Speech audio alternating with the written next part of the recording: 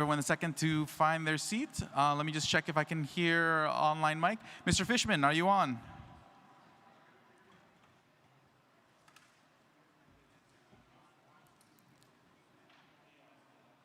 Are people available online? I just want to make sure you guys are in. Now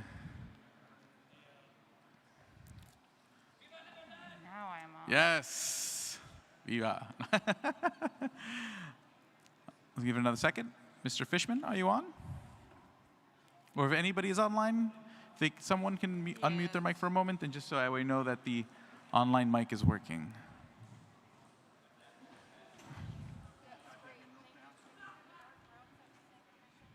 Hello, hello, hello. Okay, we'll come back to that in a moment then. Okay. I'll give it 3 minutes. Can I answer any credentialing questions if people have? Oh, sure. I'd say put them on the secretary. Okay. Yep. My mind is blown today. Oh, they can't hear me on Zoom? Oh, okay. Mr. Valente. Mr. Valente? Oh, could you relay that message to the back to the AV? Can you relay that message to the... Okay. Oh, there's a couple other announcements just before we get started. There are these motion forms provided graciously by Mr. Brown. So if anyone wants a motion and they want to make sure they give it to the secretary ahead of time, these motions will be on the secretary's desk. Yep. And also, there are copies of the Bylaws report right here. So if anyone needs a copy of the Bylaws report, it's right here at the foot of the stage.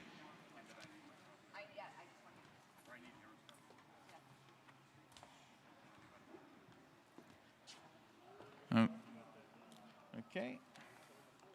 And also, I just wanted to make sure that anyone who was planning to, looks like there was a typo on the schedule online, and they show that the Libertarian Congressional Caucus was yesterday night and tonight. It was only yesterday night. So the Libertarian Congressional Caucus event is not tonight. So if you were planning to go to that, that was last night, just to be aware.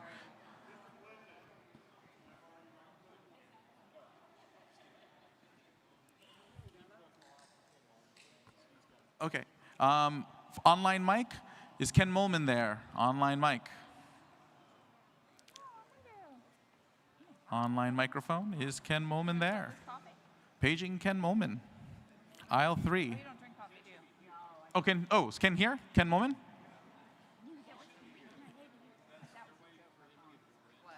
Oh, okay. Got it. We need Ken Molman. Does anyone know where Ken Molman is? You know I've had stomach problems. It's not nerves or anything, so I can't have it. Well, it could be a little of that, but I know. It'll get better as the day goes on, but right now.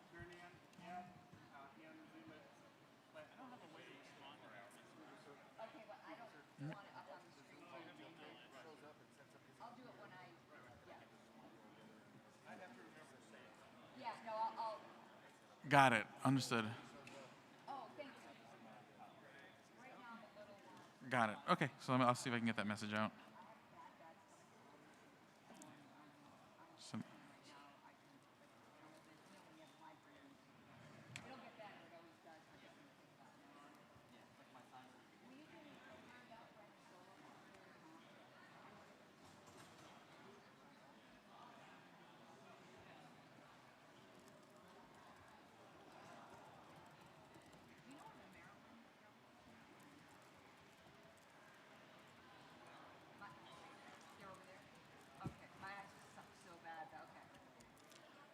Okay. Has anyone seen Ken Molman?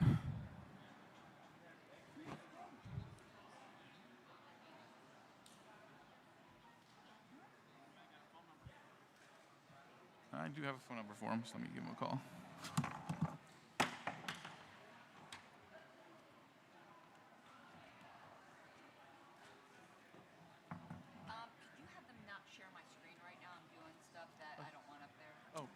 Can you unshare the secretary's screen for a moment? Oh, no, I'm going to, yes. Yeah. No, I will. No, I can come in and be mad. Well, actually, when they need to be mad, the more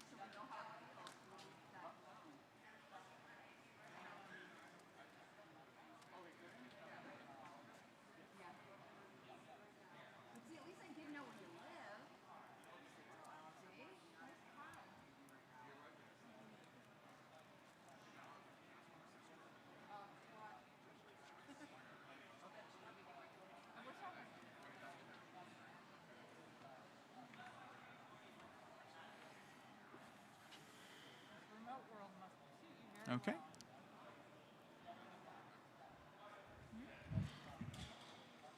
Remote?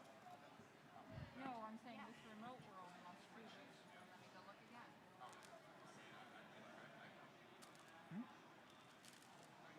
Where did I? Okay, if you go to in templates, that's where each of those. Yes. Yeah. Yes. Sorry. If you want to rename that something complicated, Yeah, I understood. just, Well, it was the middle of the night. It made sense in the middle of the night.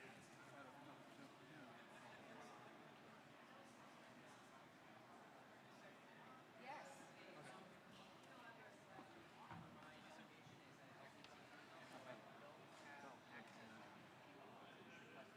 Oh yeah, I'm getting through and there's a bunch of people.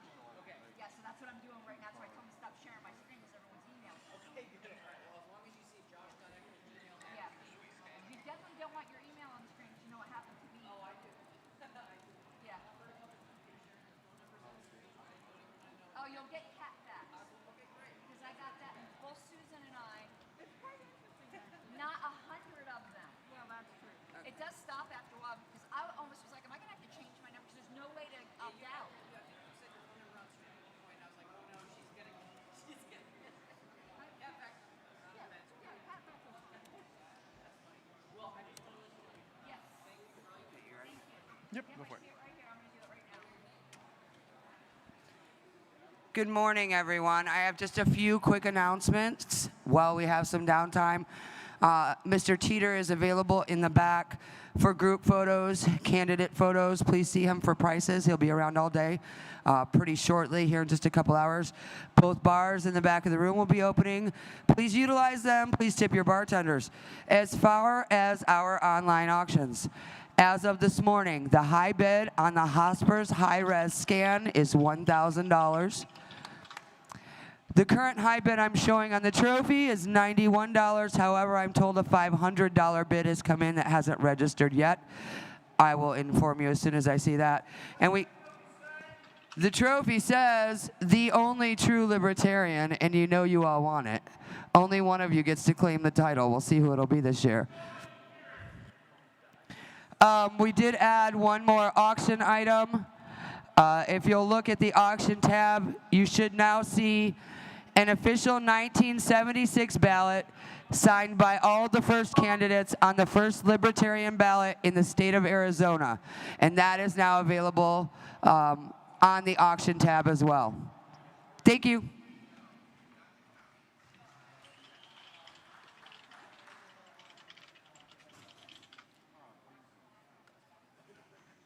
Dan, can you confirm for me if I have someone who is an alternate who was elevated to a delegate? Are they supposed to put an A? Is that or the a online D? mic? That I don't really care about. Okay, online mic, as you long are as- live. Okay, thank you very much. Okay. And let's begin.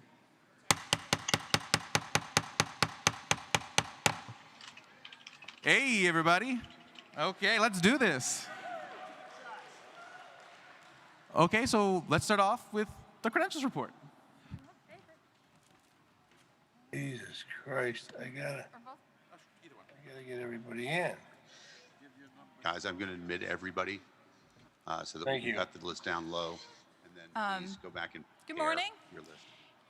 Thanks to Dan Fishman and Emily Salvet for getting up more early this morning and getting this report, the numbers together. So we have a total of 801 delegates credentialed and 202 alternates. You probably want the breakdown by remote and on-site. So we have on-site, we have 339 delegates and Damn it, I 51 muted the room. alternates. Remotely, we have, but close to us, 462 delegates and Dan, we can all unmute ourselves 151 and then remute alternates. ourselves. Yes, that is correct. Yes. For those in the online, please mute mics. Again, any sound going over there is going over the whole room right now. So please only mute mics when recognized. I mean, unmute mics when recognized. Can I ask how I change my name? You're gonna please. One you're moment. live, Mike. I'll explain everything in just a moment. I'm not done. Look it up online, please. Thank you. We have a quorum, or our quorum number is 320 delegates. So I move that, wait, what's that? Microphone 1. Move to accept the credentials report. Matthew Long, Connecticut. One moment. Repeat what you're saying. I move to accept the credentials report. Matthew Long, Connecticut. Okay. Thank you. Wait, So, wait. yeah. Let's let her finish the report. Oh, we're done, sorry. I was getting there. Okay, let me go through the numbers one more time. We have 801 delegates with a quorum of 320. Of those delegates, 339 are on site with us here, and there are 462 remoting in. 62. Sorry, I have a lisp. We have 202 alternates, 51 here on site, and 151 remote. This is the online. On behalf of the Credentials Committee, I move that these numbers be accepted as the credentialed delegates for the body. Second. Thank Okay. you. Now, without objection, can we adopt the credentials report as is? I hear no objection. Okay. Objection. Mr. Fishman, is there any objection online? Sir, we had a dead microphone. If you could read it to us again, please, I apologize. I can. I'm missing my 9 hours in the spotlight.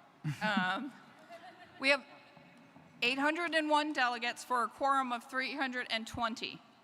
Of those delegates, 339 are on site. 462 are joining us remotely. We have 202 alternates, 51 of whom are on site and 151 of whom are remote. On behalf of the Credentials Committee, I move that this report be accepted and these members accepted into the body for today's business. Okay, second. And is there any objection to the credentials report?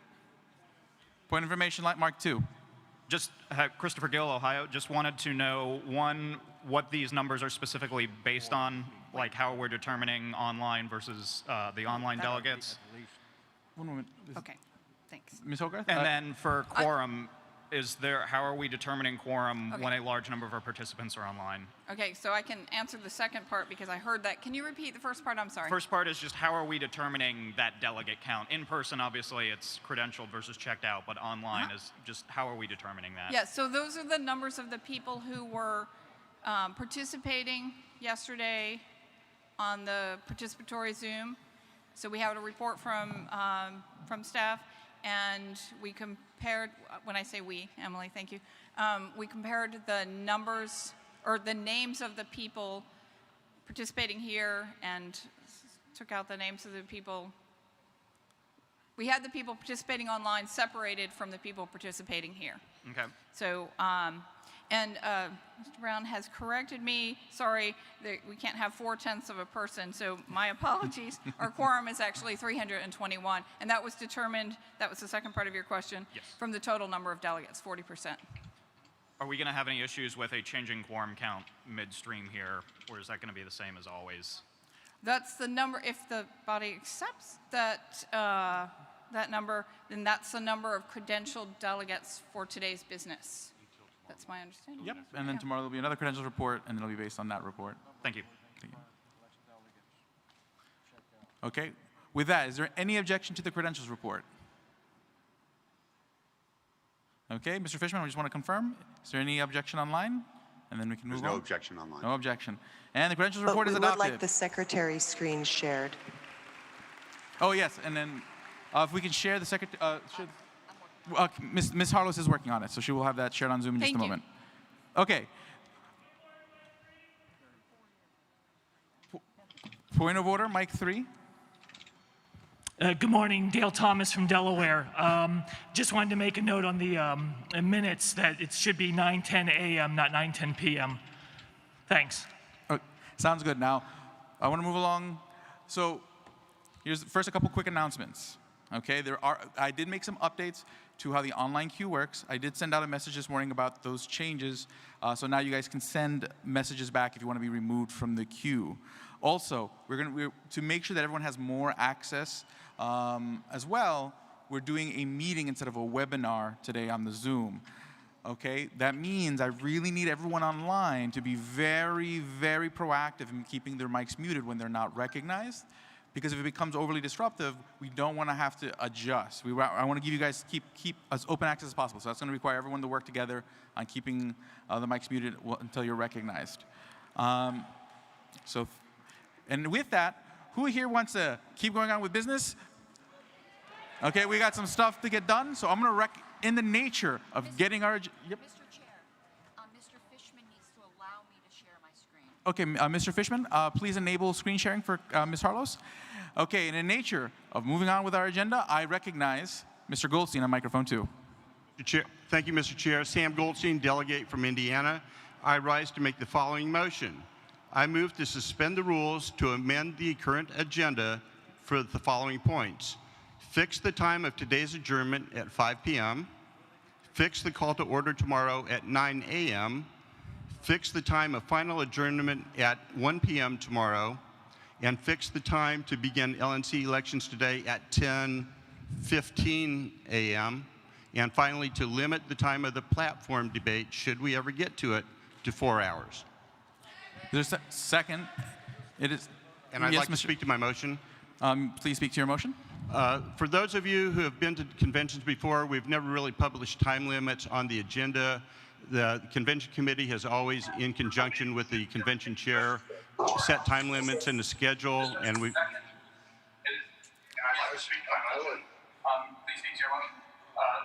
Please, mute mics online. Okay. Thank you.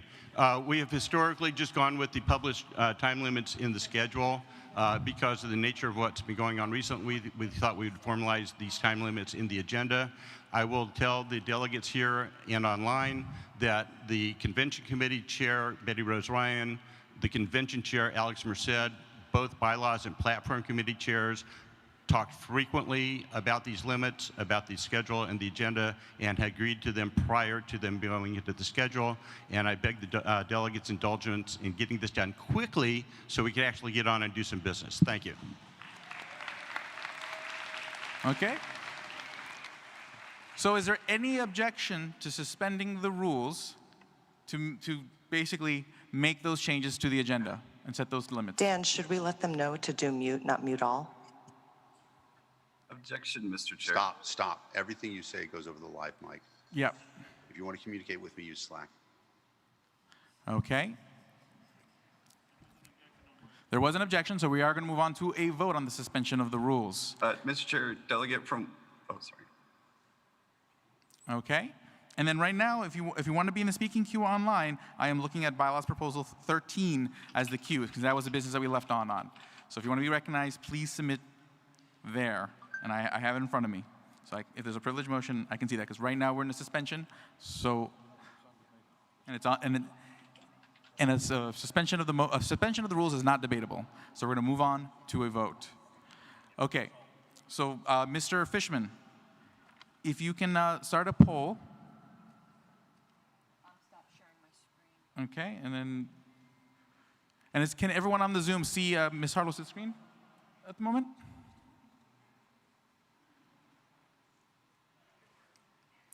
Mr. Fishman? Yes.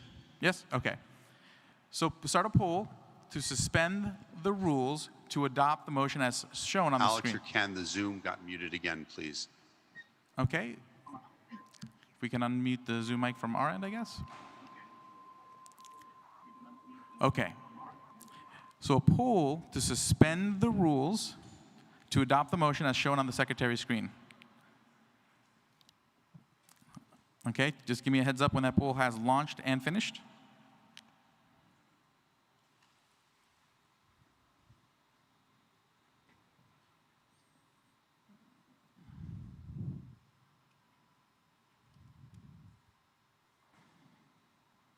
Point of order, Mr. Chair. Point of order, recognized. What are we voting on? Are you able to see the secretary's screen at the moment? It's a motion to suspend the rules to amend the agenda. And let's see, you have it in writing? I do right here. Thank you. Yep. Were you able to see it? Okay, so basically, it's to set the adjournment at 5 p.m., start time 9 a.m. tomorrow, 1 p.m. stop on Sunday, and then to start elections today at 10:15. The delegates in the Zoom meeting cannot hear anything going on in the hall. Can you hear me now? I sound like a commercial. Can you hear me now? Well, can you hear me now online? People in the Zoom room, can you hear me now? The only way for us to hear you, Mr. Chair, is by following the YouTube stream, but there's a significant delay. Got it. It's fixed. It's fixed? Can you guys hear me now? We can hear you. Thank you very much. Okay, thank you very much. So again, basically the motion on the table is to suspend the rules to fix the time of adjournment. It's not fixed. I apologize. Whoever's clicking mute all, stop.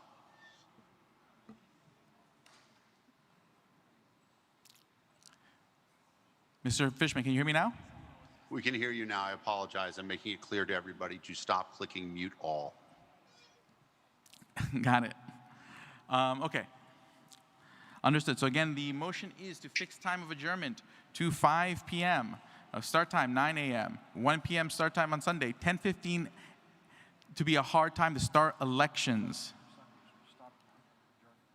Adjourn at 1 p.m. on Sunday. And 4 hours platform limit, which should be visible on the secretary's screen on the Zoom. And let's start a poll, yay or nay poll, to suspend the rules to adopt that motion. And then just give me a heads up when it launches and when it ends.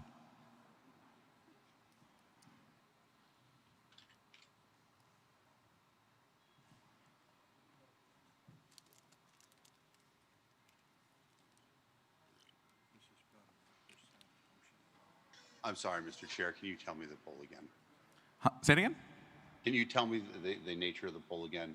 Oh, it's a poll to suspend the rules to adopt the motion that's currently on the secretary's screen. Can you guys see the secretary's screen? Yeah, we can see the secretary's screen. That's perfect. I want to mute myself and do something. We'll still feed to the Zoom. But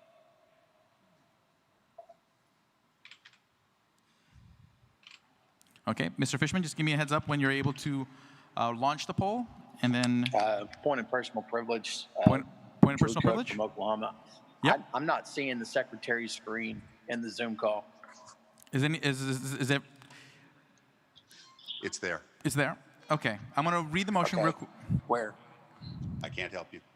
Everybody else can see it. Okay, AV, can you share the secretary's screen for 1 moment so I can read the motion? Thanks, Dan. Oh. Okay, we'll do the poll again. Okay. Co-host can't vote. I can take people off. Okay, everybody, let's take control of this. I'll send the next one. Mr. Fishman. I think I can send it so you can. Okay. But it's a problem with this format. Mr. Fishman. Okay. I can demote people off of co-host. Mr. Fishman, can you hear me? I'll start doing that. Mr. Fishman? The convention's muted again, Dan. Mr. Fishman, I can hear you. Okay, I apologize. Okay, I'm going to read the motion, and this is the last time, and then we're going to have the poll, and then we're going to do the rising vote so that way we can move on with business. Okay? No more interruptions. Let's get this done. And that's that. Okay. The vote is to suspend the rules to adopt the motion submitted by Mr. Goldstein to fix the time of today's adjournment at 5 p.m., to fix the call to order tomorrow at 9 a.m., to fix the time to final adjournment at 1 p.m. tomorrow, and to fix the time to begin LNC elections at 10:15 a.m. today. We're going to do the poll again anyways. Just close that. Okay, and then the limit platform debate to 4 hours. Okay, now unshare the secretary screen from the screen here. Mr. Fishman, do relaunch the poll. Let's do that again.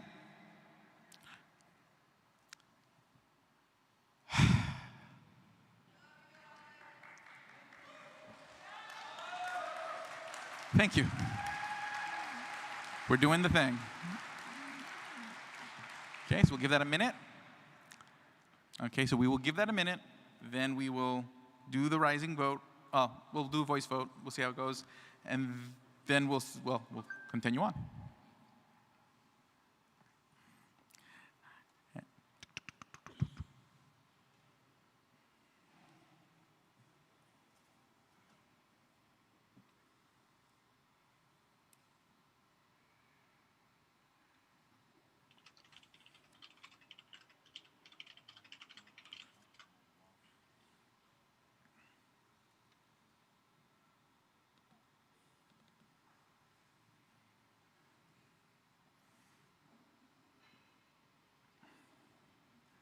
Mr. Fishman, what's the update on the poll? The poll is done. Okay. Now we're going to take a moment. I'm going to let the secretary get the numbers, clear her screen before we share it. So that way everyone can see the motion while we do the vote. Okay, so again, Mr. Fishman, don't push the poll back up so that way it doesn't reappear on the screen. Okay, we can share the secretary's screen. Awesome. Now, all those in favor of suspending the rules to adopt this motion to fix the time of today's adjournment at 5 p.m., to fix the call to order of tomorrow at 9 a.m., to fix the time of adjournment 1 p.m. tomorrow, so that's end of the convention, fix the time to begin LNC elections at 10:15 a.m., so we'll switch right into LNC elections at that point, and to limit platform debate when we get there to 4 hours. If you were in support of suspending the rules to amend the agenda of this, to set these hard times, rise.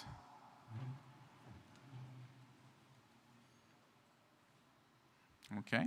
And if you're in opposition, rise. Yep. And let's take a look at the online results.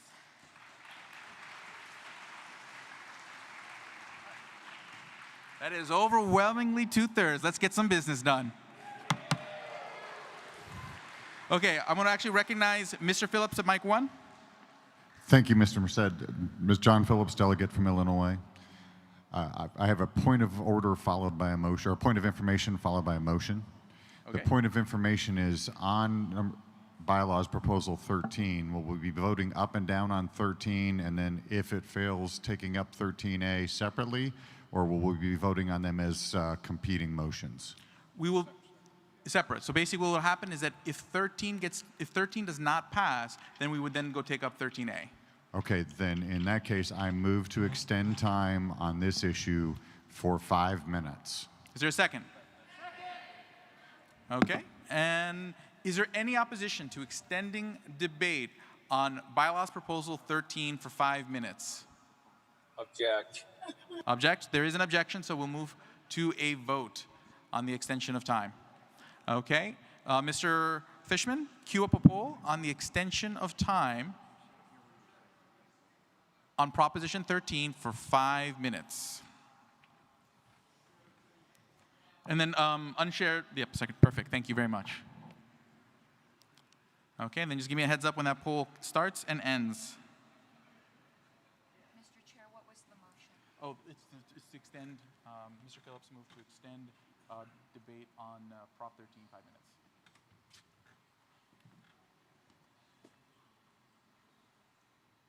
Okay, has the poll begun? The poll has just started, sir. Okay, thank you.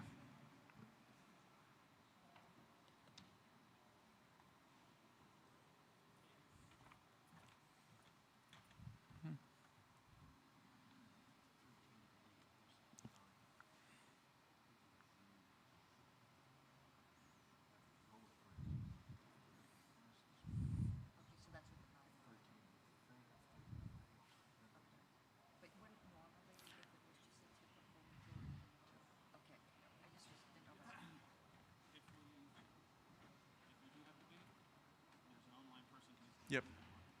Yep. Okay, I got it. Okay. Update. Is the poll ended? Yes, sir. Okay. I'll give the secretary a moment to do the thing.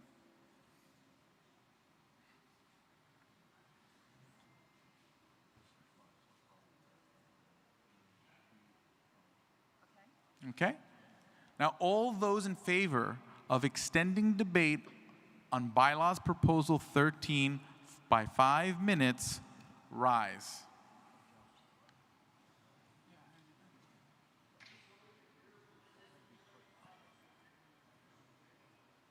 Okay?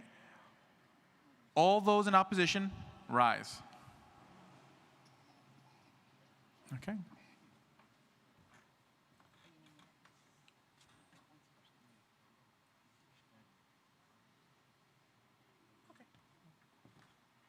I'll call that 2/3.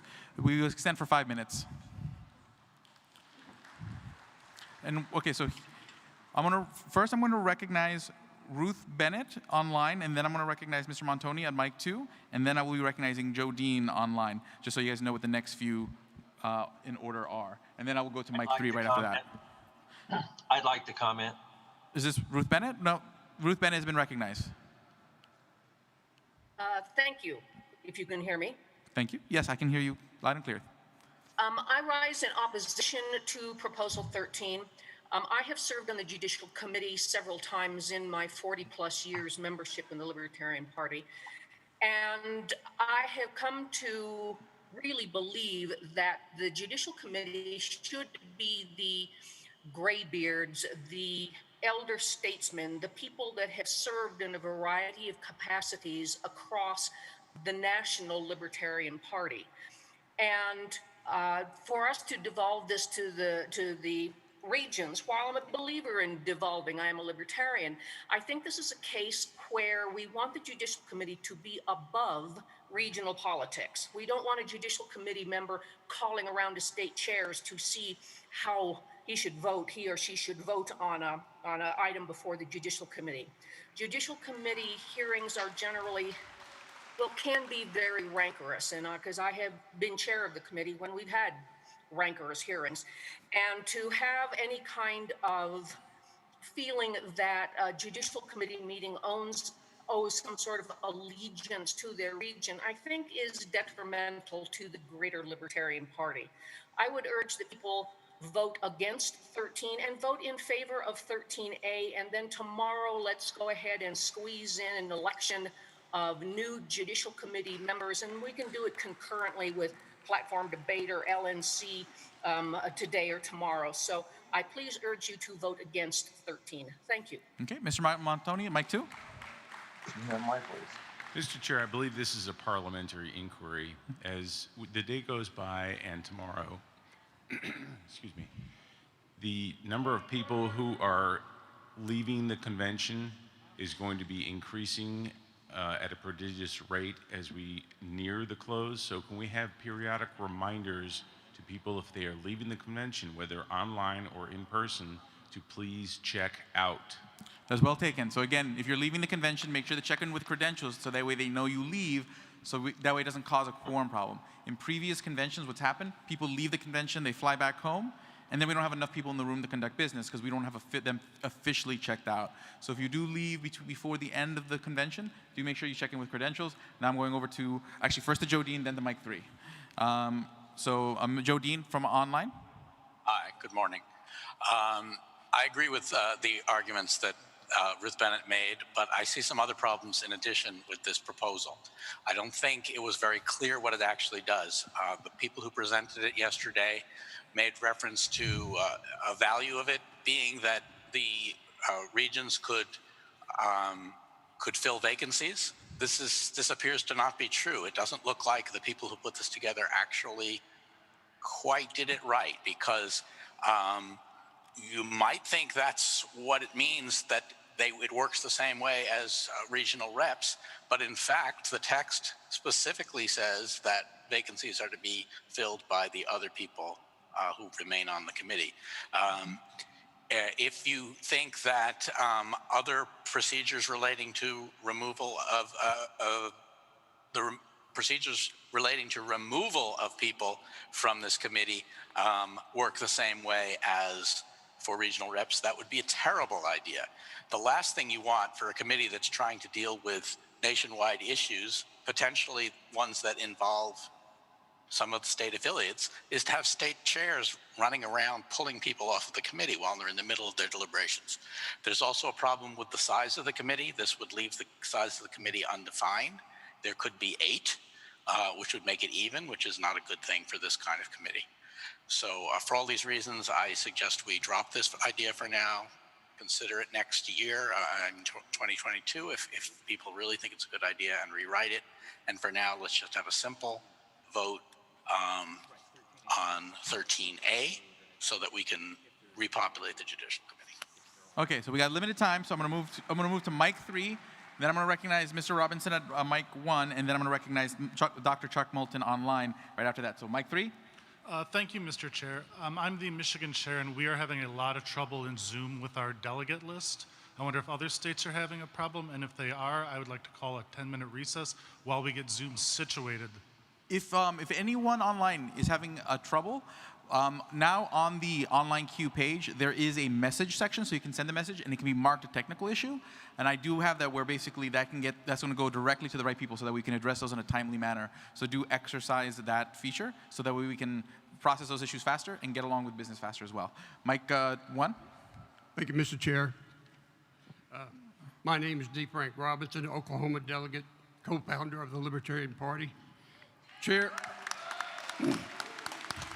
also formerly the chair of the Constitution, Bylaws, and Rules Committee at the Founding Convention in Denver in 1972.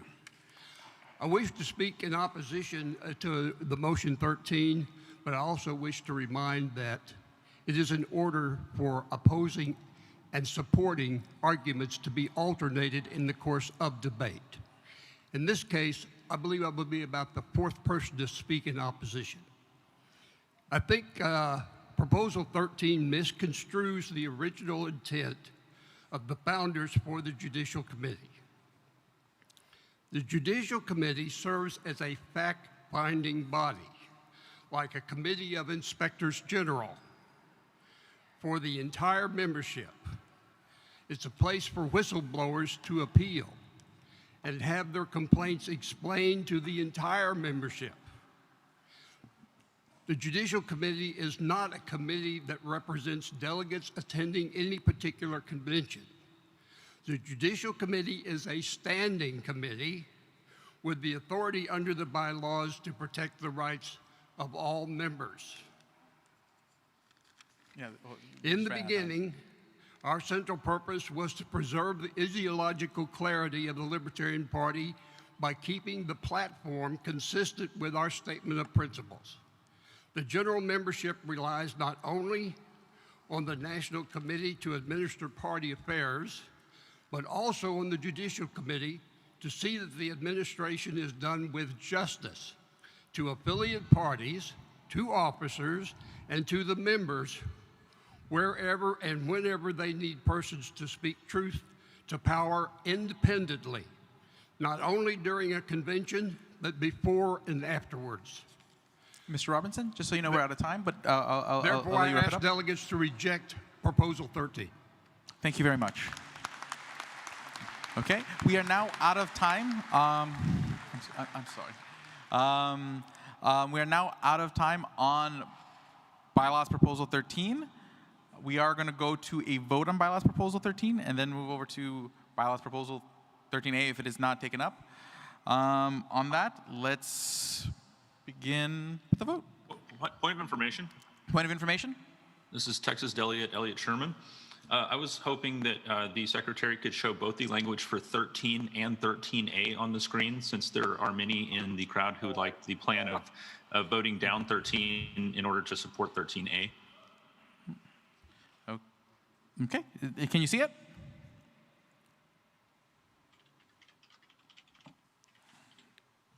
Okay. I'd like to move to extend time to debate by 5 minutes to allow Dr. Chuck Moulton to discuss this matter. Seconded. Okay. Well, I mean, seconded by Mr. Bedwell. Objection. We haven't heard anybody in favor this morning.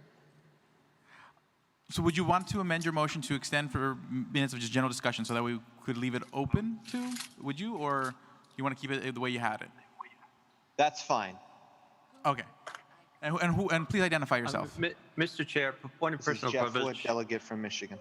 Point of personal privilege. This is Dr. Chuck Moulton. I don't want to hold up the convention, so I don't need to speak on this. Okay. I'll withdraw my motion. I'm going to, we are out of time, but I will indulge you, Mr. Bidwell. If you can do it in 20 seconds. I'll do it in 20 seconds. My name is Danny Bedwell. I am the state chair of Mississippi. I am the delegation chair. Please do not alienate us. Please do not disenfranchise our orphan state to vote on the Judicial Committee. Okay. We have one Mr. voice. It is, Mr. Chairman, our one voice is to elect a Judicial Committee. Please, this amendment, what it does is it removes my voice Mr. and the Bedwell, entire state. That was 20 seconds. Thank you, though. Thank you. Mr. Bedwell. Okay. When you have Now to let's. pay attention.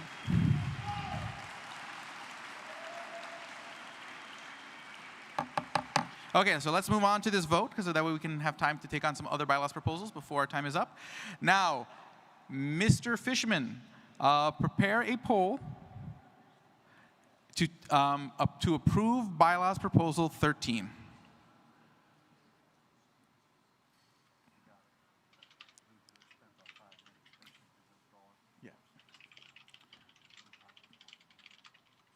Okay, and then let's unshare the secretary's screen, and then Mr. Fishman, give me a heads up when that poll has started and ended.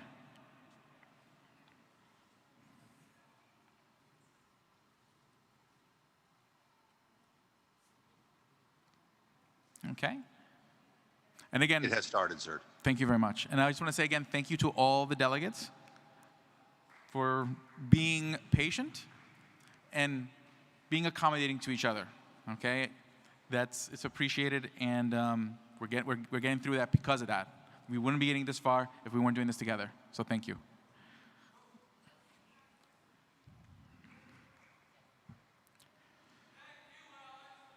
You're welcome. I'm trying.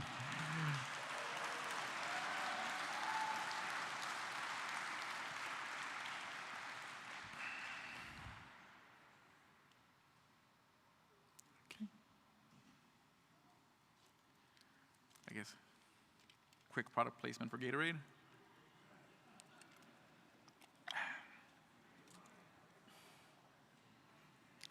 Update on the poll? The online poll is finished. Okay.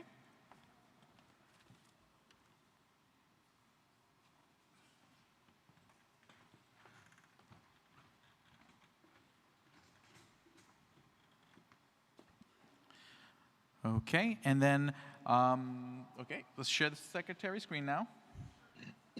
Okay, all those in favor of adopting bylaws proposal 13 as it's shown on the screen, rise. I'm glad we agree all together. But all those in opposition, rise.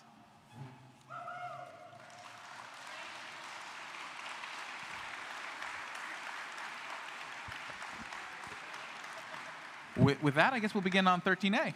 So I'll let Mr. Henchman reintroduce 13A. The online vote was counted? It's definitely not. I know, but yeah, so we'll put it all online. I mean, we'll put it on. We'll have it on the screen in just a moment. Okay, but yes, bylaws proposal 13.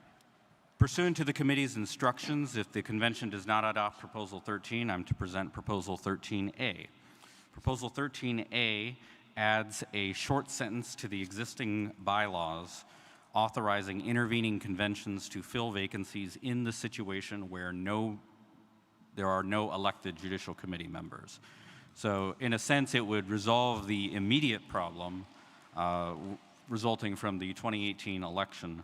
I have been conferring with the parliamentarian about what the effect of this would be. It would take effect immediately, and under the current convention rules, actually judicial committee elections would be the next order of business after the bylaws and rules report. However, the motion adopted by the convention this morning referenced LNC elections as the next order of business, so there would be the agenda would need to be amended at some point to put this in somewhere.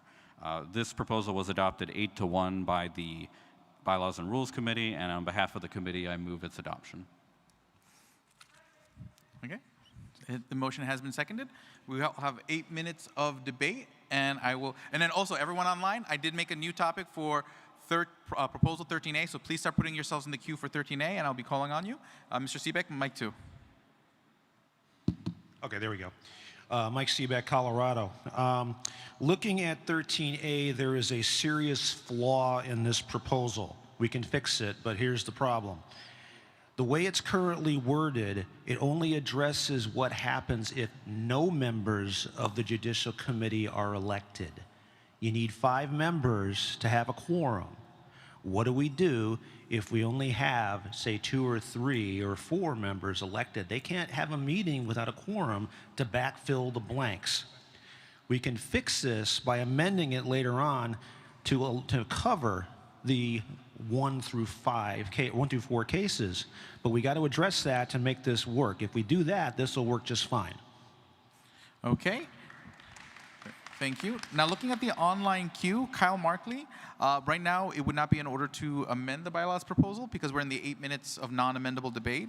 So if we go to debate where it is amendable, I will recognize you, but I will next recognize Andy Craig. Andy Craig, you're recognized. Yes, thank you, Mr. Chair. My point is very brief and very simple. You can choose between if you want to do any platform business at this convention, or you can choose if you want to do a judicial committee election. Putting this back on the main floor time after all the time we've lost is going to eat up 2 or 3 hours that we simply don't have. You know, that's where we're at. With the limited amount of time we have left, either we can try to move on to do LNC elections and get those done, at least hopefully, which I think we all agree is the most important thing. There's a lot of platform business that a lot of people want to get to and want to have time to adopt at least some platform changes. Voting in favor of this is effectively striking platform from the agenda. Thank you. Microphone 3.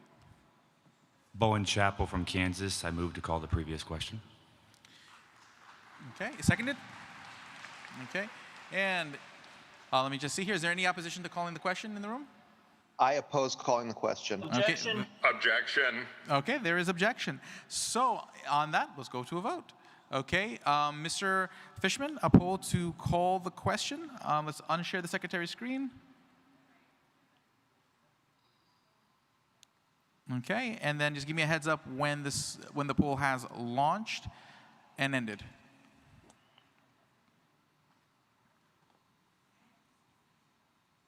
The poll is launched. Thank you very much.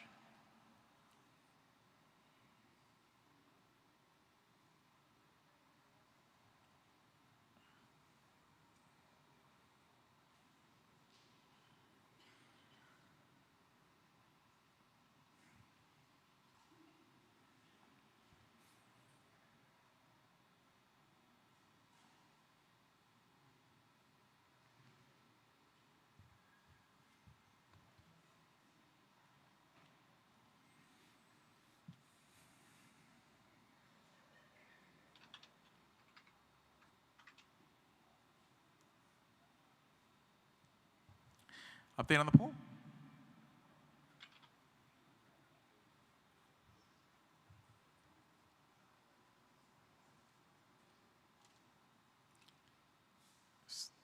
Is there an update on the poll? I apologize, sir. The poll is done. Poll's done. Okay. This is just called the question, so we won't share the secretary's screen right now. All those in favor of calling the question, rise.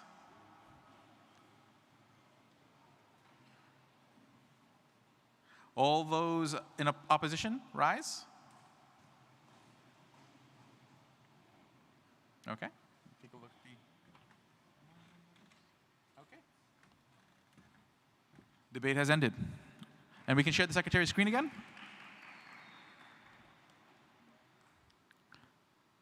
Okay. So now we're going to be moving on to a vote on Bylaws Proposal 13A. Point of order, Mike 3. After the vote, please announce the results, because you haven't announced the results for either this one or the past one. So, I apologize. Thank you. Will do. Thank you very much. Okie dokie. And now, Mr. Fishman, begin a poll on adopting Bylaws Proposal 13A. Let's unshare the Secretary's screen. And then give me a heads up when that poll has launched and ended. The poll has launched.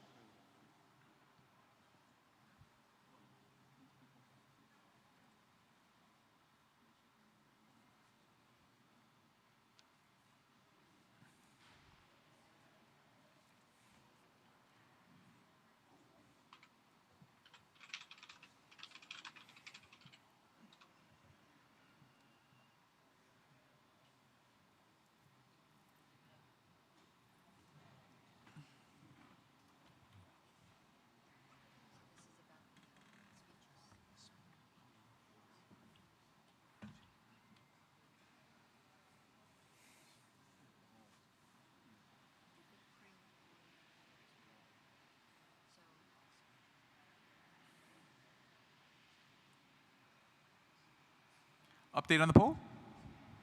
The poll is finished. Wait, is launched or ended? Ended. Okay.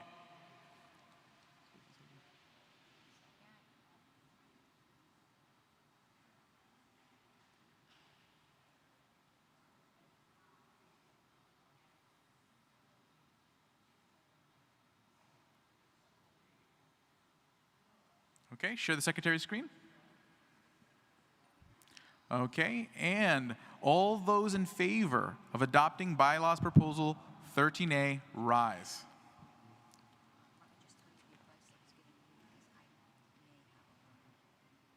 Okay, all those in opposition, rise.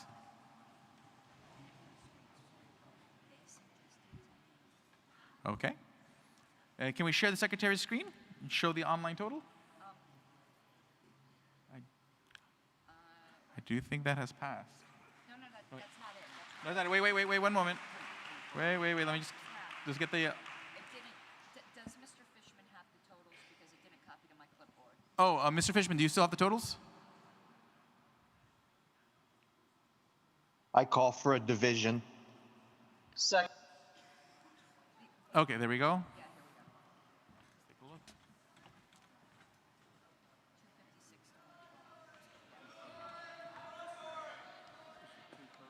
Yep, that looks like that's 2/3. That's 2/3 between this vote and here. So you've adopted Mr. the Bylaws Chairman, I Proposal call for a 13A. division.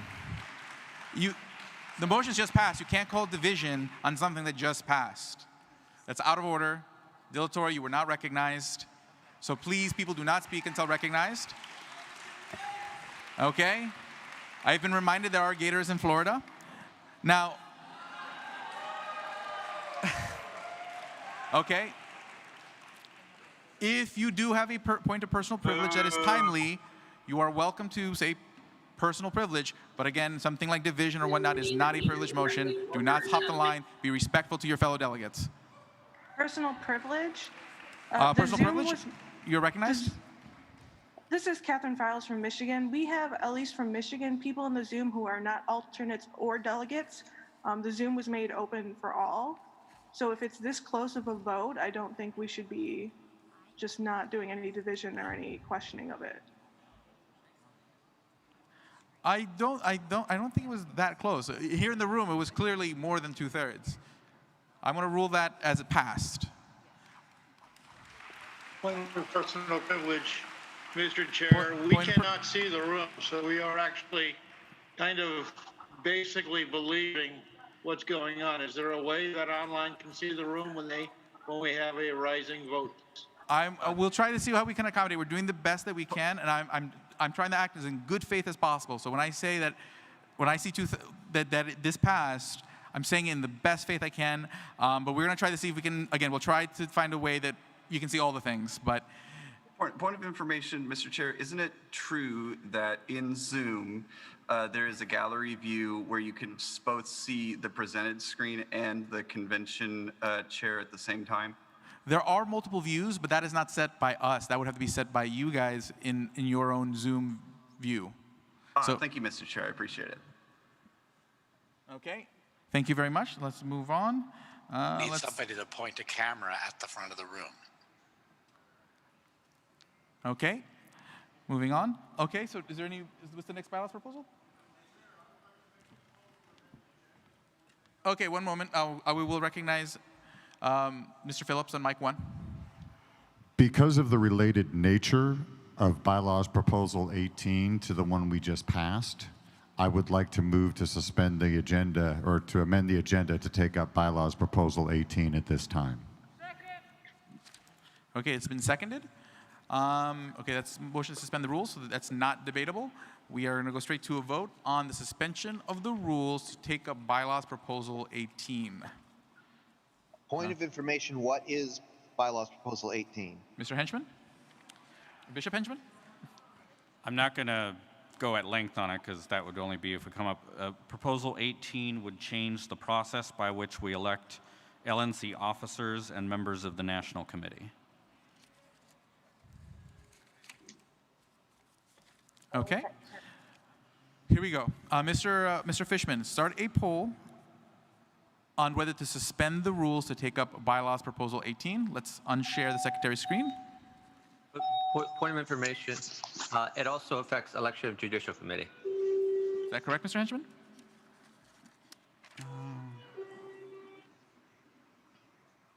Oh, not by its terms, but JC is elected in the same way, so yes, that is correct.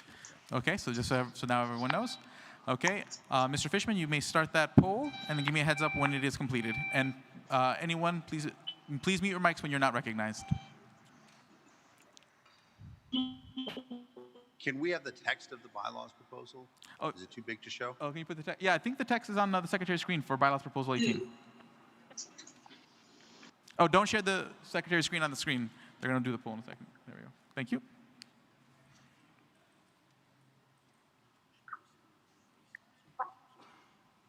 It's not on the screen. We don't have the screen. The online people don't know what they're voting on. Are you in the Zoom? Got it. Also, it's on the LNC website. We'll give everyone a moment to go to the LNC website and get the bylaws report from under convention. We'll still keep trying to get the Secretary's screen on as well. Do you see Karen Ann in the Zoom room? There it is. There we It's go. on now. Okay, we're good.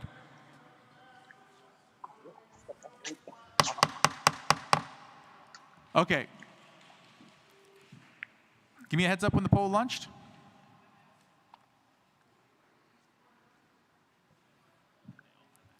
Point of information, Mike 2? The poll is launched. Did you hear, Dan? Poll's launched, okay. But point of information, Mike 2. Yes.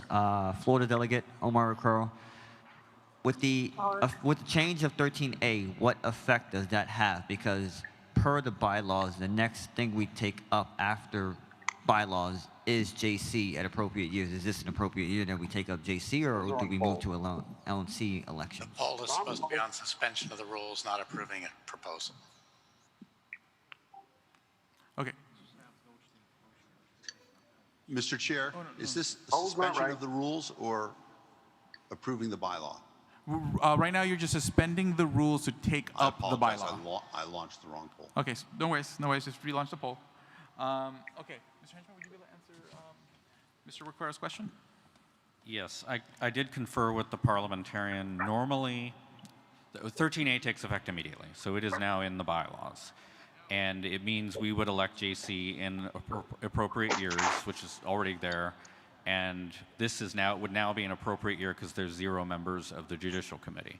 And under the convention rules, JC is next after the bylaws and rules report. However, this morning the convention adopted Mr. Goldstein's motion, which says at 10:15 a.m. we're taking up LNC elections. So the parliamentarian and I have conferred, and we believe it would that a further amendment to the agenda would need to be made to insert JC elections wherever the body chooses to insert them in the agenda, because right now they're not scheduled. Point of order, Mike 3. I would like to remind the chair that he promised main delegate Tyler Rowe online that you would get back to him about a motion after Proposition 13 was dealt with. Okay, I will make a point to get back to Mr. Rowe in a moment. Yep. Okay. And how's the result? The online poll?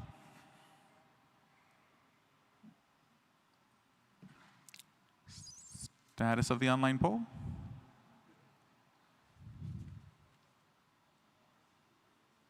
Mr. Fishman?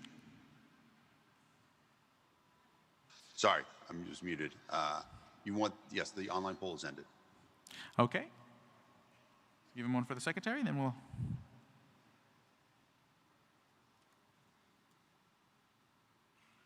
Okay, share the secretary's screen so that way everyone can see Bylaws Proposal 18. Okay. All those in favor of suspending the rules to take up Bylaws Proposal 18, rise. Okay, all those in opposition? Mr. Chair, I move that we suspend the rules to. We're midway through a vote. Wait till one, you have to be recognized, and two, not in the middle of a vote. Okay, fair enough. Okay, you may all sit.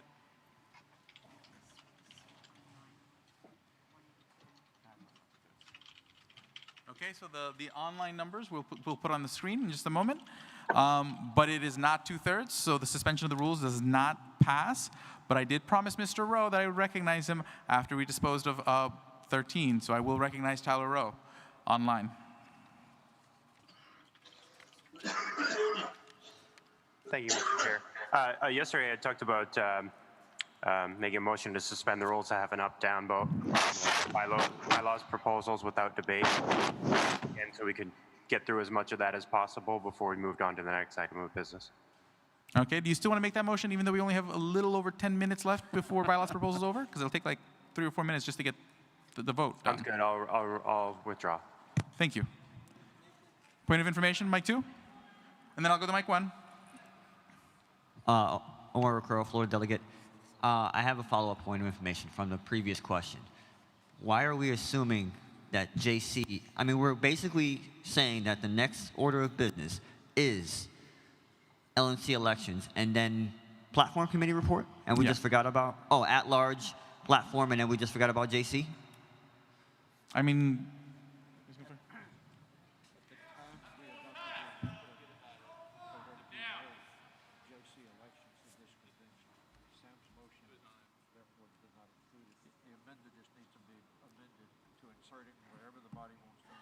got it. Yeah. So, okay. I think it's already been taken care of. Mike 1. Hi, Paige Sexton from Tennessee. I would like to move to bring up Proposal 11, which would limit the use of executive session by the LNC. Got it. Would you still like to make the proposal considering the limited time we have? Yes, I believe this will pass quickly. Okay. Thank you. I second It's been the seconded? motion. Okay, so we move to a vote to suspend the rules to take up Bylaws proposal. Which number again? 11. 11. Okay. And on that, let's move to a vote. So, Mr. Fishman, cue up a poll to suspend the rules to take up Bylaws Proposal 11. Okay, let's unshare the secretary's screen. Unshare the secretary's, yep, thank you. And then give me a heads up when that poll completes. Okay, just to give everyone an update, we're at 10:05, so we have 10 minutes left of bylaws before we go straight into elections. And also, Mr. Fishman, on that note, the tellers need you to send them, get them into the Slack channel necessary in order to facilitate elections. I'm not sure which Slack channel that is. Mr. Seebeck, could you send a Slack message to Dan Fishman directly on Slack? Just, okay. I will have Mr. Seebeck send you a direct message.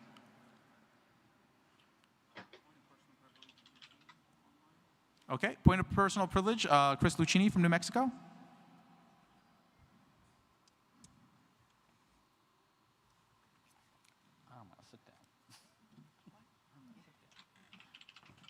Mr. Mr. Lucchini from New Mexico, you are recognized.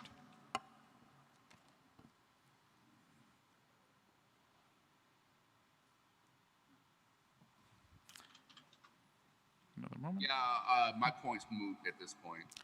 Thank you very much. Okay, status of the poll? The poll is finished. Poll is finished. Okay, so we'll get the numbers. Let me,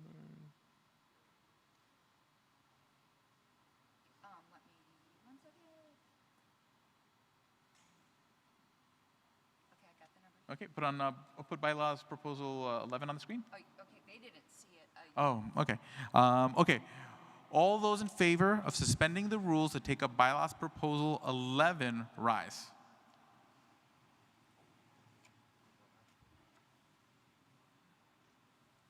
All those in opposition, rise. Okay.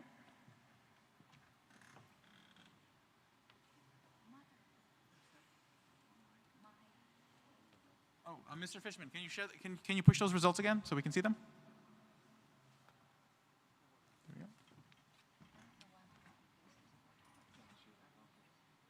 They're up. Okay. It's 2/3. It passes. And we'll get the numbers on the screen. So let's share the secretary's screen so that people can see the vote total from online. Not hardly.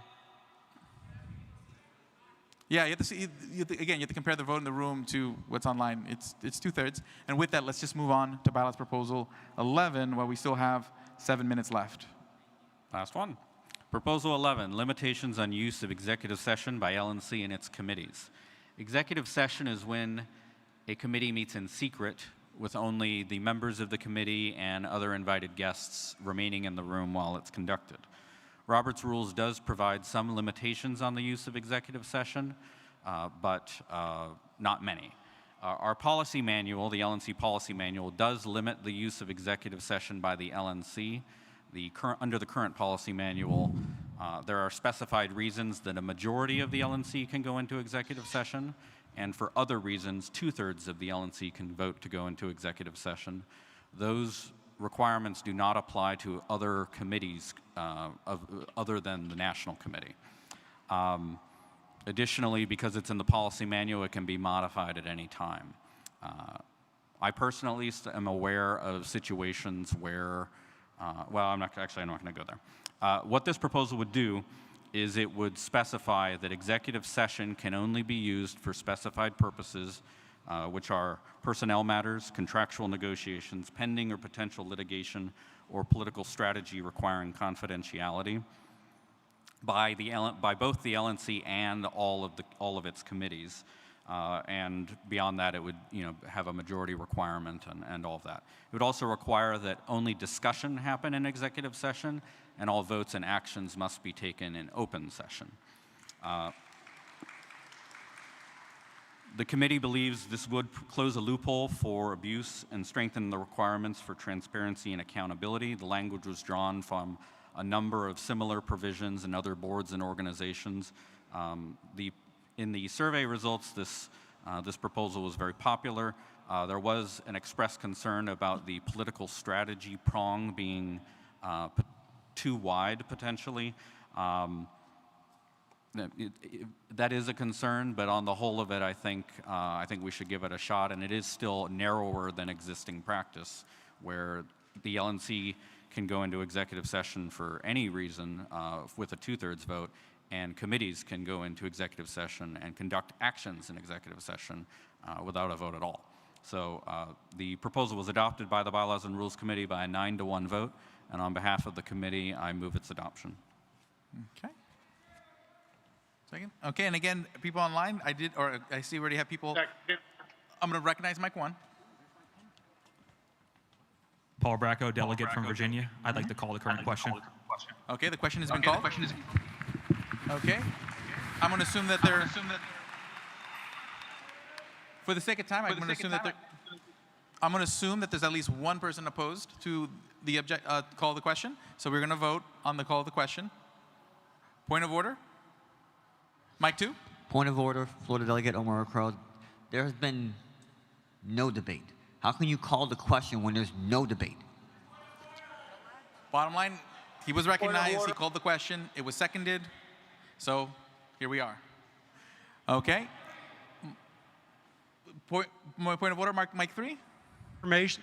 It's more as a point of information. I want to understand why what was put into this proposal is different than what's in the policy manual. Why doesn't this cover actual litigation, for example? Once you have actual litigation, you need to be able to do that in executive session. This doesn't include that. Why? The proposal, the rationale says you took it from the executive, from the policy manual. You didn't do it. Point of order. If I could answer. I'm going to let Mr. Henchman answer it, but I would like to remind people that one, be respectful of each other, and two, don't misuse privileged motions, don't misuse points of information, don't try to sneak in debate as a question. But I do think there's some substance that we need to clarify. I'll give a one-sentence answer. As I said in my introduction of this proposal is stronger than the existing policy manual. No, it's weaker. Point of order, Mike 1. Mr. Chairman, if you could remind, this is Nicholas Sarwark, delegate from New Hampshire, if you could remind the gentleman from California the difference between debate and interrupting motions. He may have forgotten parliamentary procedure. Yes. Points of information are not privileged. To be reminded. And, well, that's a reminder. Okay. And that goes for everybody, okay? I know we all have questions. I know we have all the things we want to do. And we're going to facilitate that. We're going to do the things. But we're going to do the best. So let's vote. Okay. So let's vote on calling the question. Mr. Fishman, queue up a poll on calling the question. And let's unshare the secretary's screen and let's have this vote. Although by the time the vote's done, we'll have to vote anyways.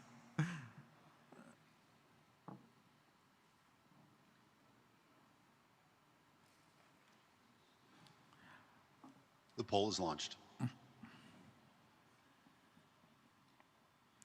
Give me a heads up when it's done.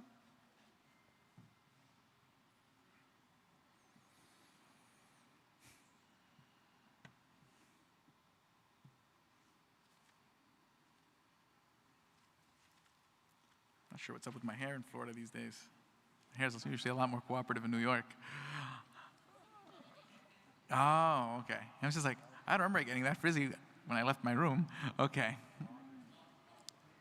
Yes. Yes,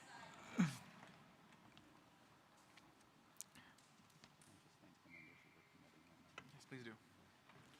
While we're voting, and because I think we're done now, I just wanted to list the members of the committee and thank them for their hard work over the last several months.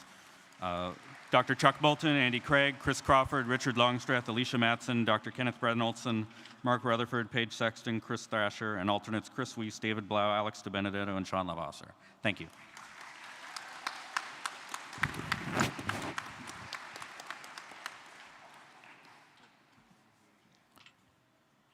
Okay, status of the poll? One moment. The poll is done. Okay.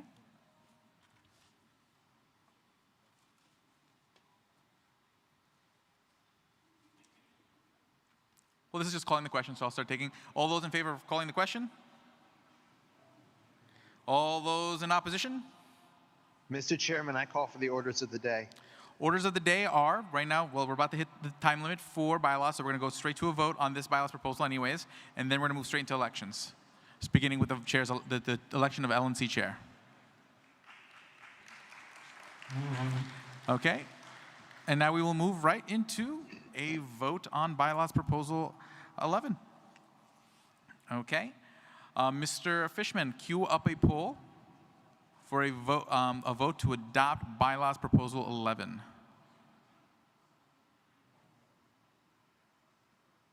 And just give me a heads up when that poll launches and ends.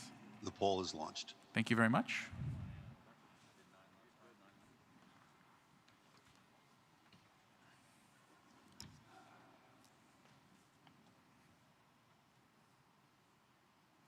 Point of personal privilege during the break.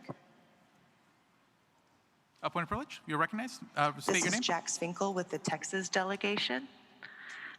If you could please, Chair, after a vote is taken or before a vote is taken, could you please just double repeat what the item is? For example, item 11, that just passed by XYZ.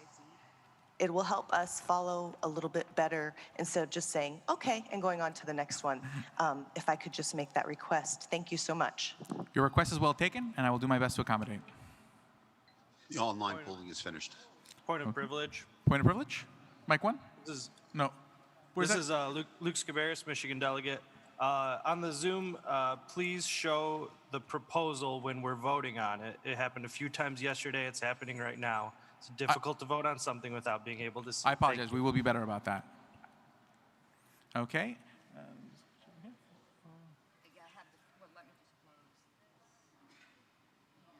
Okay. Share the screen.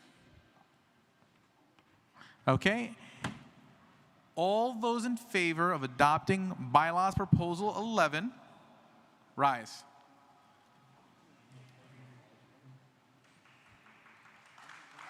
All those in opposition, say nay. Arise. So, why do I keep doing that? Okay. And let me take a look at the online numbers. Okay. So it's 307 versus 57 online. So Bylaws Proposal 11 does pass, affecting the use of executive session by the LNC. Down to Laura. And that concludes the Bylaws Committee report. Mr. Chairman. State your name. Yes, Barry Short, Utah. What a good girl. I should be up in the line soon, I think. What's your name again? Barry Short, Utah. Barry Short, Mr. Short, you are recognized. Good girl. Thank you very much, Mr. Chair. I would like to move to extend bylaws time by 10 minutes in order to take up Bylaws Proposal 17, which I believe we would be derelict in our duty not to take that up, as that will prevent, if we pass it, a repeat of Thursday, perhaps the worst day in the history of the LP. Thank you. Seconded. Okay. Let's take up a vote to suspend the rules to extend bylaws for 5 minutes, you said? Oh, hell no. 10? 10 minutes. 17. To take up proposal 17. This proposal is the one that gives the LNC more flexibility in determining in the inability to hold an in-person convention, and it sets the standards for that. I believe that's extremely important. Understood. We're going to take the vote. We are going to take the vote. Okay, and again, a suspension of the rules is not debatable, so we're going to move on to a vote on suspending the rules to extend bylaws for 10 minutes to take up Bylaws Proposal 17, which would affect the ability for the LNC to have an online convention. Okay, in that, Mr. Fishman, queue up a poll. The poll is launched. Oh, then unshare the secretary screen. Unshare the secretary screen if the poll is launched. Okay.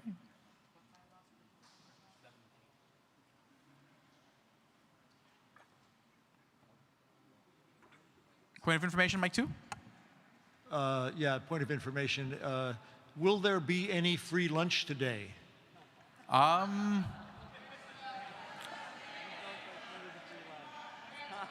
think there is a ticketed event for lunch today on the schedule online. Oh, there is no free lunch. There ain't no such thing as a free lunch. I'm sorry. Mr. Chairman. Oh, man. Off to the Gators for me. Okay.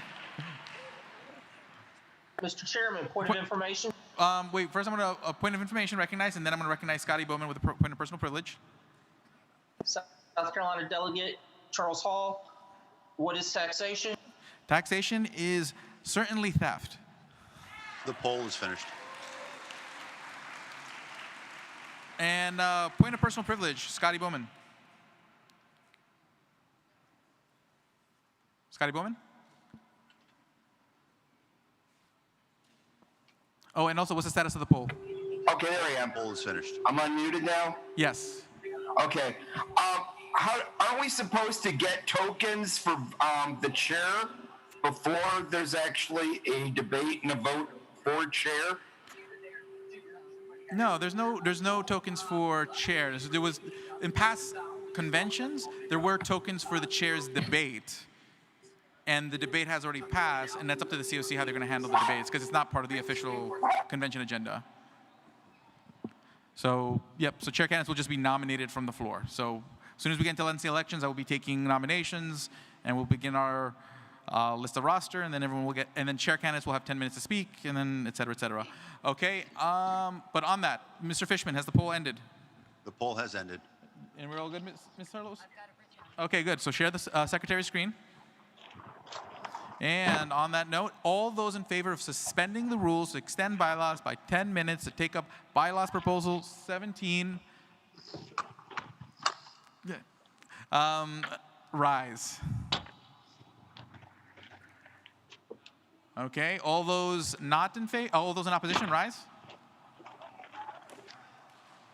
Okay.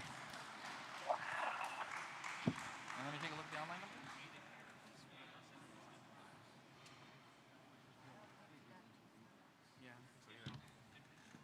number. Show the online results online, but it was nearly unanimous here, and not two-thirds online, and definitely not two-thirds here, so it fails. I'm gonna start LNC elections before I recognize anybody else. Okay, fine, Mr. Requero. Mike 2? Yes, thank you, Mr. Chair. Omar Okoro, Florida delegation. I move to suspend the rules to amend the agenda to add the election of judicial committee after LNC elections. Okay, seconded. No, a suspension of the rules is not debatable, not amendable. Sorry, that's a. We just have to vote on that. Okay. Yep, recognized. Kraft from Ohio. Before the chair had said that it included the report of the Bylaws Committee, then we were closing that Sir, you're coming in really garbled. Try again. Yeah, you're overmodulated, so I can't make out what you're saying. Howard Taft, go now.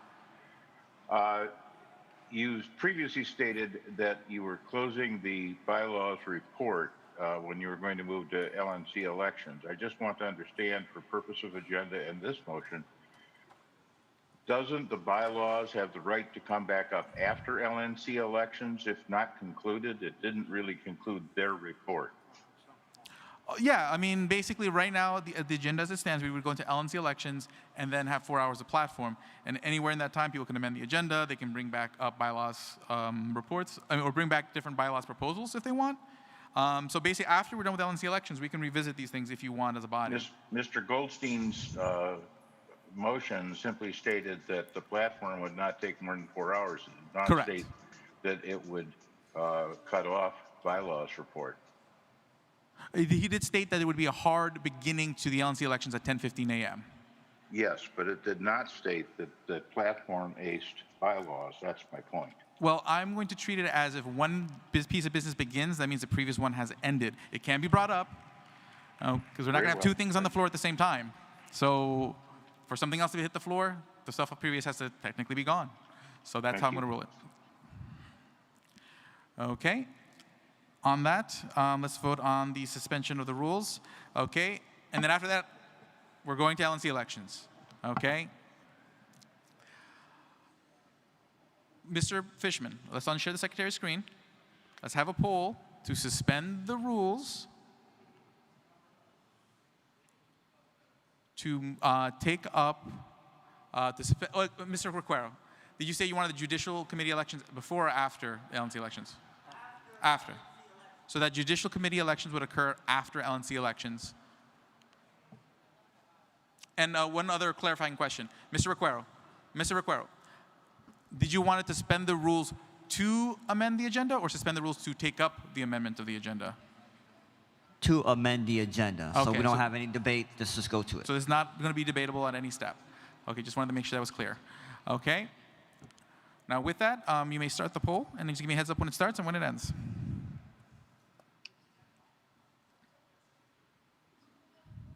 The poll has started. And going forward, if anyone else does any more motions to like suspend the rules or whatnot, please stay at the mic until we've completed a dispose of your business. So that way, if I have to ask you questions, you're available.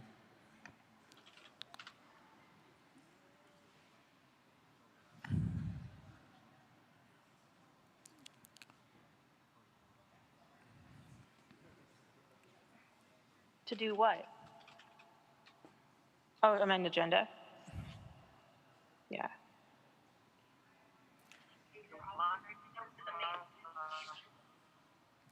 Hot mic. Hot mic on Zoom.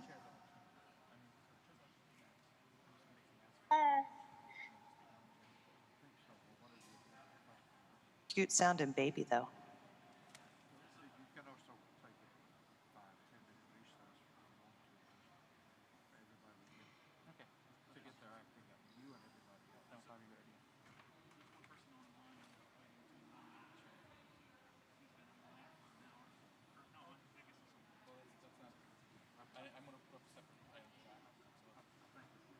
The online poll is finished, Mr. Musset.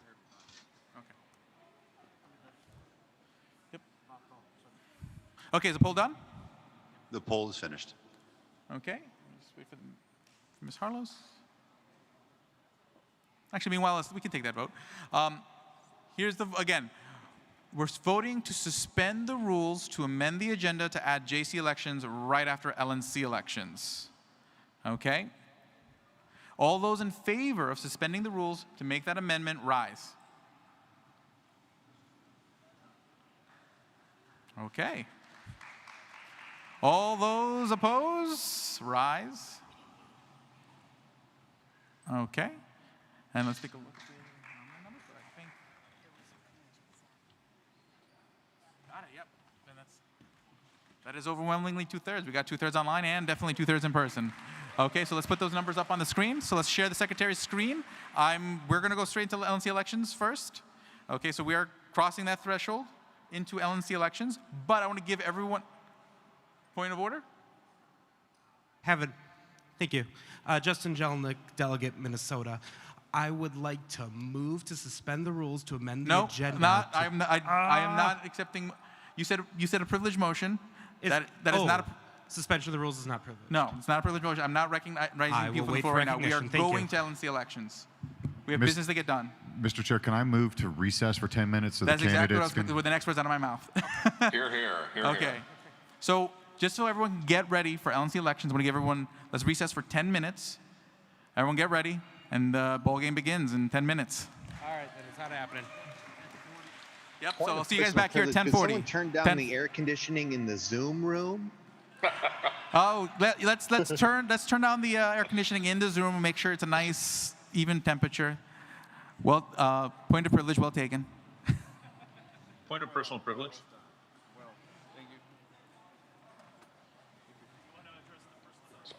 Are we at ease? I think we're at ease. The YouTube stopped. We are at ease, but your mics are still live and booming out over the PA system. Okay, so when was the chair election that I was told we had already? I mean, not the chair election, chair debate. Yes.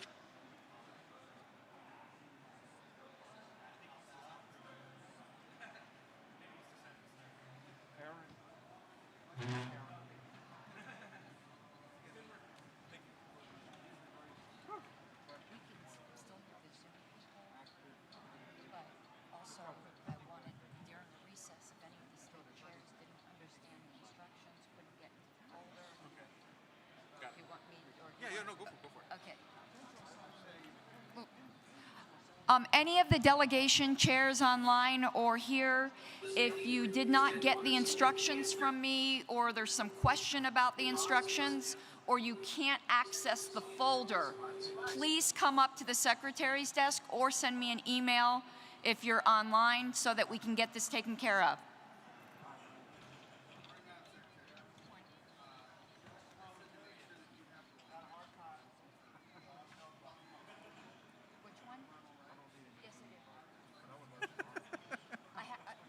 Hey, Dan, could I speak to the room for a moment?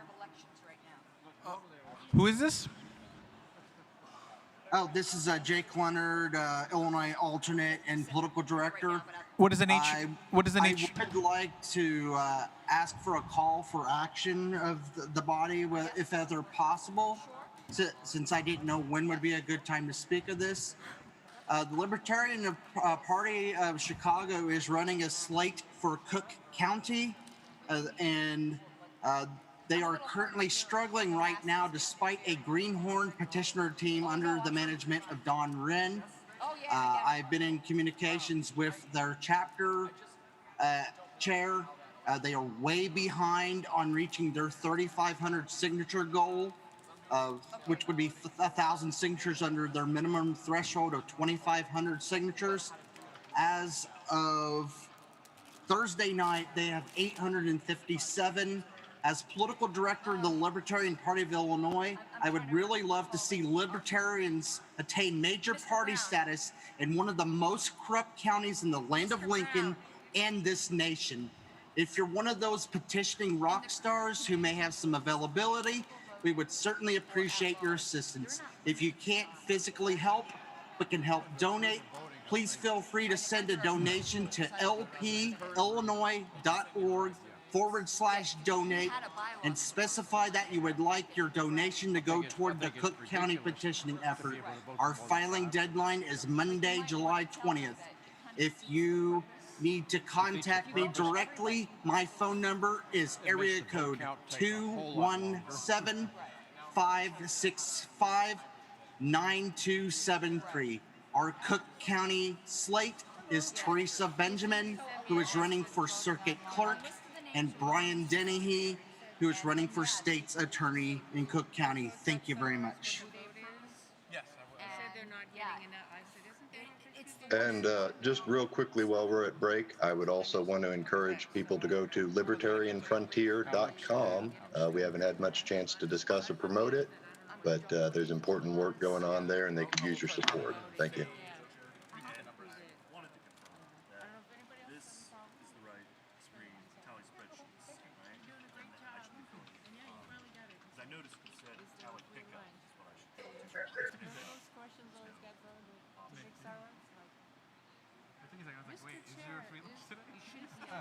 I also want to mention the only states I have using Election Buddy right now are New York, North Carolina, and Ohio. I know it is. See, it took you a minute. Dan? Yes. Bo Brown. Thanks for everything, by the way.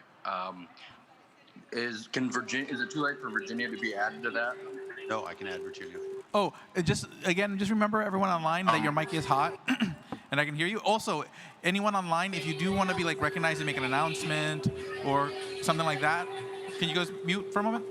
Mute. Thank you.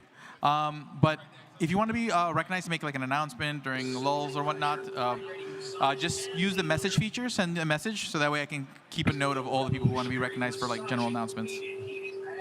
Yeah, I have a question relating to Election Buddy. If Michigan's no longer using it, then how will I get the tokens that I didn't get yet for the platform? I'll let Mr. Fishman answer that. It might be useful to mute us speaking to the room for right now so that I can speak to the Zoom people. But Scotty, it's up to your chair. Hey everyone, this is Elliot. If you are speaking on the Zoom, please mute your audio so that it doesn't create a feedback loop when you're talking. It makes it really hard to listen to you. And just to make sure that we're all on the same page, this is Dean Ahmed of Maryland. I informed my delegates that they should use election but for the election token, and that we would be doing everything else the way we did. That's correctly, exactly right. Thank you. Dan, Ned Kelly, Kansas. Yes. We also would like to use Election Buddy. Adding KS to the list. All right. And NM. Lucchini, New Mexico, also Election Buddy. Also, please make sure that you correct Chris Manning's email address. Just tell it to me again right now. Tell me what I have wrong. You have Chris Manning at Gmail, or sorry. Oh, I did. I changed it from Well, tell me again. Yeah, it was Chris Manning 10 at Gmail. It should be Hotmail. Yeah, I fixed that. Thank you. So I'm going to clarify. Mr. Fishman? Yes. Mark Tunevich from South Dakota. If you could please demote me from co-host. Will do. Thank you. But you have index cards if you want that for your people here. And if you do that. Hey, Dan, this is Elliot again. I have not gotten any confirmation on when I can make the Let Her Speak presentation during a point of personal privilege, or how that would even work, given that it is it involves sharing some media. Do you have any input on that? I have made you co-host.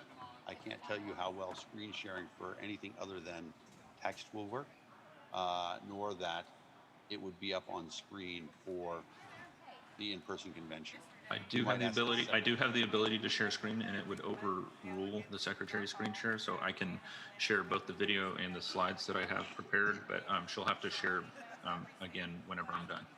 Yep, just wanted to make sure you understood what I was saying about I can't guarantee you what the quality will be like for a video. Understood. Thank you for your assistance with this. I'll wait until the chair recognizes me, though. Dan, Howard Blitz, is there any need for co-hosting anymore? Well, yes. So, for example, Michigan had a lot of people in who were not supposed to be in. Or I don't know about a lot. Michigan had at least one person in who were not supposed to be in. So, please police your delegation. When we recess for lunch, if everybody could stay online for 10 minutes, I'm going to teach us the new way to vote, but then you'll be able to vote as a co-host. Just to go over it quickly, at the bottom of the screen, you see the yes and no buttons. Everybody who sees the yes button at the bottom of your screen, please press yes. Oh, Yes, he does. Yep, each state can do it however they want. They can do it by smoke signal. And so you can do that even if you are a co-host. Okay, well, go ahead and make myself and Michael Kilsky co-hosts. All right. Hey, Dan, Jason, Nevada. Hey, Jason. Hi, good morning. Thank you again for all your work on this. Wanted to ask on Election Buddy, that's the one that you email to all the delegates and then it's taken care of through that way? Yes. Would you please add Nevada? We would love to use it. NV is added.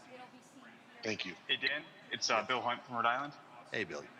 Hey, could you add Rhode Island to Election Buddy too, please? Yep. Thank you very much. That is up to Mr. Fishman? Yes.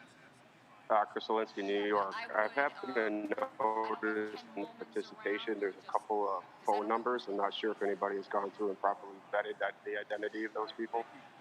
We have not, no. Okay, notified. Mr. Fishman? Yes.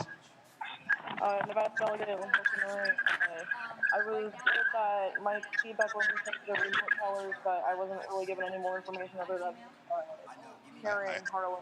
I don't know anything about it either. Okay. That's fine, I guess. Sorry. No, that's all right.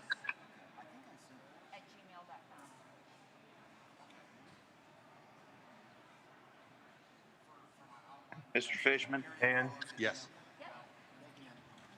This is Harold Thomas from Ohio. Yep. Okay, We would like everyone, to have Election I've been Buddy. having the same question. I realized I was unclear on something. In that folder for your tally sheet pickup, it's empty right now because we have to generate it after we know who all the candidates are.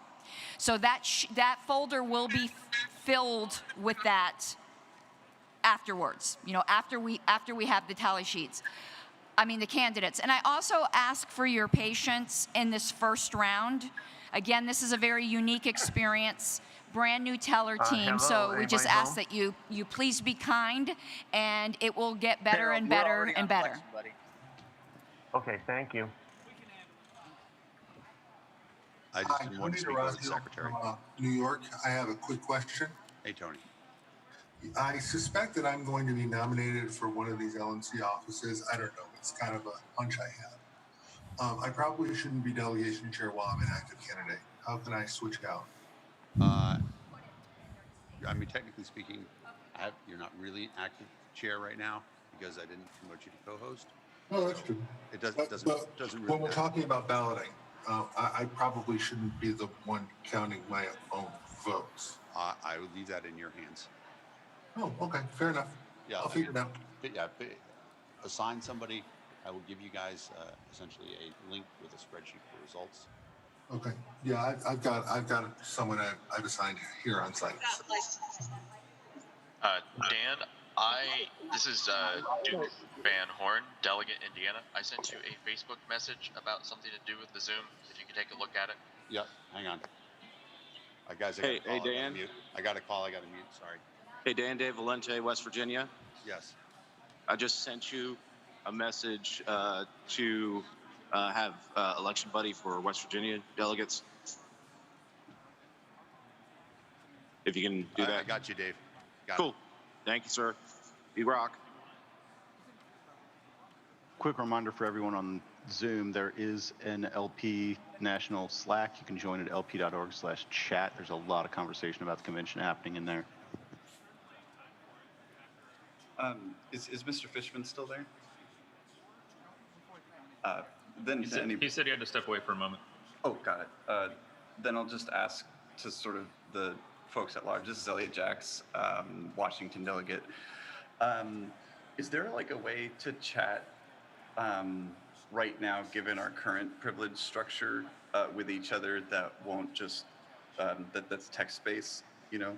Yeah, the Slack will do that. Yeah, I just mentioned the National Slack, lp.org/chat to join it. There's a lot of conversation in there. And Dan has requested that that be what we use moving forward to contact him, since we can't chat in here. And Elliot Jacks, I just want to say this is Jax Finkel, and we have some pretty cool names up in here. Nice. This is Elliot Sherman. I agree. Yeah, I'm pretty stoked about Elliot Sherman personally. Hey, everybody. How's everyone doing? Quick announcement. I would just like to ask anyone who's using the outside area to smoke to please just be courteous and dispose of their cigarettes in the proper areas. Don't leave them in the flowers. This location is owned by a Libertarian. We want to make sure we treat our fellow Libertarians with respect and respect property rights. Okay? And we're going to begin with the chair's election.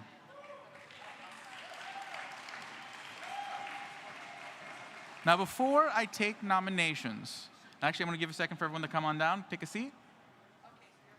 But this particular convention is unique. I mean, not only is this the first time that we've ever done online and live at the same time, exploring new part two, we did the first part online, and then the second part we're doing online. So everything's a first. So, but at the same time, it's a period before a new sentence. It's a beginning of a new era. And when you move forward, I always think it's proper to make sure that we say that we respect where we came from. And respect sort of what happened in the past. And I'm going to ask you guys to indulge me, and I'm going to recognize someone, and I want you guys to show them the respect that I would want you to show to every speaker who's on this stage this evening. So I'm going to recognize our chair, who's been chair for 6 years, the only chair who's ever had 3 terms. I want to give us the due respect to give him the opportunity to talk for 5 minutes about his time, because it was a unique time, and it was a time that I think we're all going to remember very well.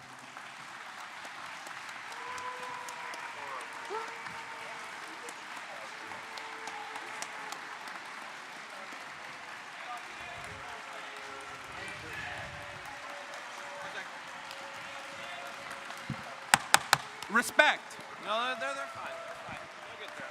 They'll get there. It takes them. It always takes them a minute. Good morning, Libertarians.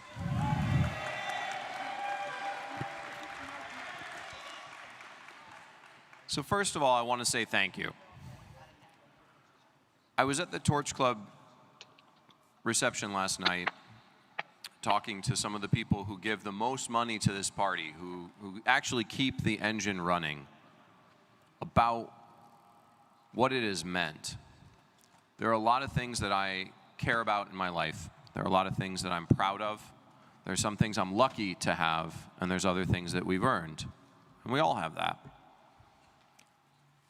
I'm proud of my children. I'm proud of my time as a public defender. I'm proud that I have a first-degree murder, not guilty verdict on my wall. I'm proud of those accomplishments. But there are other things that it's not so much I'm proud of as I'm thankful for. I'm thankful that my wife saw fit to marry me, because we're not all that lucky. And I am thankful that the only political party that I've ever known my entire life, the only political party I've ever been part of, saw fit to give me the responsibility of directing this party for 6 consecutive years. And there is no greater honor that you can give. And I don't know as there is ever any bigger accomplishment that I can have. And so I thank you all. I thank every single one of you. I thank the people who have been hostile. I thank the people who have been cruel. I thank the people who have lied about me. I thank the people who have slandered me. I thank the people who had trespassed me for just having a beer in their party because it was just a little too uncomfortable for me to be there in their presence. I thank every single one of you. Because without you, if that's what you're into, I don't care what you have for breakfast, sir. Without you, I can't be me. So every single one of you has done everything you need to make this be exactly what it is. And you've earned everything you've got. And I believe in justice and right. And I believe that people should get everything in life that they deserve. And some of you will get that. And I'm good with that. And now Alex is basically telling me I'm the one messing up the tone. So give me 2 minutes. I'll be done. 1 minute. 1 minute. He's running the thing. Guys! No, it's cool. Let him boo. Let him boo. Let him get it out. Do all you want. Your boos mean nothing. I've seen what makes you cheer. Anyway, I appreciate every one of you. I appreciate what you are doing to try and make this party better. I understand that those of you that I don't agree with, you still believe in your heart you're doing what's right. And never apologize for what you believe in. There is a major donor to this party, somebody who's given nearly $100,000 in the last year. We had a major donor summit. And one of our staff said, you know, what I want to see is a united Libertarian Party. And he said, no, that's not right. This is a political party. Being united is not what we're about. What we're about is we all care a lot about this party, and we all have a different vision of what this party should be, and we're gonna fight about that. So he didn't want our party to be united. What he wants is our party to be united in fighting in here about how we do this thing, and then turning to the outside and fighting them with everything we have, and taking all this bullshit and leaving it on this floor. That's what I want. And that's what I want.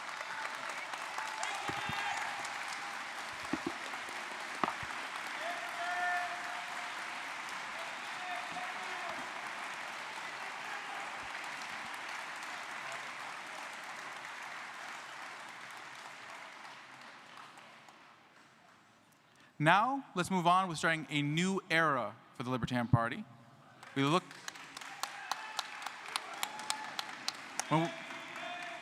paid our respects to the past, and now let's blaze boldly into the future. And now I will begin taking nominations for chair. 1 second. For those online, I'm going to set it up on the online queue so that way you can put yourselves in the queue for online nominations. Can you add the? Oh no, just make a separate item under. Okay, so you'll be able. So again, if you've already put yourself in there to nominate someone for chair, do it again so that way you're specifically under a nomination for chair. Okay, and let me get my computer back on so I can see this. Oh, there we go. Oh, I just hit the button. Okay. Point of information, Mr. Goldstein? Sam Goldstein, delegate from Indiana. Mr. Merced, I think we have some new people both here and online. Could you please ask, can either you or ask the secretary to outline the rules for both nominations and nominating speeches, the time limits for each candidate, and that kind of stuff so people have a clear understanding how we're proceeding with this election? Thank you. Got it. Okay, so just so you guys know, what happens is that you guys will be able to be recognized at any of these microphones and online to nominate someone for chair. So then someone seconds it. As long as that person's willing to accept the nomination and they are a member in good standing and not the member of another party, you're good to go. Okay?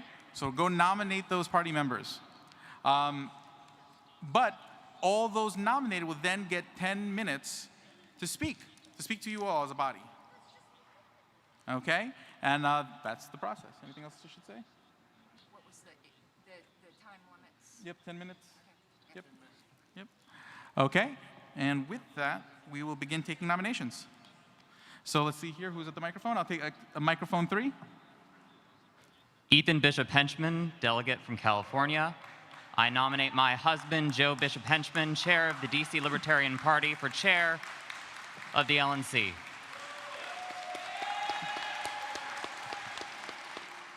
Was that seconded?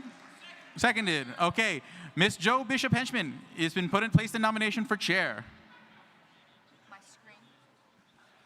Let me second. Okay, cool. Do you want my screen up so people can see the Yeah, put your, let's share the secretary's screen. Mr. Henchman, do you, microphone 3, Mr. Henchman, do you accept the nomination? I accept and I meet the necessary qualifications under the bylaws and rules. Okay. And microphone 1. Thank you, Mr. Chair. I'm Pietro Salvatore Geraci. It is my pleasure to nominate the chair of the Libertarian Party of New York, Tony D'Orazio, for chair of the Libertarian National Committee. Tony D'Orazio, do you accept the nomination? Tony D'Orazio's online. Unmute yourself and...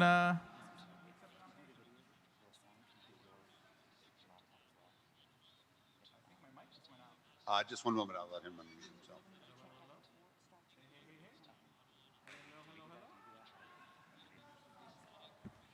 Mr. D'Orazio, do you meet the do you accept and meet the qualifications? It's one moment. Hang on, please, Alex. I'm having a technical issue.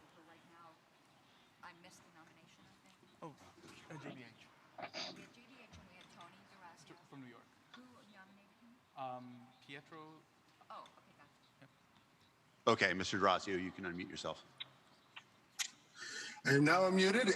Yes, I meet the qualifications, and yes, I proudly accept that nomination. Okay. Microphone 2. With apologies to the gentleman I'm thrusting the gavel at, I, Robert Perry from Kentucky, nominate Alex Merced. Thank you. Okay. Please, Alex. I meet the qualifications. I don't accept, but I do 100% appreciate the sentiment. I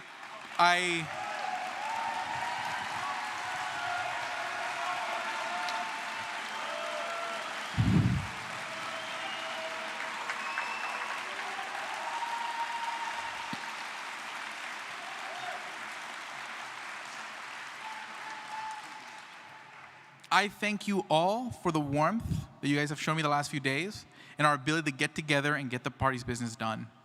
I haven't done every move smoothly and not always made the right calls, but I've always done it for all of you. I've always done it, so thank you. Microphone 3. Hi, my name is Angela McArdle, California delegate. I nominate Joshua Smith for chair. Joshua Smith.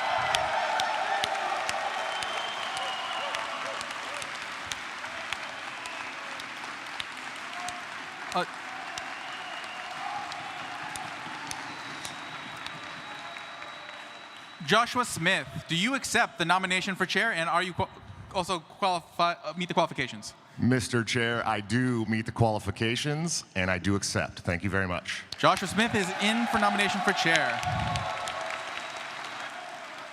Okay, let's see here. And then let me just see if there's anyone online. Okay, I recognize Jim Fulner from Michigan, online. Is this mic back on? Okay, good. Jim Fulner from Michigan. That's me. That's you.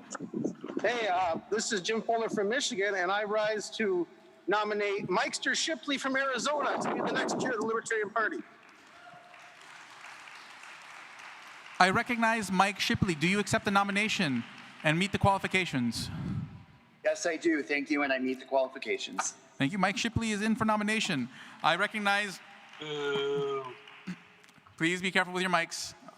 I recognize Vermin Supreme from Massachusetts. Hello there. Yes, Vermin Supreme from the great state, if there is such a thing, of Massachusetts, delegate, and I was also to nominate Mr. Mike Shipley. Thank you. Thank you. And I see someone from New York. Can you read that name again? The one from New York, Mr. Logan. We seem to have accidentally muted the Libertarian Convention. If you could please re-enable that. Say that again? Okay. Oh, it's been withdrawn. Okay. I recognize Mike 1. Did that, please. Tiffany Diaz de Leon of Washington State. I nominate Jacob Lamont for chair.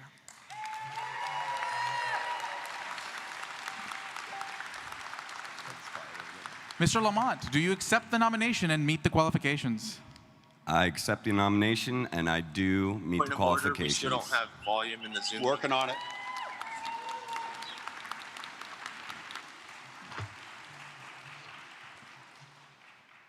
And is there any other nominations? Alex, okay, can Mike. you hear us in the room? What? The Zoom has been muted. Okay. Somebody muted the Zoom. Can somebody please unmute the Zoom in the back? Yeah, if Avi, if you can unmute the Zoom. Microphone 3. Timothy Perkins for Oregon. I nominate none of the above because nobody is qualified. Fair enough. Noda, never mind. Noda is nominated. Let me just double check. Is there any more online? Yes, Mr. Chair. Darrell Perry, New Hampshire. State your name. Darrell Perry, New Hampshire. Go for it. I would like to nominate the world's greatest weatherman and most popular lizard member of the Libertarian Party, Dewlap Nelson, for chair. Does Dewlap Nelson accept the nomination?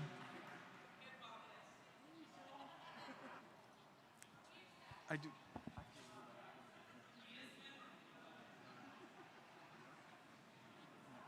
Now, while we do have auxiliary memberships, technically you have to be a dues-paying member, although I do appreciate the mention of Dewlap.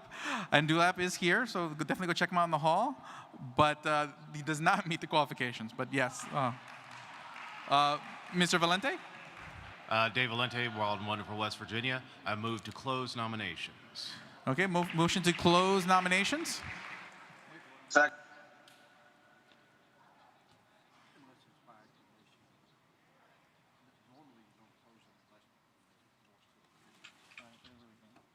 We have 6 people. Okay.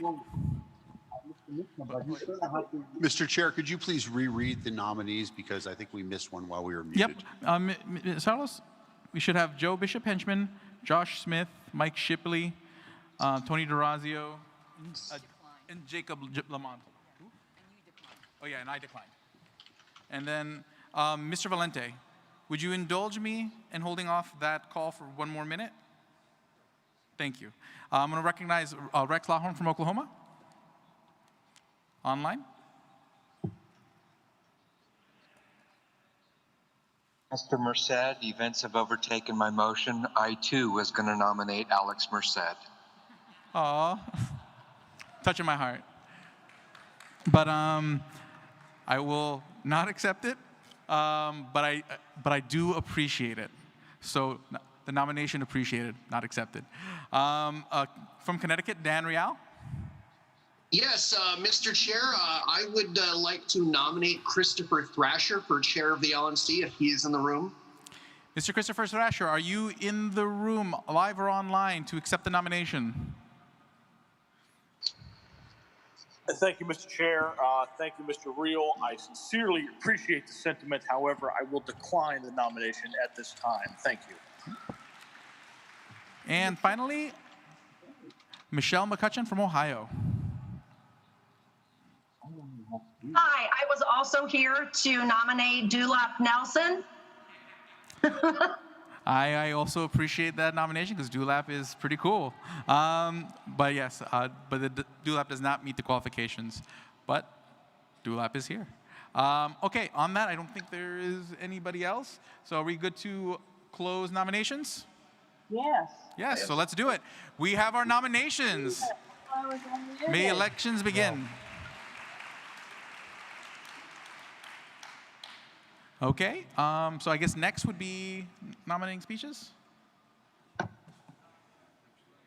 Okay. Yep. We're going to figure out a random order for everyone to do their nominating speeches. So just give us a minute to do that. Okay. So how should we do that? What? We need to figure out the order for nominations. I guess we roll a dice. I've got my die. Yay! We're going to do it through D20s.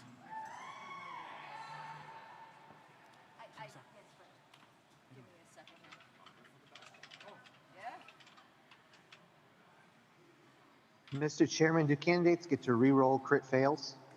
Well, only if you have like a dagger of win +1. I'll have my taxation of theft +2. I don't know. Oh, D&D humor.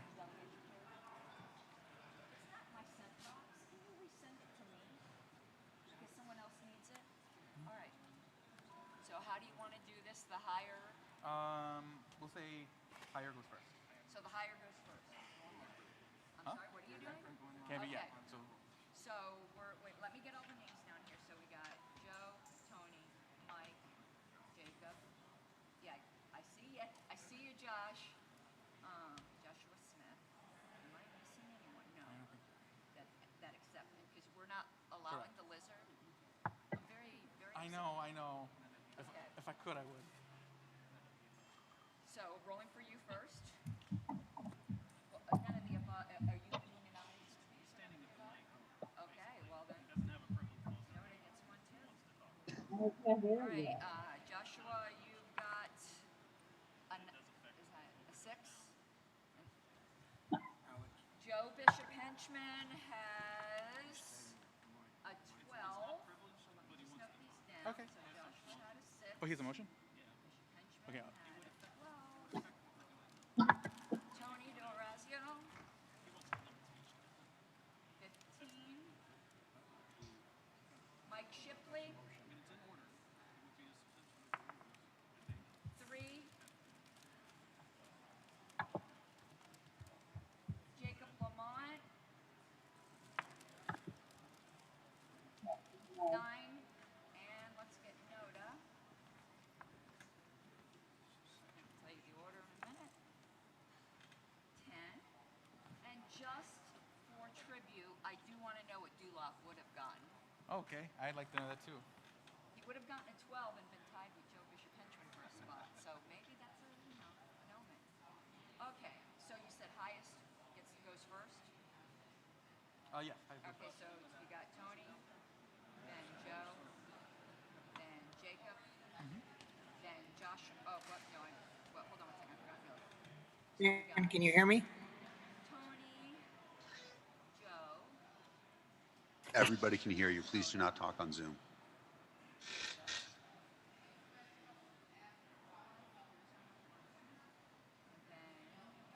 Joshua and Chipley. Joshua and Mike. Did I miss anyone? We have an order. The dice have been rolled. Is it a privilege motion? Point of information, Mike 2? Philippe Cataret, Florida. I would like to know if there has been someone selected to speak on behalf of NODA. I think Mr. Perkins was planning to speak for NODA since he placed NODA into nomination. Thank you. But if you want, get together with Ms. Perkins and see if you guys can share the time. Okay. He's right there. Oh, he's right there if you want to talk to him. Mr. Chairman, Dean Ahmed, Maryland, for a point of personal privilege. Point of personal privilege? I tried to access the tally sheets, and I'm not being admitted.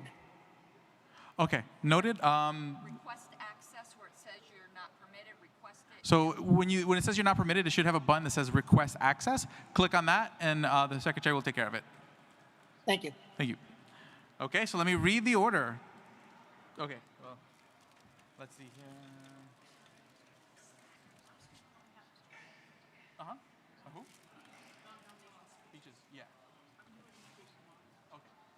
Hold on, here we go. Okay, everybody, give me a drum roll, like with your feet or whatever. First is Tony DeRazio from New York. After Tony DeRazio from New York is Joe Bishop Henchman from Washington, D.C.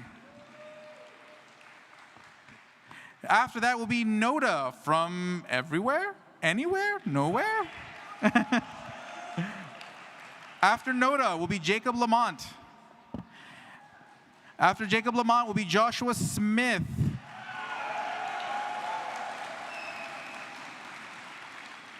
And after Joshua Smith, Mike Shipley. Okay. With that, I will recognize, oh, actually, first let me check. Tony DeRazio, are you ready for your nominating speech?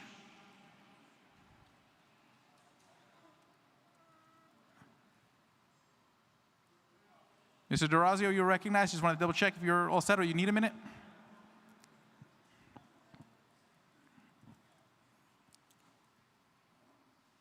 Mr. DeRazio? Should be online. I'm checking. Okay.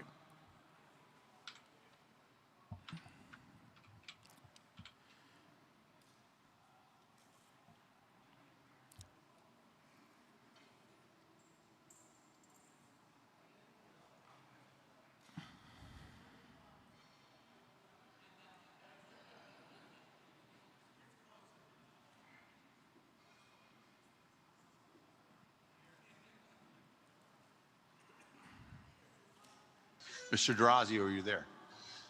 Give me 1 minute to get set up over here. I should have Pietro Geraci and Larry Sharp heading to the stage now. Okay. I will give him 1 minute. I see Larry. Larry is coming. Hey, Larry.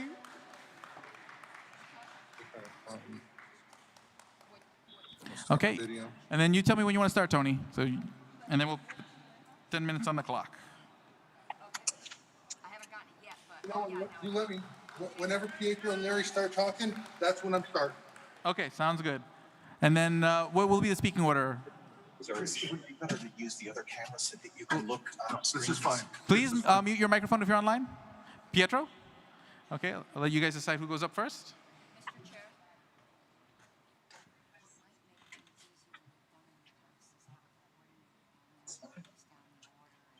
Got it. Okay. Yeah. Okay. I'll just do that. Yeah, I'm just, whatever. Okay. Pietro, are you going first? Who's going first?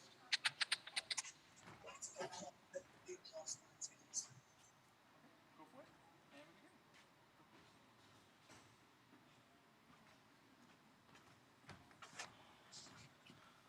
Hello, everyone. I am Pietro Salvatore Geraci from New York, and I'm happy to speak to you today about Tony DeRazio.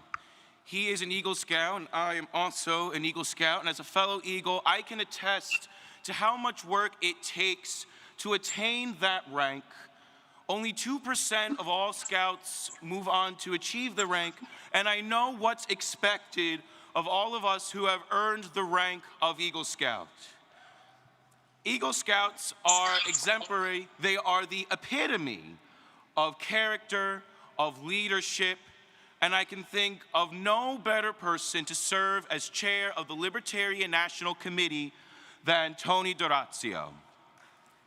He has made a marked change in the way the interim state committee has done its business.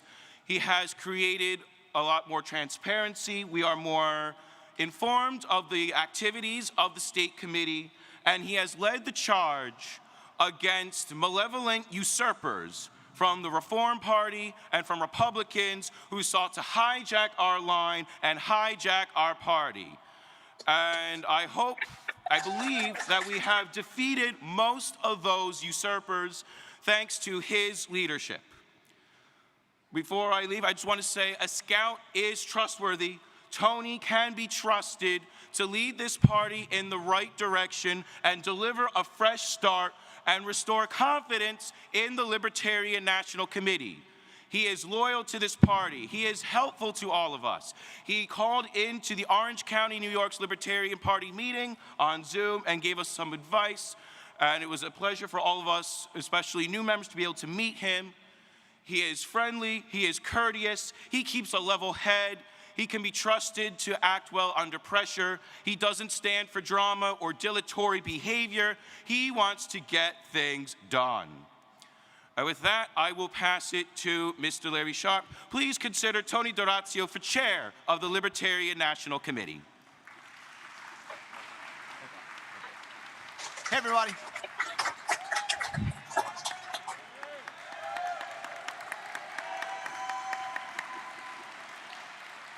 I know that right now, a lot of us are upset. We're a bit divided, unhappy, fighting with each other, unsure which way to go. A lot of us would actually like really badly a reset, kind of a reboot, reset, and change. There is no one running who can do that better than Tony D'Orazio. That man is someone I've known for many years. He is all about unity. He is all about trying to get people together. He doesn't have any of this baggage that we've seen so many people have in the past from all different types of things and issues and worries and concerns.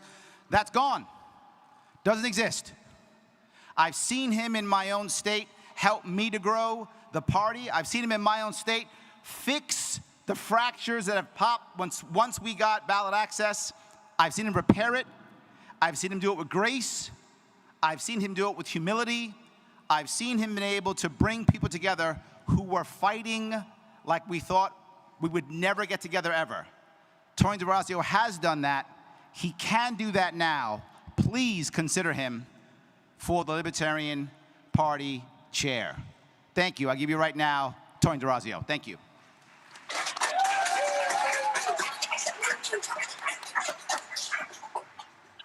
Pietro, Larry, thank you very much for those very kind words. I'm truly humbled by that and all the kind words I've heard over the past several weeks since I've announced my run. I'm truly humbled by all this. I came to the Libertarian Party a long time ago. I was party shopping back in the mid-90s, back when Clinton was running for his second term, and I was displeased with the duopoly. So I started party shopping, and I found online this great party called the Libertarian Party. And I found a phone number for the Libertarian Party of New York. And I called it. It was about 6 o'clock at night. I figured I'd get a voicemail and leave my address, and they'd send me some literature. The vice chair of the party picked up the phone, and we had a nice couple-hour conversation about Harry Brown and our current presidential nominee, Joe Jorgensen, who was the vice presidential nominee at the time. As a result of that conversation, I changed my party affiliation.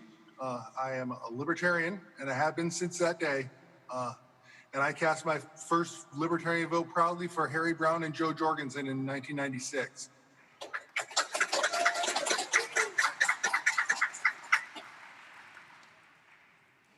I am the New York State Chair, the chair of the Libertarian Party of New York. I came into a party that was experiencing some infighting, some fracture, we hadn't gotten ballot access when I became active in this party. So we fought every year, tooth and nail, just to get a candidate or two on the ballot. I was petitioning out in the rain, Libertarian, just like many of you have been petitioning out in the rain, Libertarians, fighting for that ballot access, Libertarians. We've all been there. I know what it's like. I know what that struggle is like. And I wanted to make sure that our party in New York kept that ballot access, and the only way we do it is by pulling in the same direction, pulling in the direction away from the omnipotent state, pulling towards liberty, towards more personal responsibility, towards more freedom. Over the past few months especially, every one of our worlds has been turned upside down. I'm sitting here in New York with the New York delegation, and I'm actually going to turn the camera around for a second so you can see the New York delegation. And they're going to yell at me because they tried so hard. Oh, yeah, there's a couple other states over there too. They're gonna yell at me because they tried so hard to make me look professional with a stationary camera, but I just screwed them up. By the way, that's why you shouldn't have your chair in charge of media. You need to hire professionals to do your media. Don't let your chair do media. So I have some initiatives that I want to put in place to make sure that the party does start moving in the right direction. The LNC is going to sit down at our first meeting, and we are going to have a mission. We are going to, by the end of that meeting, be pulling towards liberty and in the same direction, no matter what faction, what caucus, or what part of the big tent we're standing in. The big tent is a beautiful thing that we bring to our party, and I love that we debate, and I love that we're all just keeping each other honest. But at the end of the day, we're all pulling in the same direction, and as soon as we walk out the doors of that tent, we all need to be showing that we're pulling in the same direction. We all need to be proudly waving our porcupines or penguins if you'd rather wave a penguin. I don't care what animal you wave, but we all need to be waving the flag of liberty. We need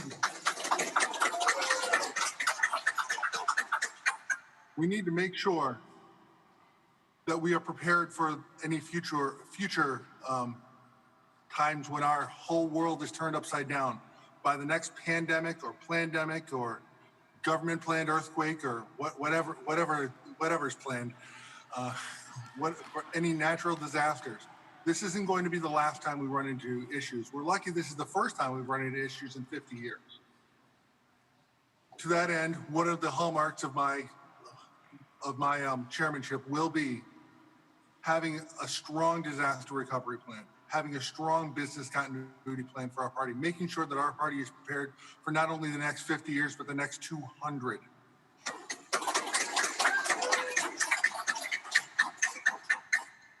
This next chair is their first job is going to be getting Joe Jorgensen and Spike Cohen elected to the White House. 60 seconds. And to be able to motivate and inspire every libertarian and even some non-libertarians in this country to vote Joe Jorgensen and Spike Cohen as President and Vice President of the United States this November.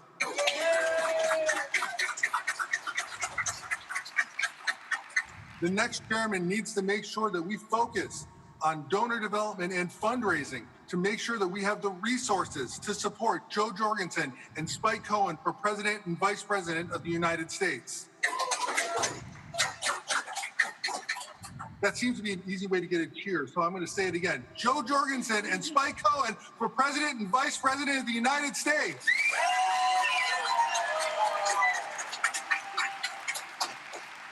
I'm nothing if not shameless in getting cheers. But That's going to be time? How much time do I have left, Alex? You just ended, but if you want, you can finish your thought.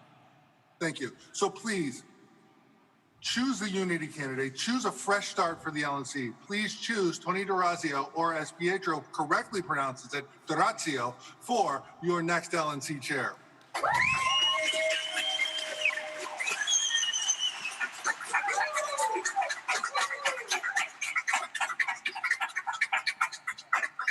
Thank you very much, Mr. D'Orazio. Next is going to be Joe Bishop Henchman. You guys are all good? Okay, so I will let you guys go. Thank you.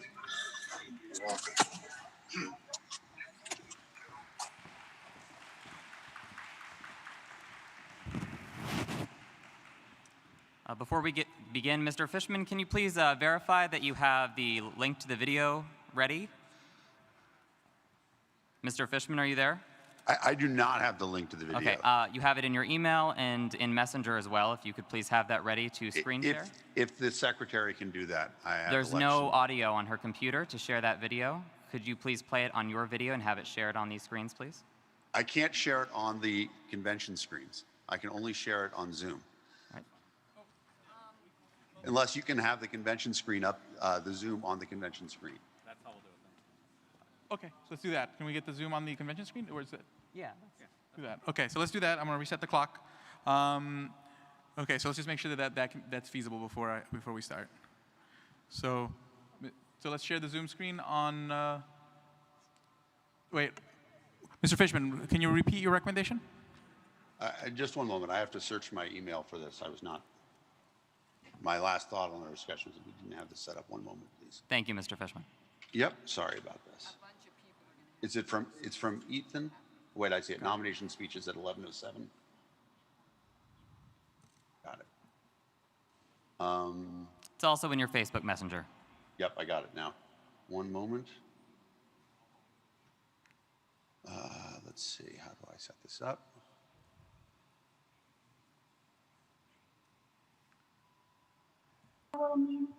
Just get to the fucking nitty-gritty. Everybody else mute, please, Tobin.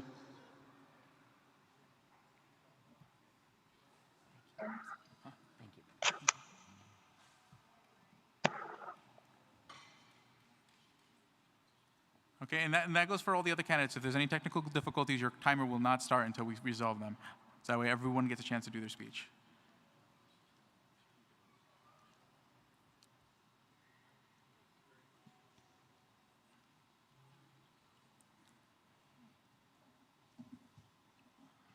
All right, I can't see what you guys can see anymore, but can you see that? I'm Joe Bishop Henchman. It's there, but There we go. just thank you very much.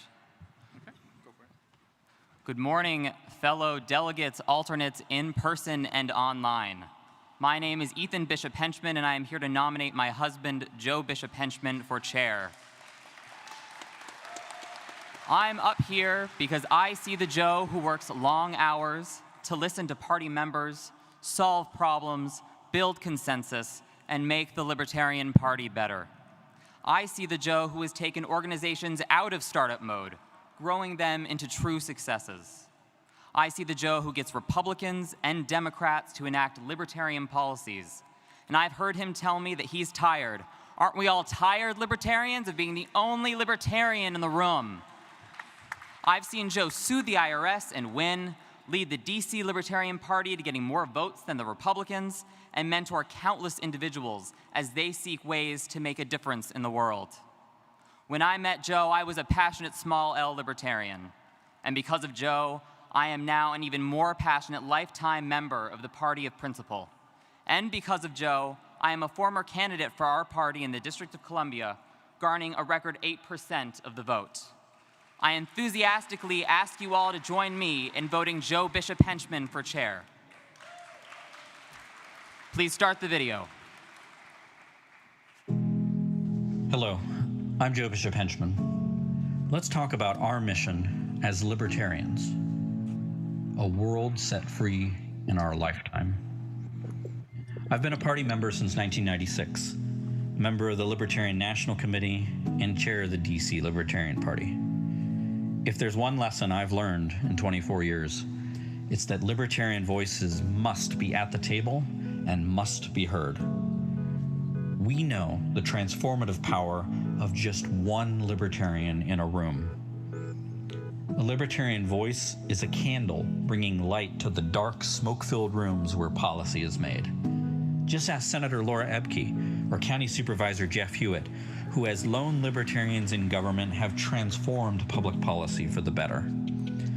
The role of the chair of the Libertarian National Committee is to make sure that Libertarian voices are heard loud and clear. For Libertarians to be heard, we must win elections. That means data training, organizing phone banks, and providing candidates with campaign tools and legal assistance. That means backing proven records of success, like Pennsylvania electing 40 local Libertarians last year.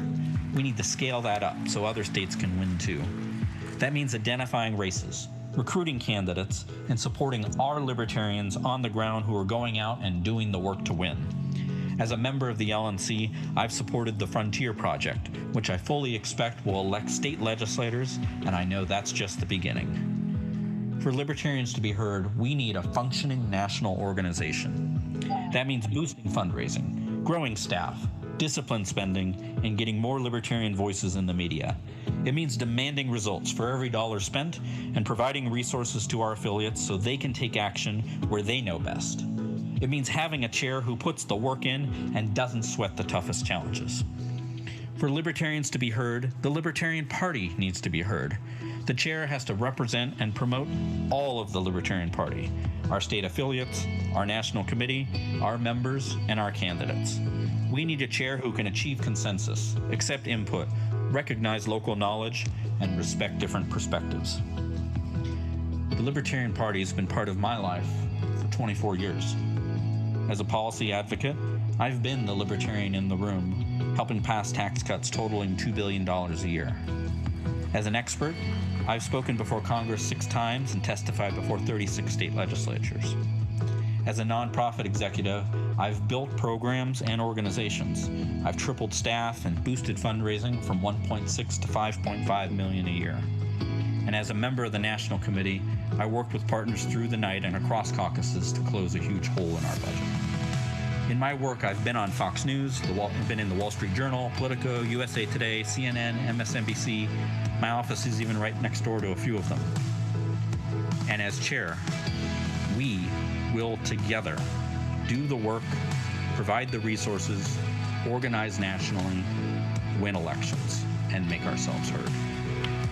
I'm Joe Bishop Henchman, and I want to be your chair of the Libertarian Party. Thank you, Mr. Fishman. If we could please promote Ashley Shade or pipe in her audio, please. Ashley, when you're ready. Hello, delegates. My name is Ashley Shade, and I proudly nominate Joe Bishop Henchman for chair.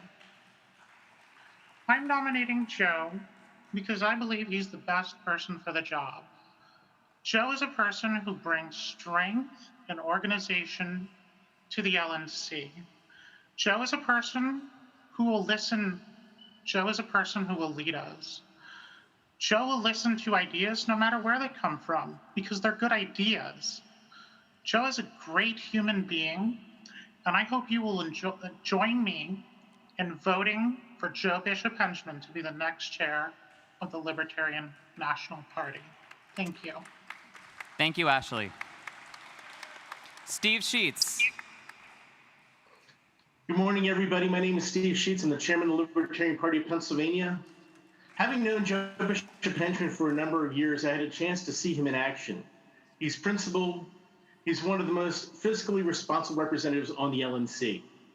Over the past couple of years, he's traveled the nation, 30 states, I believe.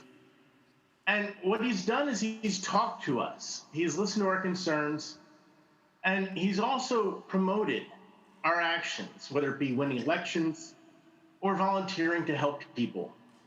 Libertarians speak volumes with their actions, and we absolutely need a chair who's going to help promote us and help us with what it is that we need.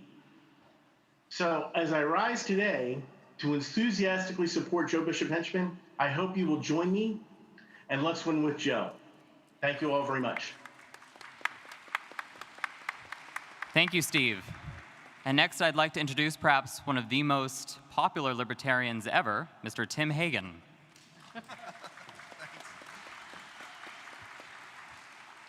Thanks. I'm also here to second the nomination of Joe Bishop Henchman for chair. Joe is not divisive. He works with all for the betterment of our party. And while on the LNC, Joe Bishop Hinchman has worked with others to fund the Frontier Project while maintaining a balanced budget. I'm confident that Joe Bishop Hinchman has the expertise, the work ethics, and the temperament to be our next chair. Thanks.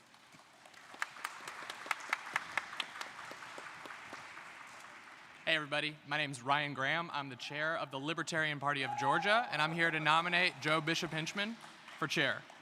Down in Georgia, we like to call ourselves the Get Shit Done Caucus. Because while we've got folks representing various perspectives within the party, we're able to set aside those differences and get down to the work of a political party.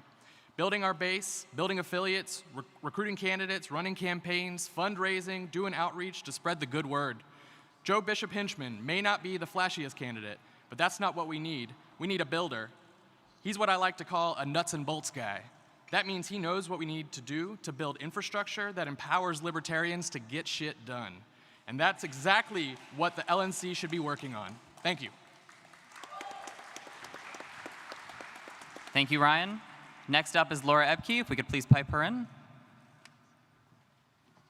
Fellow delegates, my name's Laura Ebke, and I'm a delegate from Nebraska. During my 4 years in the Nebraska legislature, I got to observe Joe Bishop Hinchman's talents in explaining concerns about tax policy to legislative committees. There were few outside experts who were as well known or respected as Joe. Joe brings the unique ability to translate good libertarian policy into the language of today's policymakers. He is and was temperate, well-spoken, effective, and well thought of. His vision is principled and his manner is serious. He will be a great spokesman for our party, and I hope you'll join me in supporting him.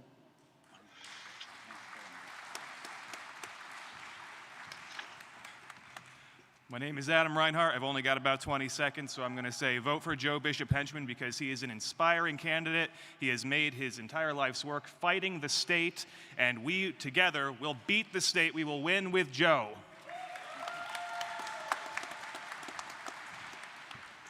I have literally 10 seconds left, so I'll just say thank you, thank all of you. Thank you for your nominations and your seconds. I ask for your vote, and if I win, I ask for your help building up our Libertarian Party, our party, to win. Thank you.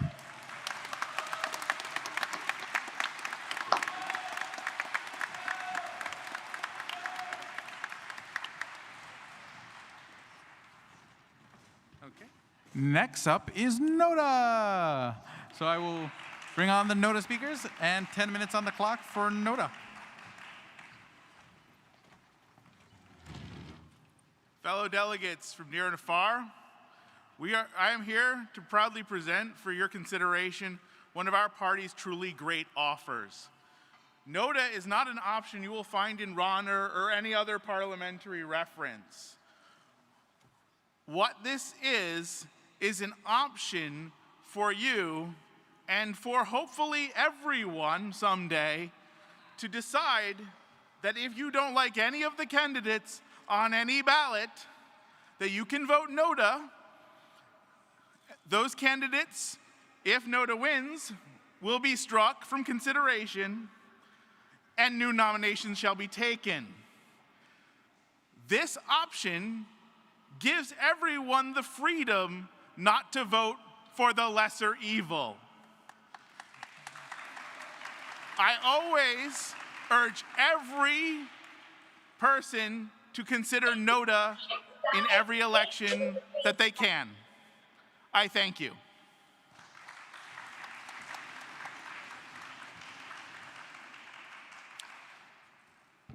My name is Timothy Perkins. I'm the state chair of the Libertarian Party of Oregon, which, as many here know, has been a place of division in the national party before, and that's why I am up here to discuss Noda today.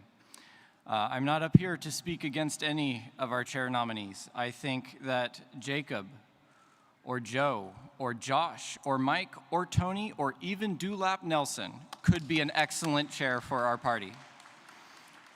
But none of them can be a good chair if some percentage of you, the membership, start this new LNC term dead set against the winner if they don't represent some faction of the party that you identify with.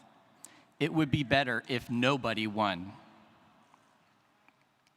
If you will undermine and sabotage our new chair from the get-go, unless they represent that faction that you identify with, then reconsider.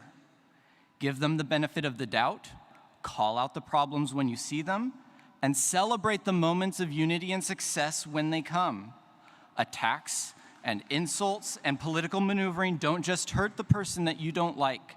They hurt all of the members of the party that are trying to get to have the world set free in our lifetimes. And remember, nobody will never give you up, never let you down, never run around and desert you. Thank you.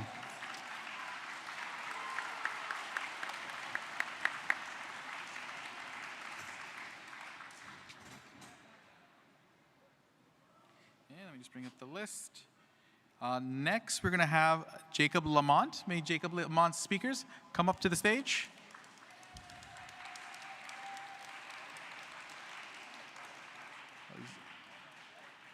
Give you guys a second to get all situated, then we'll start.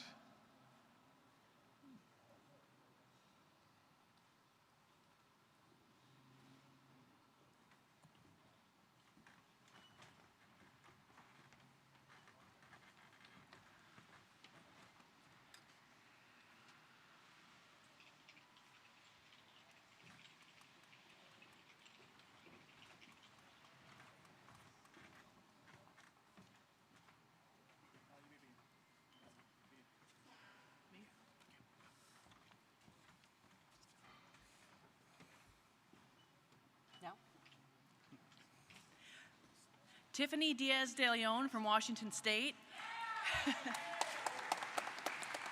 I'm speaking here today on behalf of Jacob Lamont. I met Jacob Lamont in 2015 at my first state convention when we were socializing. We've been in the trenches together the last 5 years together on multiple boards of LPWA. So I've worked with him very, very, very closely. I also worked with him for a small time on the Kokesh campaign. About 3 years ago, there was some, what I call hoopla, but when it's level 10 hoopla, it's pretty bad in our state politics, where Jacob and I actually had a pretty intense and angry phone call. But we've never been closer since. We needed to have that phone call. I consider him a friend. If there's anyone in the party I talk to the most on the phone, and generally it's political, but it kind of turns into philosophy and personal life, it's Jacob. I talk to him the most. So I'm proudly here today to endorse Jacob Lamont.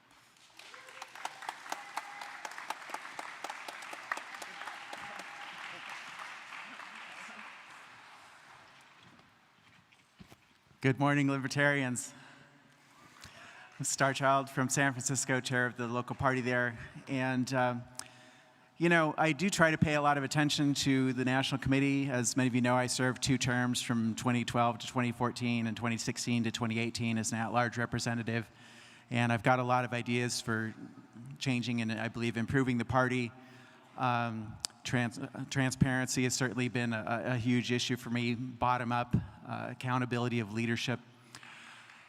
And I was coming into this convention, even when I got here, I was undecided about who I wanted to support for chair, because I think we have several good candidates who bring different strengths and qualities that I like to the table. But then a couple nights ago, after the debate, I got a chance to talk to Jacob, who I didn't know, to my knowledge, hadn't spoken with before in the party. And we clicked on so many levels. I feel of everyone running, he seems to me the most committed to transparency and radicalism and the other kind of values that I tried to bring to the committee. And he's an entrepreneur. He's someone who has kept a low profile in the party. He told me this himself, and also that he's a reluctant leader. He had a bunch of people urging him to run. He wasn't like somebody with burning ambition to be our chair. And that's generally the kind of leader I look for. I think that we don't want somebody who has too much ambition. I think we actually have too much of a strong chair system right now. As a structural matter, the chair has too much power in the party. And I'm not saying that as an aspersion to any of our past chairs. I understand the controversy about Nick, but in many ways, I think he did an excellent job. And I think Josh and Mike and Joe and somebody could probably do an excellent job as well in many respects. But I think, again, Jacob has the kind of qualities and the kind of values that I think will really help us move forward. And for those who saw the debate, he referenced Ernie Hancock down in Arizona. I believe Jacob brings that kind of dynamic activism to the table. And I believe we need that voice on the LNC. And for him to be a kind of leader who will get along with everybody. He doesn't have any strong factional loyalties aside from just being a principled libertarian who's committed to our ideas. So please vote for Jacob Lamont. Thank you.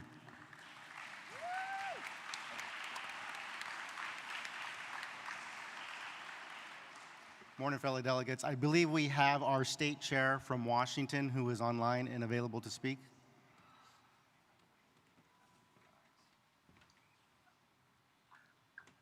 Good morning, thank you. This is Randy McGlenn, the chair of the Washington State Party. I would also like to offer my support for Jacob Lamont for national chair. Mr. Lamont has been very passionate at our state for helping us to accomplish great things within our party. He has been diligent in trying to garner support amongst members, especially with different viewpoints. Mr. Lamont is excellent at working with individuals and helping to persuade why libertarianism is the best way forward for our country. He has helped bring in new members to our organization and has helped to foster cooperation and unity within our organization.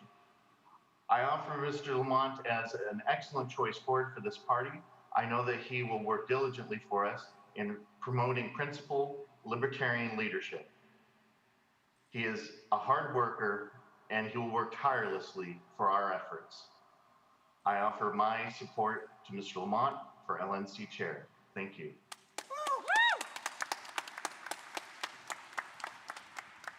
Good morning, fellow delegates. My name is Rob Stratton from Washington State. I am here to speak on behalf of Mr. Lamont for state chair. When he first called me and told me, hey, brother, and if you know Jacob Lamont, that's how he talks, I'm thinking about running for state chair. And the first thought through my head was, why the fuck do you want to do that? And then he explained to me that how he wants to bring the party back to its founding vision and to put our principles again over the politics. And I'm all about that. And I know this is true because even in our state, and he's in my county, our county issues, there's points where we have disagreed strongly, and Jacob has put his principles above even our friendship, and what he thought what he was doing right was for the party. So again, delegates, I urge you in joining me in supporting Jacob Lamont for chair.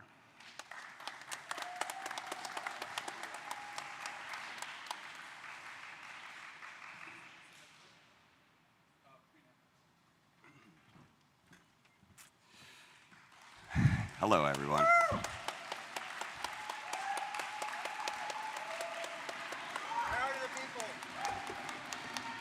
I appreciate that. I appreciate that. The reason I started this run was because I'm a typical libertarian and I'm here to steal all the votes from the other chairs. That's right. That's right. I am the spoiler. With all sincerity, I've worked tirelessly on myself to be able to speak to anybody at any time, to find common ground in the individual and ignore the negative. Because I think that is the most important thing to communication. People instinctively know when you don't like them. And I bring a point where I will be your catalyst. Anyone in this room could bring anything to me, and I'll be here with a receptive mind and a receptive heart. I don't believe in labels. I think they negate us. I don't think that we need to focus on labels. We need to focus on the individual. And that is what I bring to you. That is my unique stance. And the ability to talk to anybody is really important in our party. I have seen many times people trying to talk to people about libertarianism, and sometimes it's cringeworthy. And sometimes you're surprised. But what I can do is talk to anyone, almost anyone. My experience is everything from lobbying, facing the state eye to eye, to just dealing with politics in my little town of Blaine and trying to get marijuana in there. I have fought tirelessly my whole life against corruption and just grossness. I believe that if I can be a catalyst for this party, I think I can give a voice to anyone and everyone to the best of my ability. So that's pretty much what I bring. Thank you for your time. Appreciate it.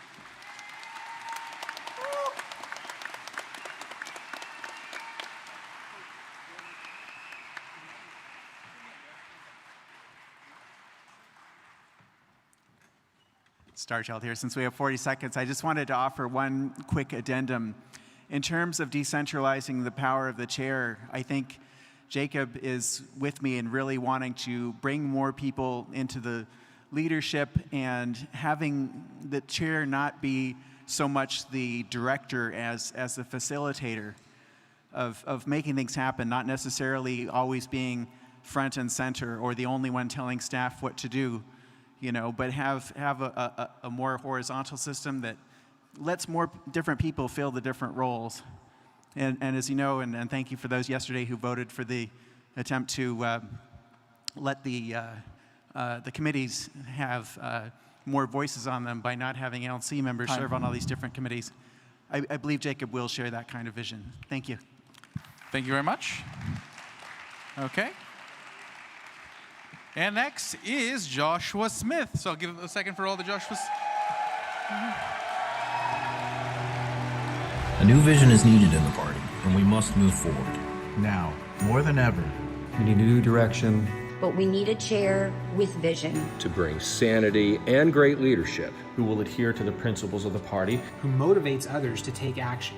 Josh brings the right combination of leadership experience and dedication to the libertarian cause. Joshua is a booming voice for liberty. His growth since his last run has been tremendous. Through sometimes extreme adversity, he's kept his promise. He got to work. He has worked very hard. And if you just count the amount of things he's done for the LP in the last 2 years, just imagine what difference he would make as LNC chair. In social media, in mainstream media. His vision is a radically larger membership. And his principles are spot on. He does not sacrifice for the sake of popularity. Josh is a libertarian through and through, somebody we can be proud of, who's proud of our message and won't run away from it. Someone who is honest, transparent. Not going to put his thumb on the scale. Someone who will speak with courage and principle. A passion and an energy for the role. Very helpful, very available, and very welcoming. And also a damn good fundraiser to boot. I believe he has a vision for where we need to go. Sacrifices for the party. Nothing but impressed me. He's a stellar example. Who believes in the principal message of our platform, who believes in preaching our platform. He's also been in the military, but instead of becoming a militaristic expansionist person, he learned that war didn't make him a lot of sense. He's knowledgeable and he is passionate and dedicated to this. Josh impressed me as an articulate spokesman for Libertarian Party principles. Passionate anti-war activist, a great recruiter, and a coalition builder. Extraordinarily productive. Growing the party and winning starts at the fundamental level. Waving signs, shaking hands. I've seen his ability to keep people on track and get people to work hard. He's always been boots on the ground. Someone who can excite state and local affiliates. He's also focused on building infrastructure and support for local candidates. He puts in all kinds of work, all kinds of effort. The work that Josh puts in is impeccable and unmatched. It was said that James Brown was the hardest working man in show business, and Joshua Smith is the hardest working man in the Libertarian Party. This is exactly what this party needs. Is the best chance we have for moving forward. Josh has the strength to vote his convictions no matter what it may do for him politically. someone who isn't just going to sell out the heart and soul of this party. He has the experience, he has the beliefs, he's had the political experience, and I think he has the philosophic experience because that's what I really care about. I believe in the ideas he brings to the table. Josh has proven that he values people over politics. Josh has earned my trust. And I don't think he's going to be wasting his time going around attacking other good libertarians. He does not waste his time playing petty politics. Joshua Smith. To help build bridges with other principled libertarians, not to burn them down. Josh does a particularly good job at reaching out to disaffected libertarians. I never thought that I would care about who the chair for this party was, but here we are. He's part of the reason why I joined. But I'd never really been involved with the LP until I heard Joshua Smith's pitch. Joshua Smith got me back into the Libertarian Party. Has inspired many of us to join and take action. I joined the LP because of Joshua Smith. If it wasn't for Josh spreading that message of liberty to give the liberty movement a voice. But I never got involved in the Libertarian Party until just recently. And it's what inspired me to get involved. He's one of the people that inspired me to do so. To bring the diversity of our party together. With people in all different factions and caucuses and shades of our party. He is all about unity and growing the party. Bringing hundreds of people into the party. Helping them find their home here. Josh cares about all libertarians, no matter how long we've been with the party, no matter what we've accomplished, big or small. Josh cares about us all. He's the kind of guy that cares about people from all over the country. Josh Smith is uniting the libertarian movement and the Libertarian Party, and both are better off for it. Now is the time to boldly declare that enough is enough. It's time to be the party we all know that we should be. That the message we're spreading and the votes we're earning are ones that are pure to who we are and what we need to do. We need to take this beautiful philosophy of freedom and remind those involved that even though we disagree, we still agree on one thing: freedom.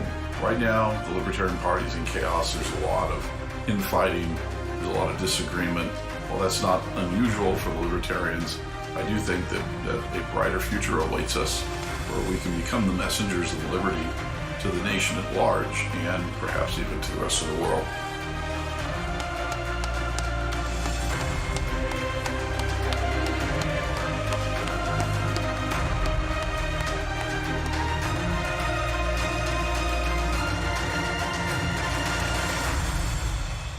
Good afternoon, ladies and gentlemen.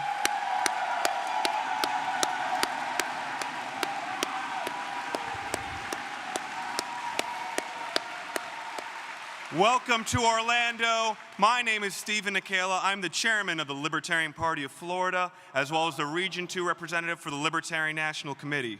And while the state is not great, it is the people that make up that state that make it so amazing. And Orlando is amazing this week because of you all.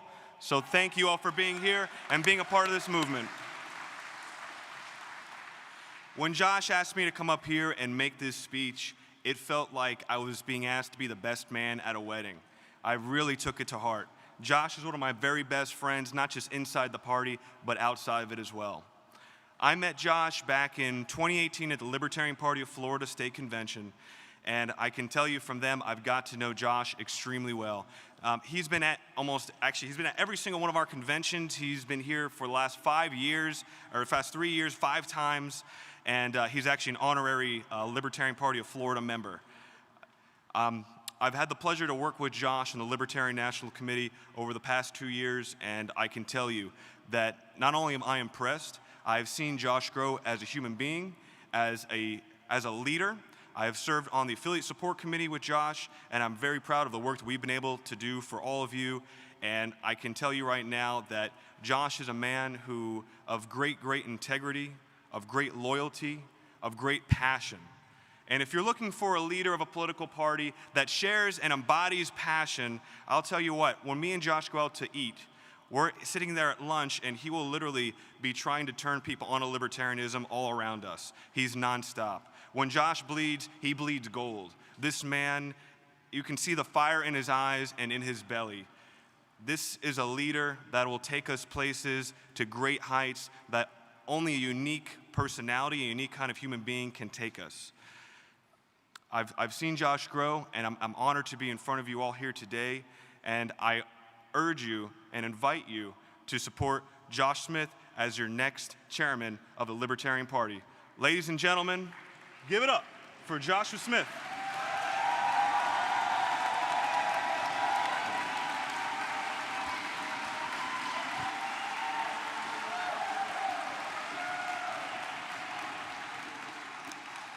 Hello, Libertarian Party. Boy, what a ride it's been.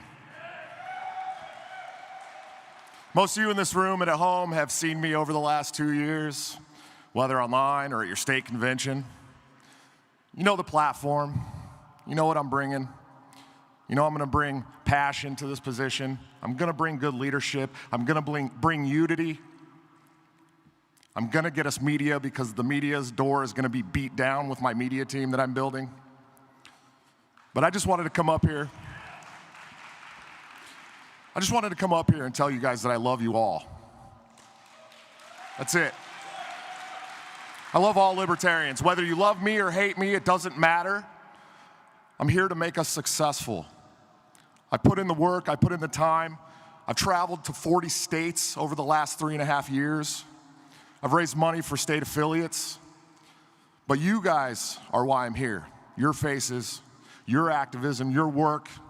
I just want to bolster that. I want to make it more successful. I want to be there for you when you need me.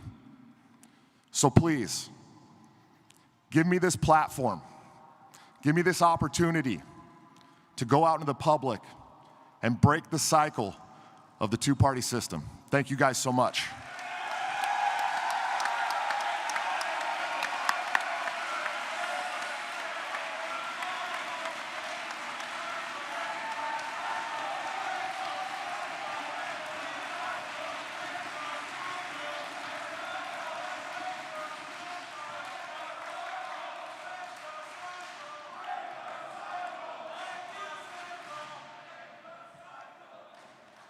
Hey, everybody, we got one more.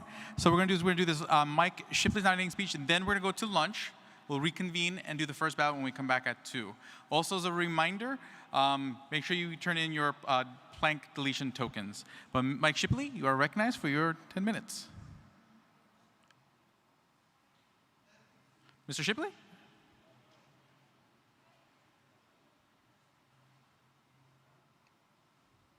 One moment, Alex. No worries, no worries. Again, I'm not gonna start the clock till I know he's there. Yeah. Josh Smith is child abandoner and. Hey! I will mute those mics if you guys can't respect. You cannot abuse your ability to speak over everybody else like that. Okay? Yeah. This convention is for every single person online and in this room, and you will all be respectful for each other, or I will slam this hammer, I will throw this on the ground. You guys be respectful of each other.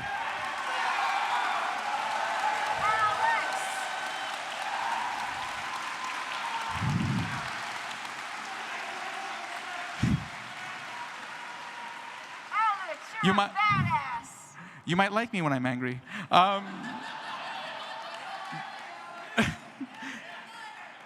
Is Mr. Shipley available? 1 second. I'm going to manually unmute Mr. Shipley and everybody he wants on his team for right now. That felt good. To avoid that from happening again. Get it out. That was like 2 years worth. Mr. Shipley, before we begin, is there anybody else online you would like me to unmute? Yes. Please unmute Vermin Supreme.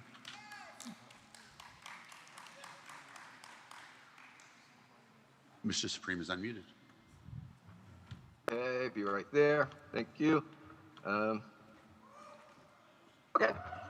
Hello, everybody. Hello? Can you hear me? We can hear you. Hello, Dan. I can hear you. Can you hear me? Can the convention floor hear you, Alex? They can't hear us. I think Can you start my video? Okay, there's my video. Alex, right, can you unmute us in the room? Yeah, everyone can hear us. Sorry. You can hear us. Yes, okay, we can all hear you. Let me reset the clock. Go for it. Thank you. Go now. Hi, everybody. It's me, Vermin Supreme, Spike's friend. You know, the guy who ran for president? That's me. Anyway, I was speaking to a Norwegian linguist the other day, and apparently the pronunciation of our presidential nominee is actually Jo Jorgensen. I did not know that. All right, now let's not kid ourselves. Dulop Nelson is a great candidate, although some sort of lizard apparently. And I believe that the role of chair is best left to a human. And friends, Mike Shipley is indeed a human, a good one at that. And he also has a dog named Nobbles who has agreed to work with him very closely. Mike Shipley has been a member of the LP for 13 years. I have known him for 4 of those years. He is an activist and a visionary. And during his time as a libertarian activist, he has been, among many other things, secretary of the Maricopa County LP. He has been the vice chair of the Arizona LP. He has been a member of the 2016 Platform Committee. He founded the Phoenix chapter of the Pink Pistols, affirming the Second Amendment rights for gender and sexual minorities. He chaired the Outright Libertarians for 4 years, affirming and encouraging the participation of gender sexual minorities in the LP. He founded the Povertarian Caucus, helping remove economic barriers from participation in the LP. He co-founded the Audacious Caucus for when radical isn't quite radical enough. Just kidding, people. He also co-founded the Banana Octopus Caucus. Oh, I'm sorry. I mean the Libertarian Socialist Caucus, cementing a place for anti-state, anti-authoritarians from the lefter side of the aisle in the LP. And his work to unite anti-authoritarians from the left and the right in the struggle against the state has been a very important one for our party. Sure, he's been a bit of an asshole at times, but come on, we're libertarians! Mike Shipley is a perceptive, principled libertarian. He understands Robert's Rules of Order. He understands group dynamics. He understands the inner workings of the Libertarian Party. He is a man of compassion and empathy. He has a love for liberty and a love for the Libertarian Party. This is the most important election of our lifetime, and that is why I am nominating Mike Shipley to the office of chair of the Libertarian Party. Thank you.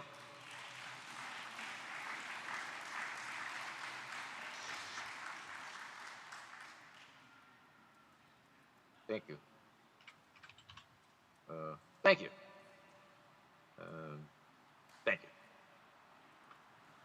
Thank you, Vermin. That was a great introduction. So I'm really glad that you brought up a lot of my practical experience because I do come from a very deep place of idealism. So thank you for even reminding me the way that those idealistic values really fuel practical building of power from the bottom. Because what's really going on is that politics follow culture. Political change is a lagging indicator. So for instance, before we can dismantle the deportation state and the concentration camps, we have to stand up for the dignity of immigrants and so on, sex workers, drug users, homeless people, nonconformists, anybody that it's easy for the state to demonize in front of the normative values of mainstream society are used as weapons to gain their consent for an expansion of authoritarian systems. And that is the special term for me, is not just recognizing that the people at the margins matter, but recognizing that celebrating the fact that they matter is the key to unlocking an anti-authoritarian coalition that can actually defeat the state. Now, as Mr. Supreme has observed, change is uncomfortable, and we together have lived through some of that discomfort in this party. And while in some people's eyes that may not be a good thing, I would suggest it's one of my greatest qualifications. I have survived the hate machine of this party and lived to make allies out of my enemies. And bottom unity has reduced our infighting and increased our strength in ways we could have never imagined just a few short years ago. So I do want to address one other thing. There has always been a kind of grassroots glass ceiling in this party. And this kind of turns on some of the authoritarian assumptions built into our society and the way the economy is structured. The state actually forces businesses, when they form their entities, to have a CEO, to implement a top-down structure. Now, there are ways to, create a horizontal structure within that imposed mandate, but you have to actively kind of remember that vigilance and anti-authoritarianism, particularly for an organization like ours that isn't a business entity, we need to consciously reject the idea that a strong executive officer is the way to organize a horizontal or even bottom-up structure. We have to consciously remember that that's not what we're here to replicate, and that to the degree it's been imposed on us by the state and the social constructs that normalize that, the grassroots glass ceiling there, I shouldn't even call it grassroots, but just the idea that the chair of the party has to look a certain way, behave a certain way, consolidate power a certain way. This is one of the ways that structures sort of ratchet up power. If you could go back to the beginning days of the Constitution and warn them, if you create a strong president, it will expand. And they even tried to warn each other. And the people that wanted an executive won. And we see what happens. The scope creeps over time. And we know this as libertarians more than anything. So I realize it's uncomfortable to try a new direction. Let's try a chair of this party that doesn't look like a CEO and who understands that decentralizing power matters more than ratcheting it up. So what I'm calling for is an active decentralization, and I really believe that I've demonstrated over my time in this party that I'm the right person for that job. The Bottom Unity campaign has sort of decentralized the idea that we don't have to decide which kind of liberty is right. And in fact, we are stronger when each of us is speaking from our own place of the kind of liberty that's right for us. Every different voice in this party can reach a different mainstream voter. And the Bottom Unity campaign has encapsulated that in a really exciting way. And I'll just note, the demonstration of that is that it is now impossible to run for chair of this party without signaling towards unity every chance you get. You heard that from every other previous candidate. And that didn't come out of nowhere, because a few short years ago, that would have been collectivism. So in conclusion, I want to just say, it is not enough to be passively against authority. We must be actively anti-authoritarian. Vote Mike Shipley for LNC chair.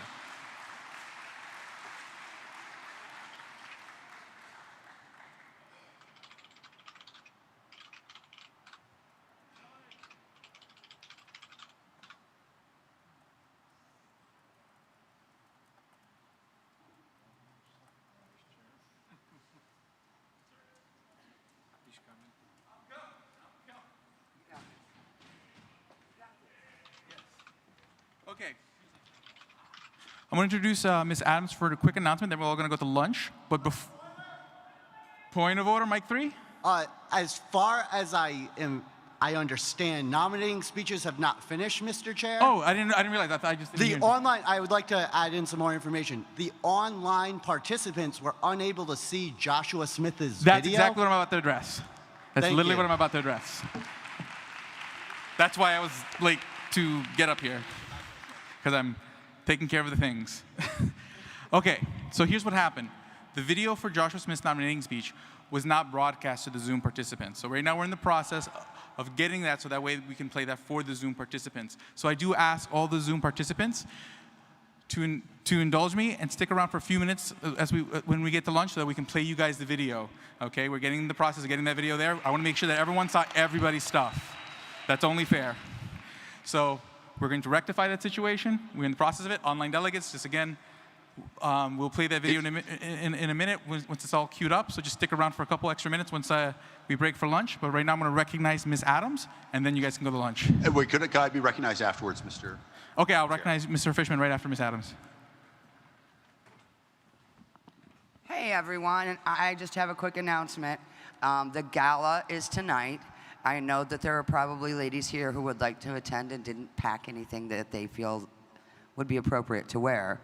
So in that light, in suite 235, room 235, there is an assortment of extra gala gowns, most size medium to large. So if someone is looking for something to wear to the gala because they did not bring something, or maybe the strap broke on the gown that you brought, there are a few available. Betty Rose Ryan will be in that room starting at 1:45 for anyone who wishes to drop by and see if maybe there's something there that you could utilize. Thank you. Mr. Fishman, you are recognized. Two things. First of all, could somebody who wants me to play the Smith video send it to me on Facebook Messenger? My email is just swamped at the moment. The second thing I want to tell people is the states who are signed up to use Election Buddy: New York, North Carolina, Ohio, Virginia, New Mexico, Kansas, Nevada, Rhode Island, Ohio, West Virginia, Florida, Iowa, Maryland, Wyoming, and Wisconsin. If there's anybody else who needs to do it, you need to contact me on Slack, please. Is that a privileged motion? Mic number one? Josh Eckel, Tennessee delegate. Please tell me if this is not a privileged motion. I'd like to, if it's well received by the body, make a motion to open balloting for digital participants so we have plenty of time during lunch to address any technical concerns that may arise. That would be helpful on my end as well. Would the body indulge me in allowing the online balloting to begin for the online participants so that we can resolve when the balloting begins here physically at 1 o'clock? Huh? To allow the online ballots to begin to be distributed during the lunch hour. Huh? The state delegation chairs can access the tally sheets now. Okay. I mean, they're available.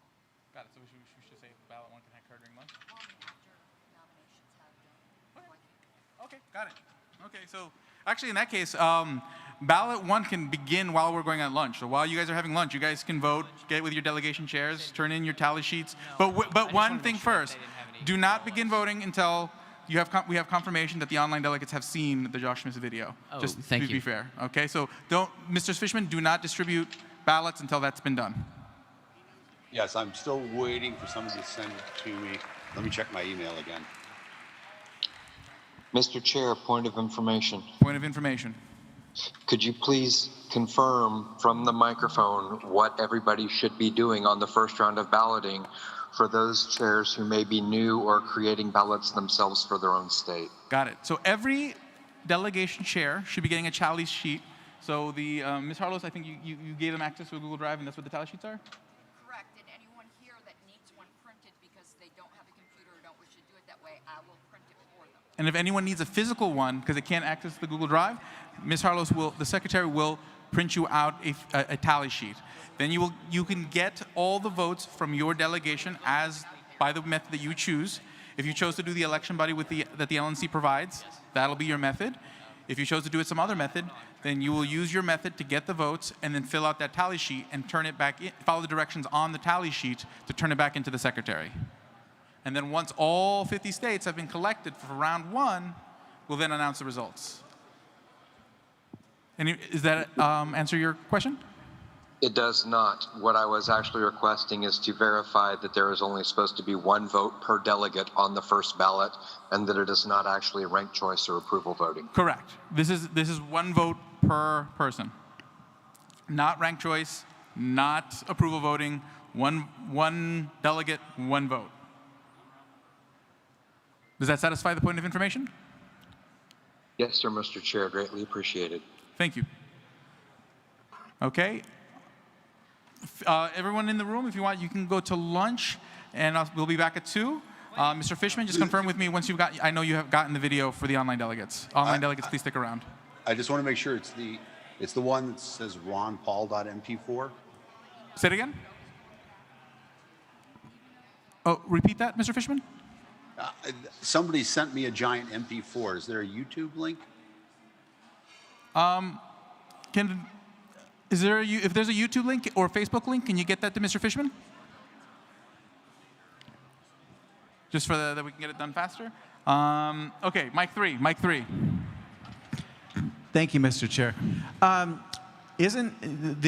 Correct me if I'm wrong, isn't the default method for elections ranked choice voting? No. Oh, nope. No. Okay, I've been to at least 2 other conventions, and it's always been 1 vote, 1 delegate, for the exception of the at-large race, which will be approval voting. And we'll cross that bridge when we get there.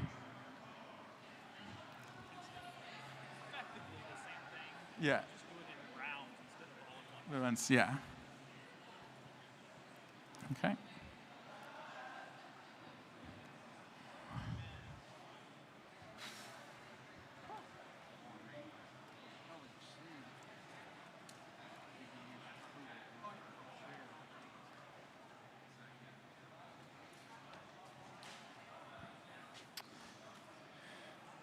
Delegates, the Libertarian Caucus wishes to cordially invite you to the 4th biannual Libertarian Pizza Banquet to be held this Saturday evening, tonight at 8 p.m. in Suite 2156. Remote delegates can also participate in our first ever virtual pizza party at the link available on our Facebook page. We're collecting money in advance to facilitate the order, so if you have cash, you can get it to me. You can also PayPal at paypal.me/Povertarians. The Pizza Banquet is a pay-what-you-can event. No one will ever be turned away. You all matter to this party so much more than money, so please join us tonight, and thank you. Mr. Merced, I'm now going to start the video. Okay, got it. So I guess the online video is now being played, and then after that, ballots can then begin being distributed. Yep, people can go eat lunch. Yep. We're recessed till 2 p.m. Thank you, yeah. Thank you. Me in this face mask. Good afternoon, everybody. My name's Andre Klass, and I am the Libertarian Party. Stop, we're showing a video. Oh, sorry.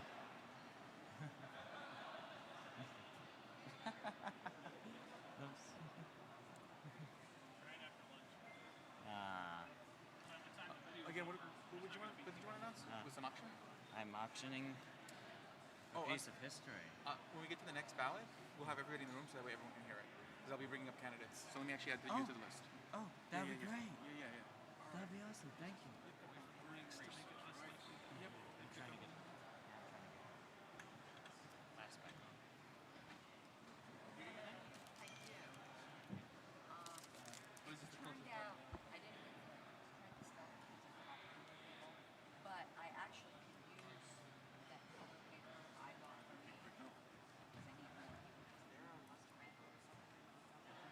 I think there is a ticketed lunch in the same place as yesterday. It could be soon, but if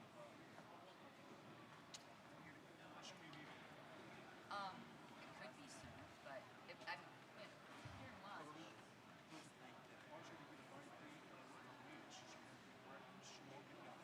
lunch.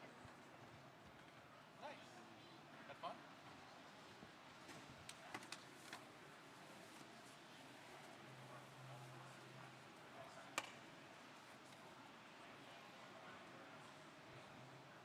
Just confirming you guys in the Zoom saw that.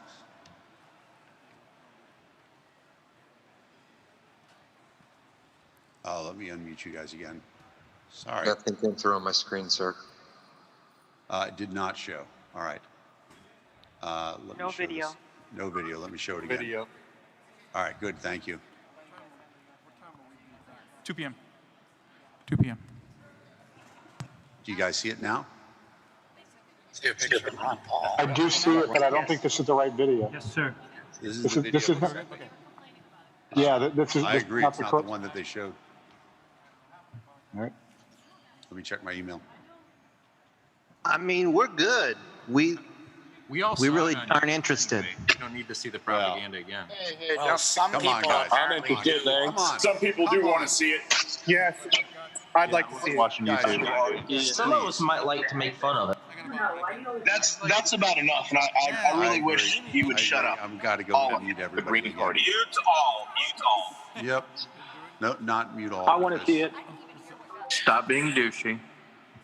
Let's go. We hear Shipley talk again. Guys, if you want to see the video, it's available on YouTube Live. Okay. You just have to scrub. Can somebody just tell me the link where it is on YouTube? I don't know why they didn't send me that. I think he means go back to the video of the convention and to the right point and play from there. No, let me find the. Come on. I don't know why they couldn't send it.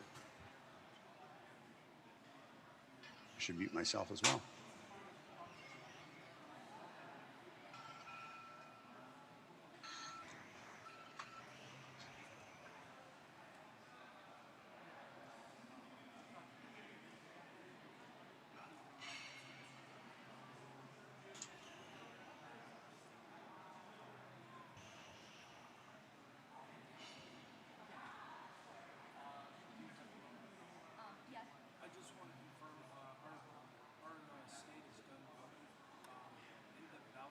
All right, I've got a different video. The AV guy sent it to me. Share it. So as somebody has pointed out, this is running out into the YouTube feed, this discussion, which means the audio from this video will also go into the YouTube feed. It is true. All right, I ask everybody to please mute themselves. I'm going to start the video.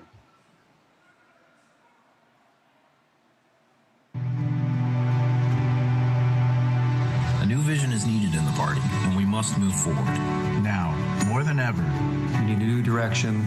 But we need a chair with vision. To bring sanity and great leadership. Who will adhere to the principles of the party. Who motivates others to take action. Josh brings the right combination of leadership experience and dedication to the libertarian cause. Joshua is a booming voice for liberty. His growth since his last run has been tremendous.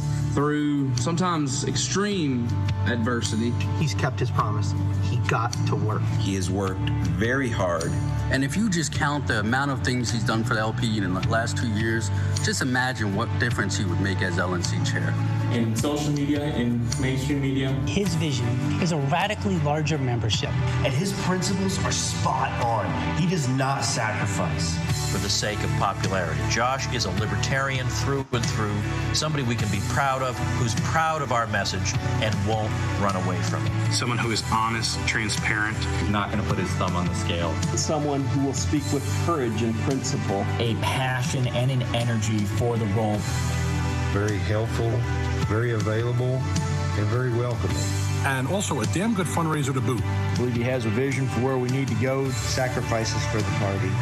Nothing but impressed me. He's a stellar example. Who believes in the principle message of our platform, who believes in preaching our platform. He's also been in the military, but instead of becoming a militaristic expansionist person, he learned that war didn't make him a lot of sense. He's knowledgeable and he is passionate and dedicated to this. Josh impressed me as an articulate spokesman for Libertarian Party principles. Passionate anti-war activist, a great recruiter, and a coalition builder. Extraordinarily productive. Growing the party and winning starts at the fundamental level. Waving signs, shaking hands. I've seen his ability to keep people on track and get people to work hard. He's always been boots on the ground. Someone who can excite state and local affiliates. He's also focused on building infrastructure and support for local candidates. He puts in all kinds of work, all kinds of effort.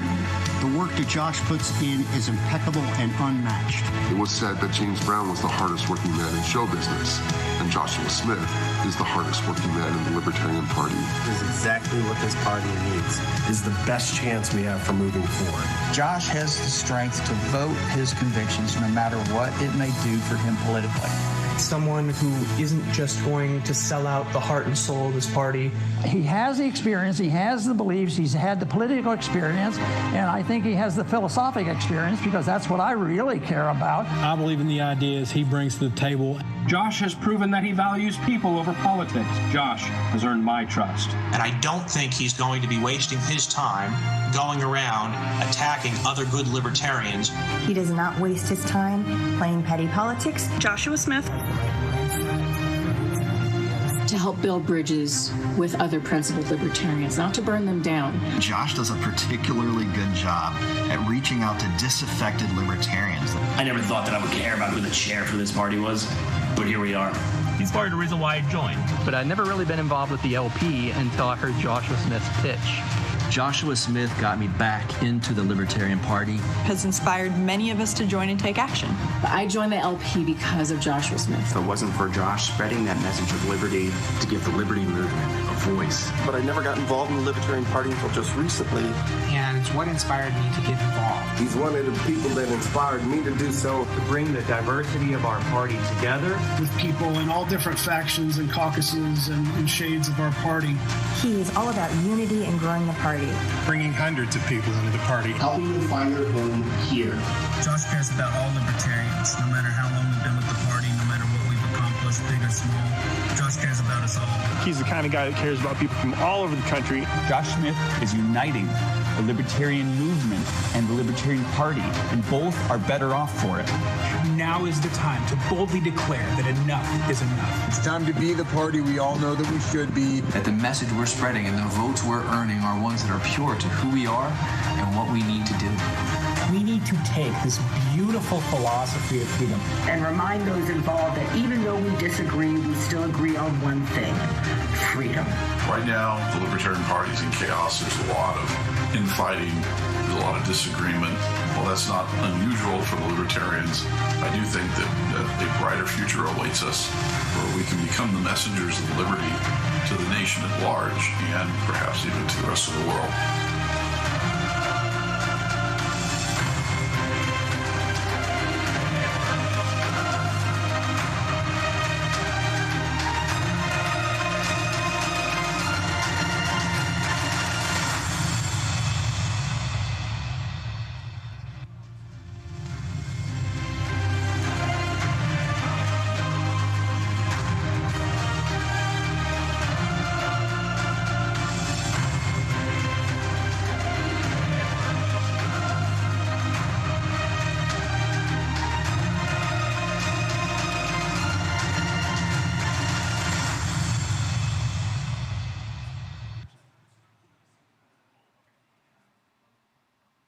Thanks, guys. Go get lunch. I got a lot of work to do.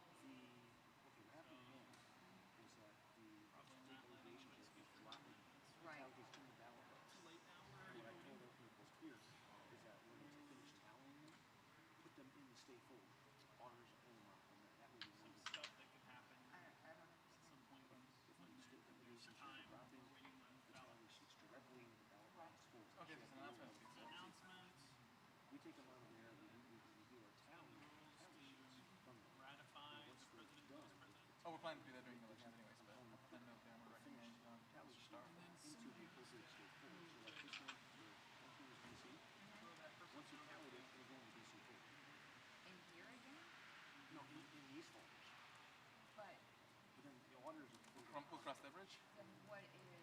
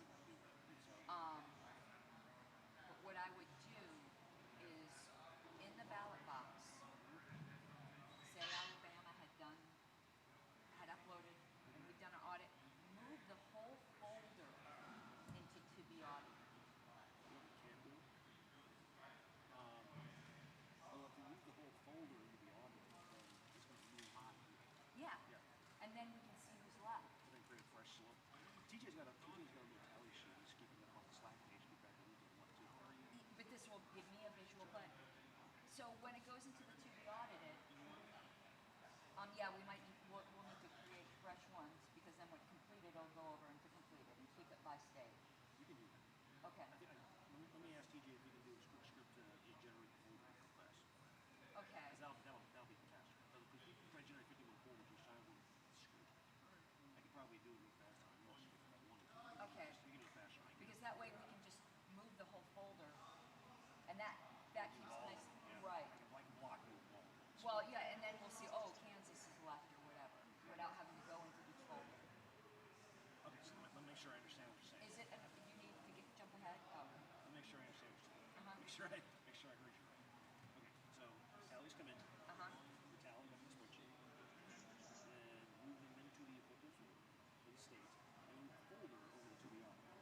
You won't need to move them into the appropriate folder for the state because they're uploading them into their own folder. Oh, okay. That's where I'm saying it's hard to know. I misunderstood that. So we'll either need to look or they're going to come and tell us, but we're going to have to keep checking. So once we know Alabama's done whatever and they upload it, we then take that whole folder, you tally it, and then move it over into the to be audited. The whole folder. Okay. And then after it's audited, it will get moved into complete. And we'll have to have a whole fresh set here. Okay, I think I get that. And when I get physical ones, I'm going to scan a form and stick it up in there. Okay, I think that makes sense. Okay. Now I want to make sure I put that out there. Okay. They know what's going on. Okay. Could you start scanning them in? When we start getting into shit, probably. Yeah, I've only got one. Do you want me to set up scanning on my phone as well, or just use yours while you're doing something? It's entirely up to you. If you have No, it's up to you. I'm sure I do, but it doesn't matter. Would that be easier? Well, do you need your phone for stuff? I don't think so, but you know how that goes. Right. Okay. Let me look at that, and then do you have plans to put some in your stomach, or? I've got it sitting right here. Okay. And you know, it doesn't, even a photo works. We just need an image. No, I know. Yeah.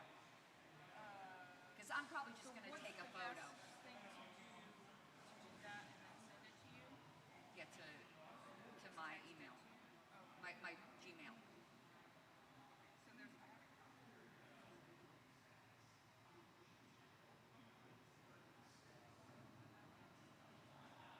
Alright. Okay, yeah. So, send it to your personal email. Yeah, this is the fastest. So, and I'm keeping all the physical copies. None of them are going over there. They're working all off of what we upload. so chairs are going to be coming by anytime from now until 1:30.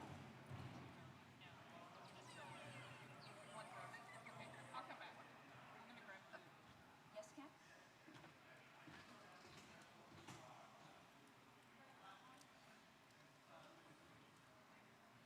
Okay, so you mean the mics? There's nobody at the AV station right now.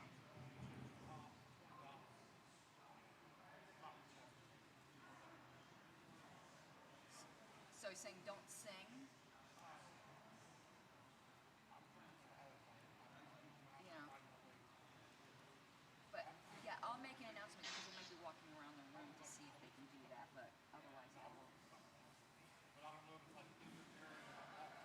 Right. Okay. Right.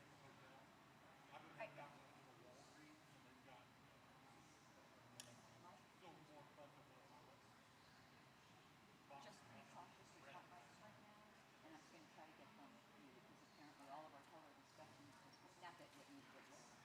But I don't want anybody, saying something. If any of the AV people are in the room, could we please have these mics muted because we're entertaining the Zoom room right now with all of our balloting discussions. And I'd prefer not to do that. Well, it's boring. We're just talking about process. There's nothing interesting, but.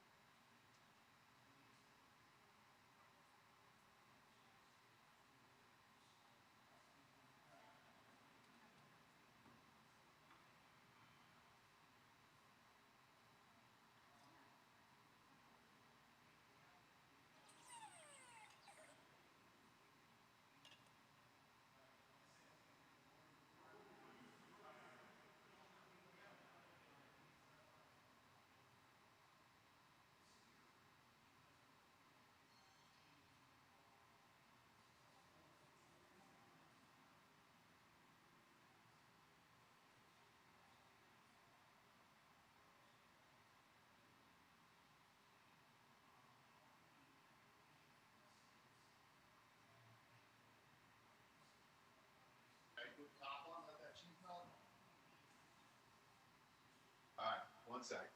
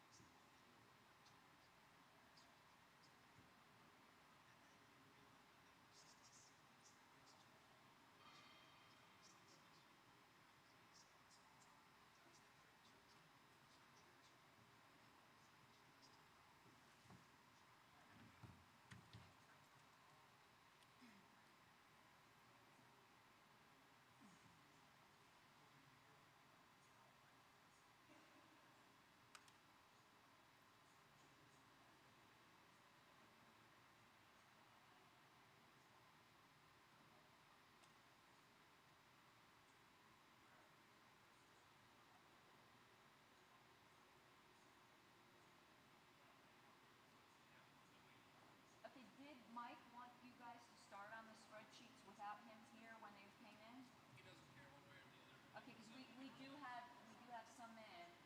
And did he tell you to like move the whole folder over to be audited when? Okay, so we have in Alaska, DC, and Delaware.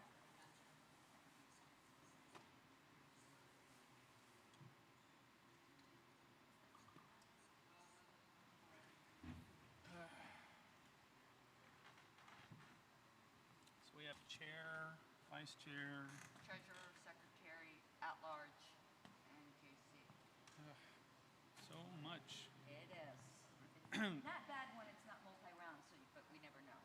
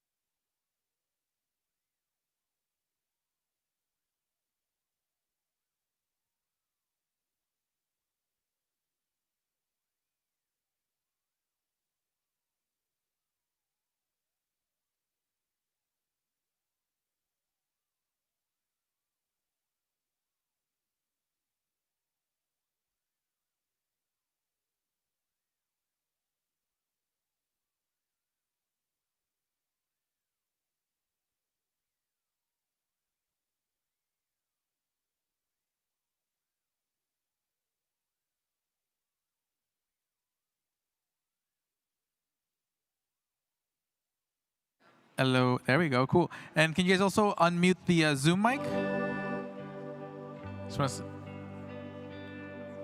Mr. Fishman, can you hear me?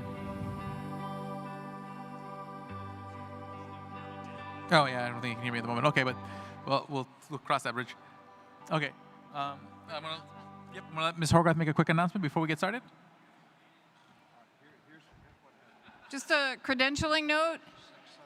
If you are going home or leaving the meeting, either electronically or physically, and that means checking out completely from the meeting today or tomorrow, as you do, send an email to credentials@lp.org.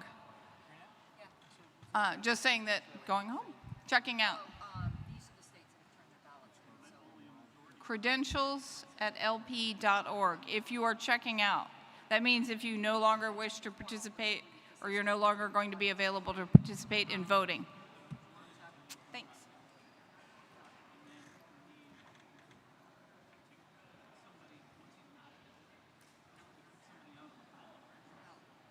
So these are all the states we're waiting on ballots from. Okay. So they're coming in. You know, a lot of people were out for lunch. Oh yeah, no. Yeah. Yeah. No, just wanted to know so if I just so that way. Massachusetts is in. Okay.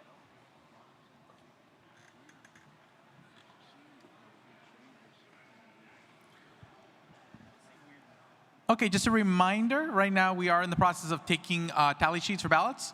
So again, make sure that you and your delegation have collected the votes and that your delegation chair turns in the tally sheet. So we do have a good chunk of them. We do need a good chunk more. So vote, vote, vote. When is voting closed, Alex? When is voting closed?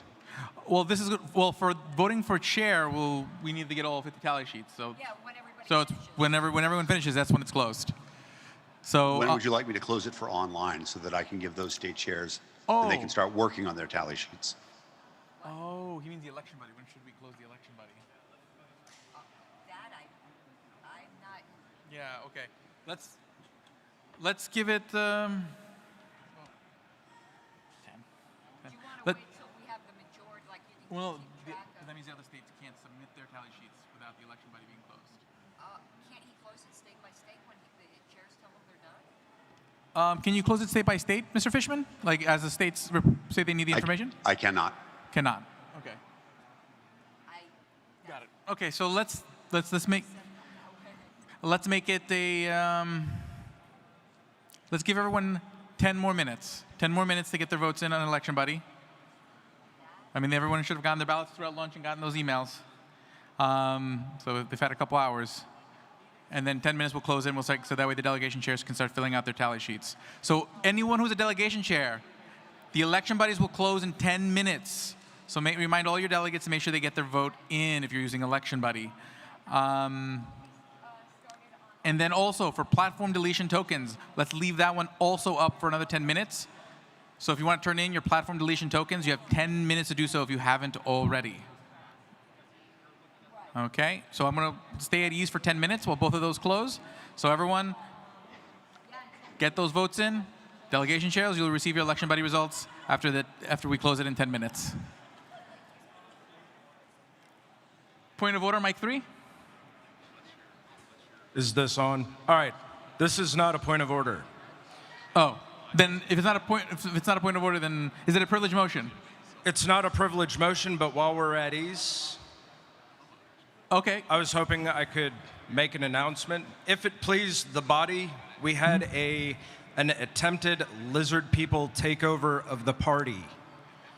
I would like to know if Mr. Dulap Nelson solely intended to take over the chair of the party, or if there is a much deeper agenda here, and if somebody could speak to what that agenda is while we have a free few minutes to speak.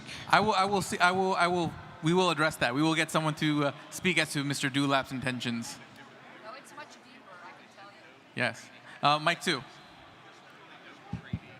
Christopher Gill, Ohio. Point of information, I believe on the email we got from Mr. Fishman that said the ballot was going to be open until 3 p.m.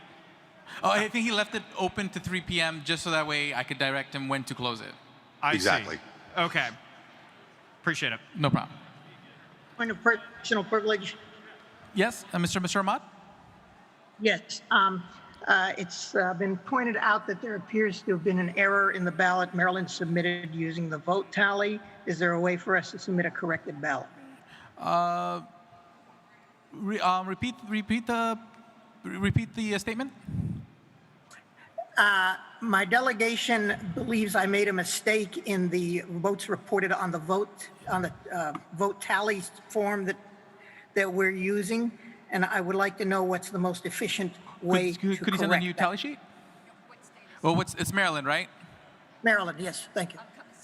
Okay, yeah. Just he's online, so should. No, come and see me here. I gotta. Okay, I'll be right back. No, he just needs to come up here.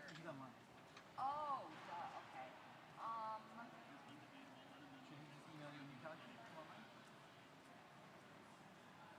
Yes. Okay. Yes. And have him put corrected In the title. on Okay. the top, right? Dr. Ahmad, just email a new tally sheet in the email subject. Make sure it says corrected. Or upload. Upload a new tally sheet and just make sure it's corrected in the title of the file. So that way they know it's the correct. That's the corrected one. Thank you very much. Thank you. Cool. Okay, so we'll be at ease until the 10 minutes are up.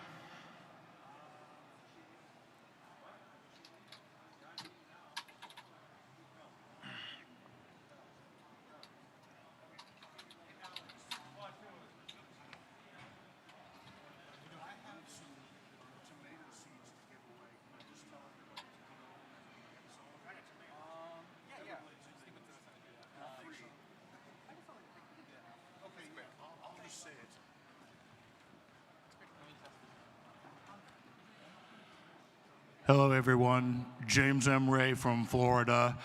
I have some Everglades tomato seeds, and well, I have some Everglades tomato seeds. I have one thing of catnip buds, which if someone can show me that they're a really big donor to the LP and has cats, I might part with, but I'll give away Everglades tomato seeds for free. Just come over to me. I've got them dried out on a paper towel. These seeds grow like a weed in my yard.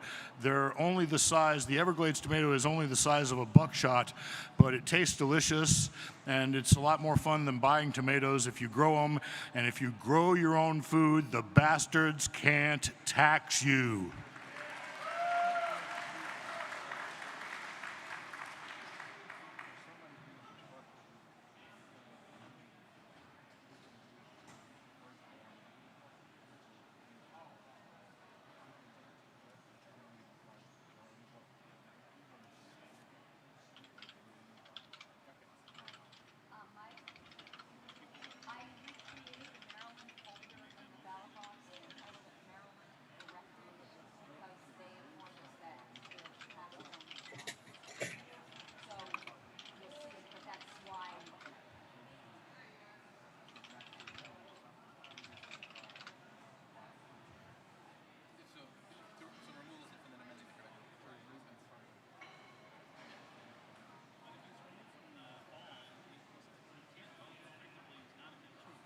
It's still a member of the pod, so it's still part of the forum, but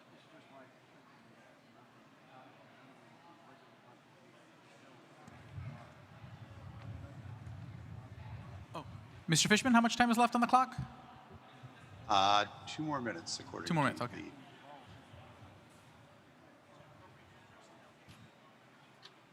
You need to ask the chair.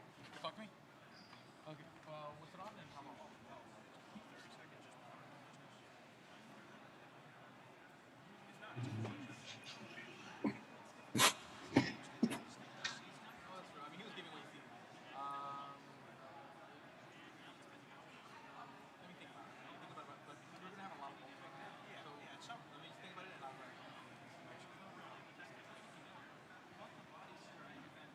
I know. I just want to think it through first.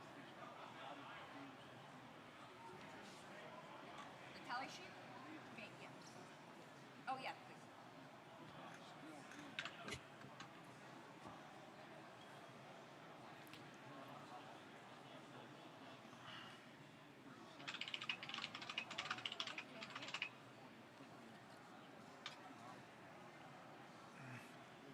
Mr. Chairman, point of information. Recognize Mr. Ahmad, Dr. Ahmad. Yes, just in the interest of saving the teller's time, it turns out that the vote total does not change, so I will not submit a corrected tally sheet. For Maryland. They can go with the they already have. Okay. Thank you, Dr. Ahmad.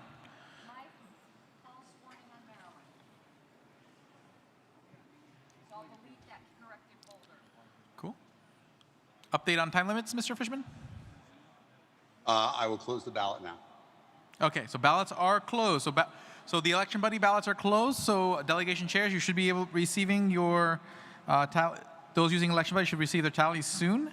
That also ends the platform deletion tokens are closed, so those should be coming in as well. And we'll have results for those later on. Okay, so now. I'm gonna just recognize some people for different candidates and announcements while we wait for the first ballot to be tabulated. So first, I'm gonna recognize Andre Klaas to come speak as to his candidacy.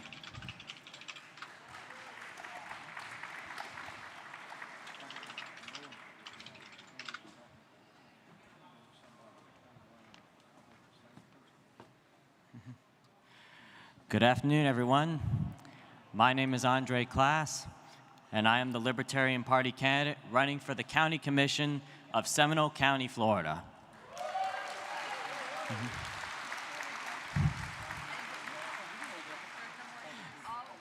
I was the very first candidate to file in my race in the summer of 2018. Over a year and a half since then, I was going around my county, getting to know our local residents, and of course, taking part in the ever-traditional process of collecting signatures. And in my race, I had to get 3,000 just to get on the ballot. And with all that boots-on-the-ground effort, I was not only the first candidate to qualify in my race, but the first to qualify in my entire county.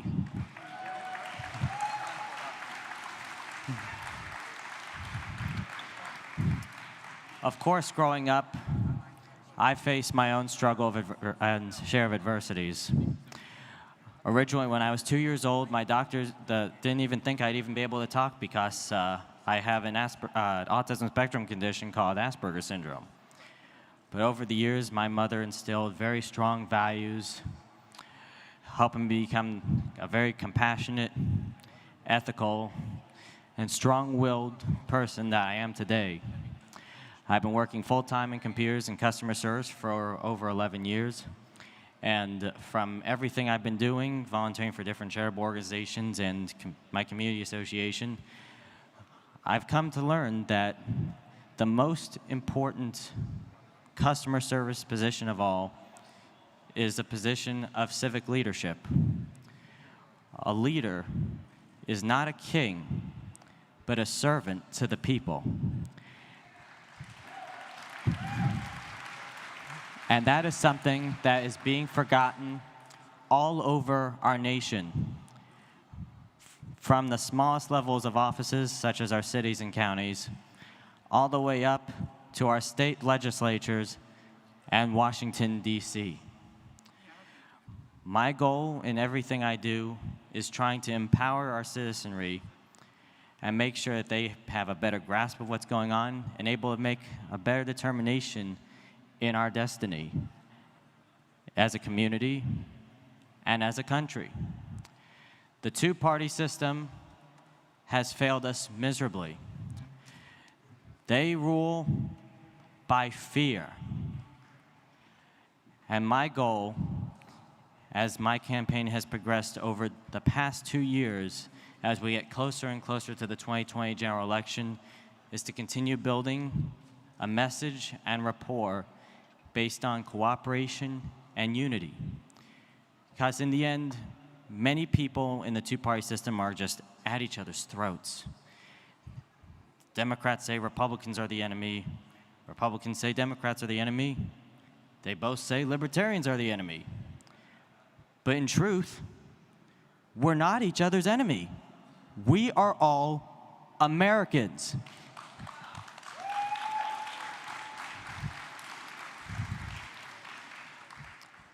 I mean, it's my very first time running for office. I'm not trying to be another politician. but I'm trying to apply principles of leadership, principles of trust, principles of just being a good, wholesome, everyday human being, just trying to make a positive change in the world.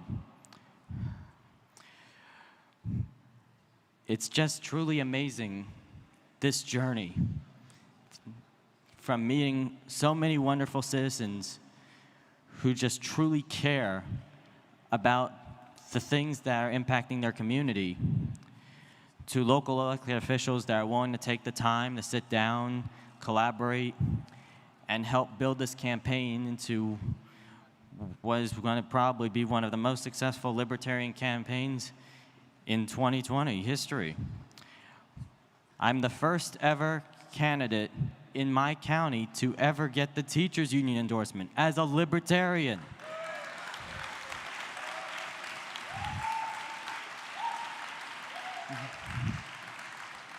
And of course, after the 2018 election cycle, my county was declared as a microcosm of the nation, with a unique 1/3 demographic split of Democrats, Republicans, MPA independent, or other voters, like us libertarians here.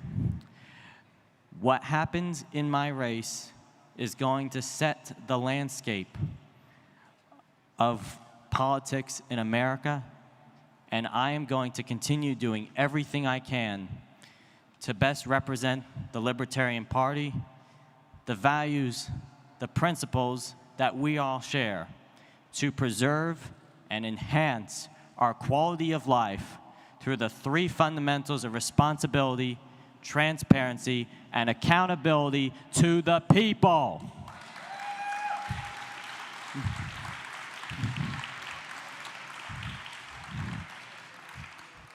This journey is truly fascinating.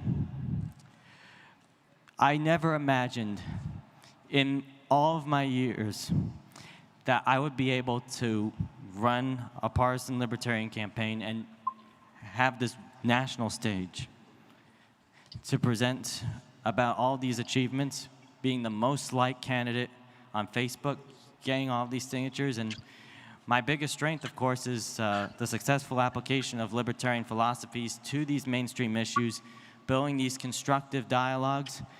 That's what we need: civility, cooperation, and unity. And it's time, now it's 2020, that we break the cycle of bondage that is holding down our country, barring us from forward progress, and permanently wounding us as a nation.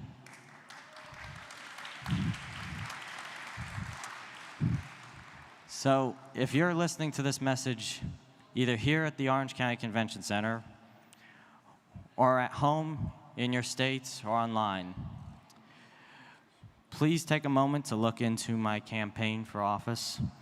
My website is yournextcommissioner.com. And I'm also, of course, been very active on Facebook with over 5,000 likes, and my page, Andre for Seminole, so please share your friends with your friends and ask them to like my page too. And gold is our identity color. And it's not just the color of the Libertarian Party, it's also a color that represents champions. It represents victory. Together, we are going for the gold in the state of Florida, all over the country, and in the White House, November 3rd.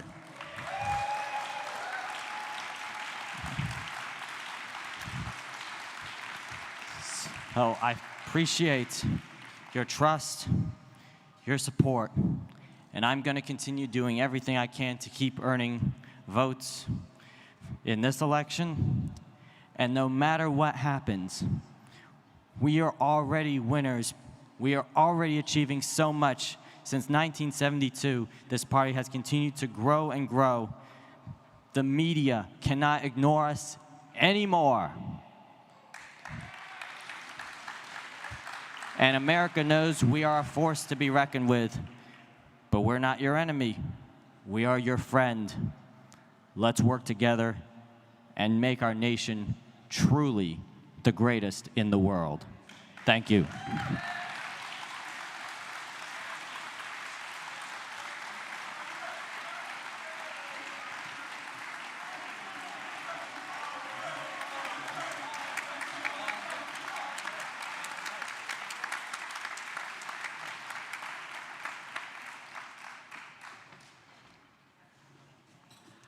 Love it. Now, let me introduce you guys once again to a pin that I have here on my lapel. This is a lifetime membership pin. I got this lifetime membership pin 2 years ago, actually, when I was running for vice chair. Okay. One of the delegates from Colorado that Nick introduced me to was telling me a story about how they were using Ballot, getting a full slate of candidates as a way to market the party. That by getting candidates on every slot, it's marketing. Okay? So you want a full slate because basically people see the word libertarian on the ballot. It was about product placement. And running for vice chair, I was thinking, oh, okay, that kind of turned this light in my head when I was at the gala. Okay, and they started doing, and then Nick Sarwark was pinning anybody who got a lifetime member right there on stage. Running for vice chair, I was thinking, that's product placement. So I went, signed, wrote a check, and got a lifetime membership pin, and got pinned in front of on stage. The point is, it's a cool pin, okay? And it means a lot to me because it means all those trips across the country, meeting great people like all of you, getting to see the hard work that you've done. And when I see that there's new lifetime members, it touches me. And when I see someone amazing pin a pin on someone amazing, it touches my heart.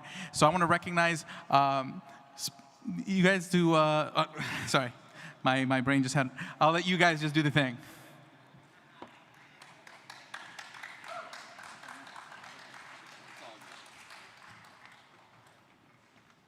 Hey, everybody. First of all, can we just give a quick round of applause to our acting chair here, Alex, who has done just a fantastic job. Just a fantastic job.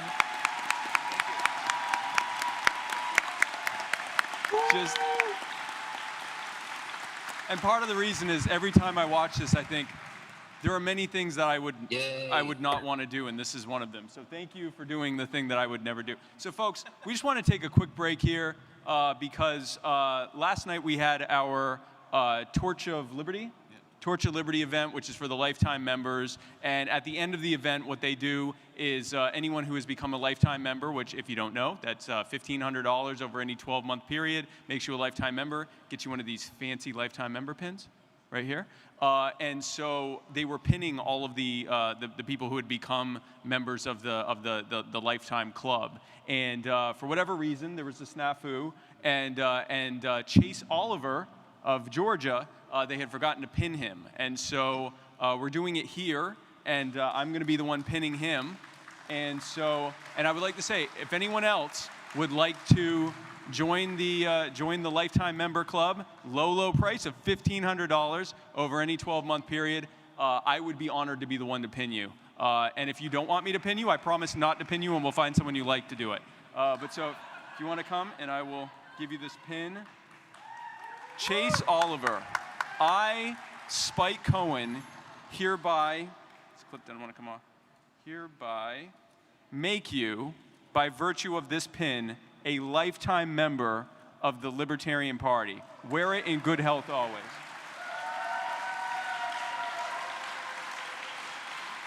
Thank you, sir. Absolutely, man. Do you have anything you want to say? Okay, just a couple of things that I did want to say. I want to reiterate that if anybody wants to become a lifetime member, we'd love to have more lifetime members. And I just want to take a quick second. I am also the fundraising chair of Outright Libertarians. We're an awesome charity organization that's devoted to increasing understanding between the gender and sexual minority community and libertarians. And with that in mind, Spike Cohen is one of my favorite dad bod calendar models.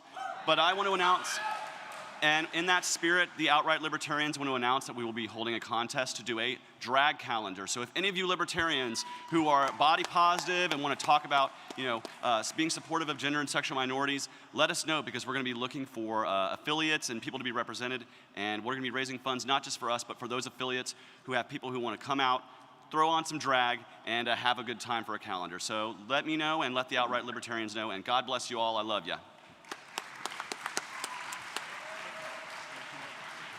Mr. Chair. Okay. Oh, I want to recognize Stephen Babka for a parliamentary inquiry online.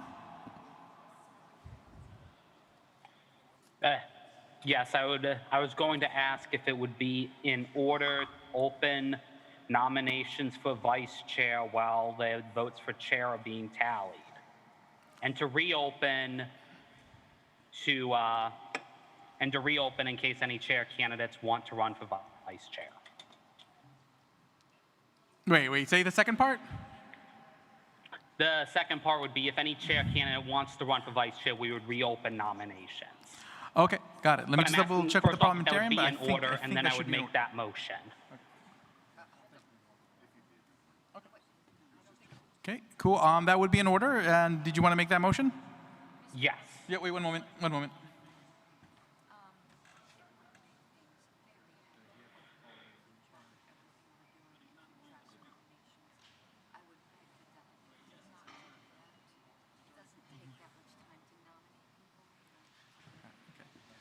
So, Mr. Babka, if you will indulge me, let's complete the first ballot for chair, and if there is a need for a second ballot, can we revisit that motion? Sure. Thank you very much. Okay, and then let me recognize Mr. Valente at mic 2. Thank you, Honorable Chair. My name is David Valente. It has been my honor since 2019 to be the chair of the Libertarian Party of West Virginia. In 2020, the Libertarian Party of West Virginia has its ballot access race. It is our race for governor. We have to get 1% in this race. I'm very confident that we'll achieve that. But we have a fantastic candidate in Erica Kolenich. I want to introduce her to the body and let her say a few words. Please go to kolenich4wv.com to donate. We need all the help we can get, and let's turn the Mountain State gold. Got it. Mr. Valente, is the candidate here? Would they want to speak on stage? She's online. If we can get her recognized in Zoom. Yep, okay. She is recognized. Hi there. Good afternoon, everyone. My name is Erica Kolenich. I am a proud mountaineer and libertarian. For those of you who don't know, the state motto of West Virginia is "Mountaineers are always free." But here in West Virginia, we live very, very, very, very far from a free society. As Chairman Valente indicated, I am running the only ballot access race we have here in West Virginia. My opponents couldn't be more of an illustration of the duopoly and what it can do. The incumbent is a gentleman by the name of Jim Justice. For those of you who don't pay attention to the news and don't know a lot about our friend Big Jim, he is the wealthiest man in the state of West Virginia. He is a coal baron, and he is special interest politics at its very core.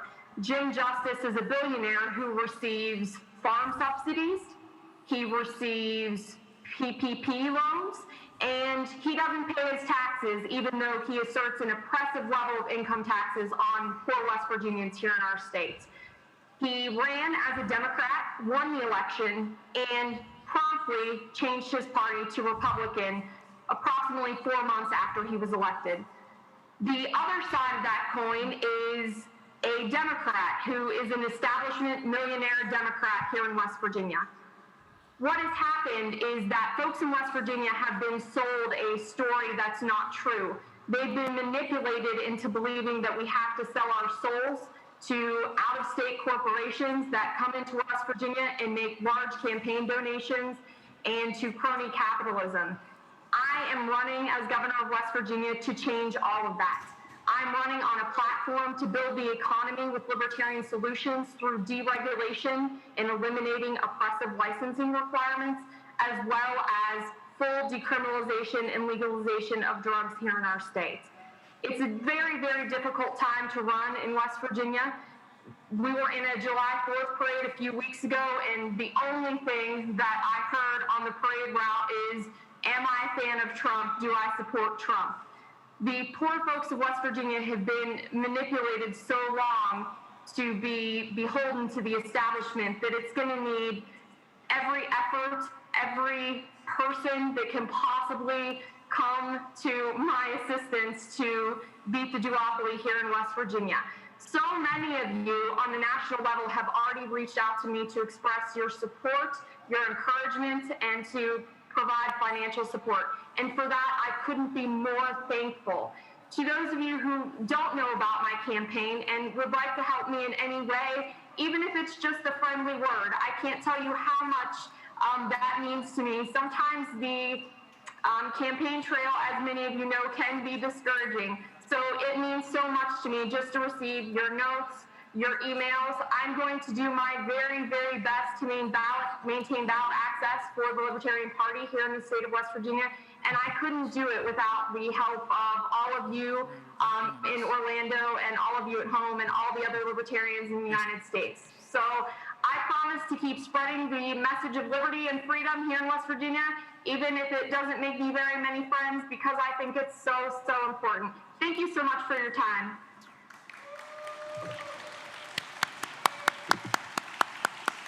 Okay. Okay, so here we go. For a point of personal privilege, regarding tokens, I'm gonna recognize Steve Sheets online. Then I'm gonna recognize Mr. Starr on mic 2, and then I'm gonna have Pat Dixon from Texas come up and speak about his candidacy. So first, let's take care of Mr. Sheets online. Point of personal privilege. Yeah, I sent some messages about the fact that one of our delegates has not received tokens for the platform, and I know that's coming up really, really soon as far as that being closed. So I'm hoping that someone can reach out to him for his preference on that. That has been closed. It has closed. He should tell you, Greg, and you can communicate it via email to the teller. Yeah, let us figure that out. Coordinate with Dan and Karen, and we'll make sure that if they haven't voted, we'll get their vote.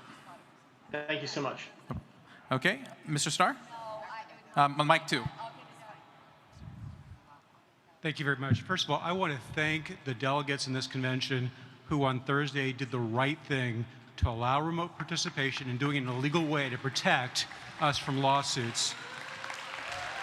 Thank you. And we also need to protect our nominees. And I consulted with the parliamentarian to come up with a one-sentence resolution that we very much should pass here today. I've given it to the secretary yesterday, so she has it. I will read it to you. I want to suspend the rules to adopt the following one-sentence resolution. We, the delegates of the 2020 Libertarian National Convention, assembled in convention in Orlando, hereby confirm and celebrate the Libertarian Party's nomination of Joe Jorgensen and Spike Cohen for President and Vice President of the United States.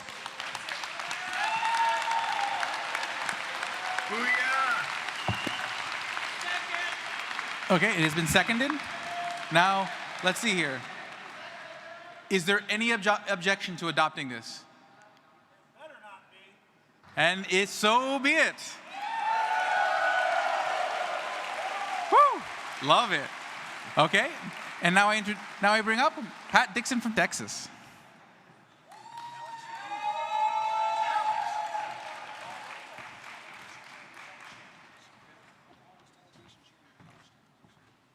I'm not singing Ness and Dormeyer. I did that already, right? Well, unless I'm Pat Dixon. I am the Libertarian candidate for Texas State Senate in District 14. The election is Tuesday in 4 days.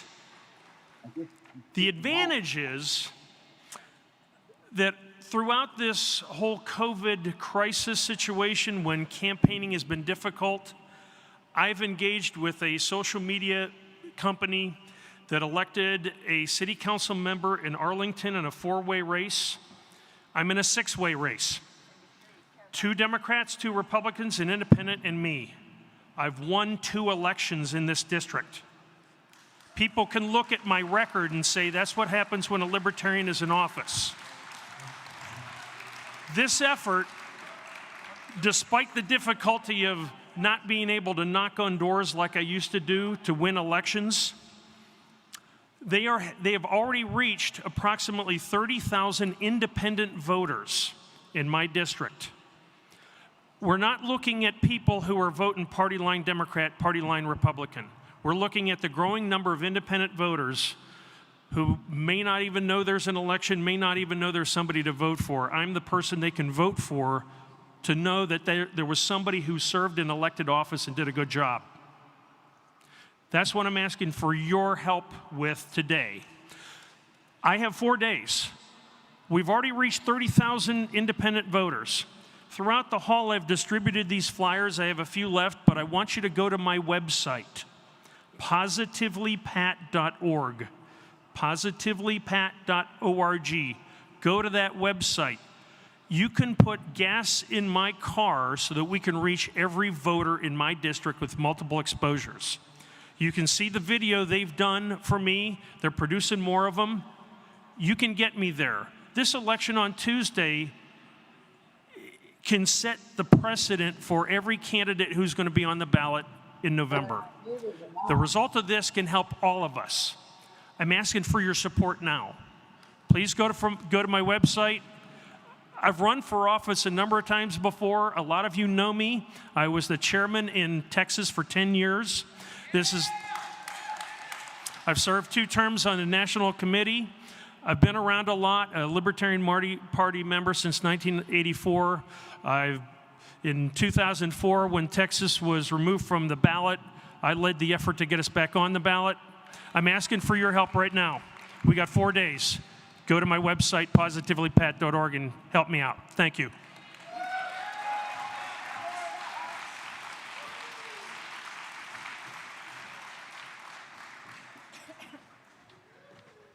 Hey, everybody. Okay, first things first, Oklahoma delegation chair, if they haven't already, if they can come down to visit the teller's desk. 2, let me recognize Joe Burns. Mike 2. I've got a point of information. Can we have that put up on a screen, his address, where to donate to? If we could get that up there for a few seconds, that would be great. And the second part of my question is, I've got $200 for him if people could match me. Okay. Would anyone want to match Joe Burns' donation to the Pat Dixon campaign? Who is that? Nick Sower. Awesome. Okay. Anybody else? I will. Okay, over here. Okay. And anyone else? Huh? I will. Right there. Mr. Rufo. Okay. Anybody else? I will donate. Okay. Where was that? Was that online? Boomer Shannon, yeah. Boomer Shannon, yes. Hey, Boom. Okay, let's see if we can get that website online. Let me think about what's the best way to do that. What's the website again? Got it. Okay, positivelypat.org. Okay, I'm trying to think what's the best way. Dan, would you be able to share your screen and show positivelypat.org for a moment? And then we can share the Zoom? 1 minute, please. So positivelypat.org. So all those who said they're going to match, thank you. Mike 3. Mr. Chairman, I want to speak of the highest regard for Pat Dixon. He deserves this win. He deserves our support. I will match that $200 donation. $200. So the recap, we have Nick Sarwark matching. We have Aaron Starr matching. We have Mr. Rufo matching. We have Boomer Shannon matching. And then, name? Teresa Rushing matching. Was there anybody I missed? Awesome. Again, that's positivelypat.org. You can see it right there on the screen. Oh, Mike 2. I just wanted to thank everybody. I was hopeful that we could get $200, so I'm glad you guys did that. And I want to say that it's highly important that we put our money where our principles are and that we pick good candidates in winnable races. And he's definitely one of the best ones we have across the country. So I'm happy to see you guys put your money where your principles are. Thank you. Thank you very much. And I just want to say one thing. If you haven't donated yet to the Pat Dixon campaign, think about it. Because when Nick Sarwark, Aaron Starr, and Joe Burns all say something is good, it must definitely be good. Could I say one more thing, Alex? Okay. Pat Dixon is the only candidate to have been on LBTV twice. You can watch his interviews on LBTV. Outstanding candidate. Yes. Actually, first let me go to Mike 1, then I'll go back to Mike 2. Mr. Chair, John Phillips from Illinois. Just a quick announcement. For those of you who see me walking around and are suffering from ribbon envy, the COC has a sale in the back row where they have 15 different ribbons you can get for $2 a piece. All goes to the Convention Oversight Committee. Thank you. Okay. So I'm going to recognize Mr. Nicalia at Mike 2, and then I'm going to bring up Rick Stewart to talk about his candidacy. Thank you, Mr. Merced. My name is Steve Nikela, chairman of the LPF, and I just wanted to recognize a fantastic candidate. We have Andre Klaas, who gave an amazing speech.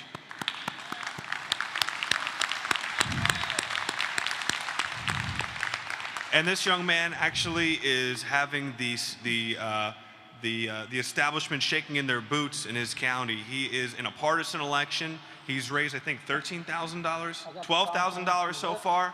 And I would like to raise him a few more bucks today. I have $100 I'm going to put into his campaign if I can get a matching donation. Would anybody else be willing to donate $100 or more to the Andre Klaas Who's willing to campaign? match Mr. Nikelia's donations to Mr. Klaas's campaign? Okay, we got one over there from Mark Cancer. Thank you. Anybody else? Yes. Omar Recuero said he was going to Recuero, match. It's $300. Can we make it $400? $400. What's your name? What's your name, sir? Come to a microphone and identify yours. Oh. Sorensen. Sorensen. Okay, thank you. $100 to the Klaas campaign. Anybody else willing to step up and donate $100 to a young man who's doing an amazing job making us proud here in Florida? Oh, all we got some right, hands up over here. $500, beautiful. Anybody else? Sure, go for it. All right, awesome, thank you guys.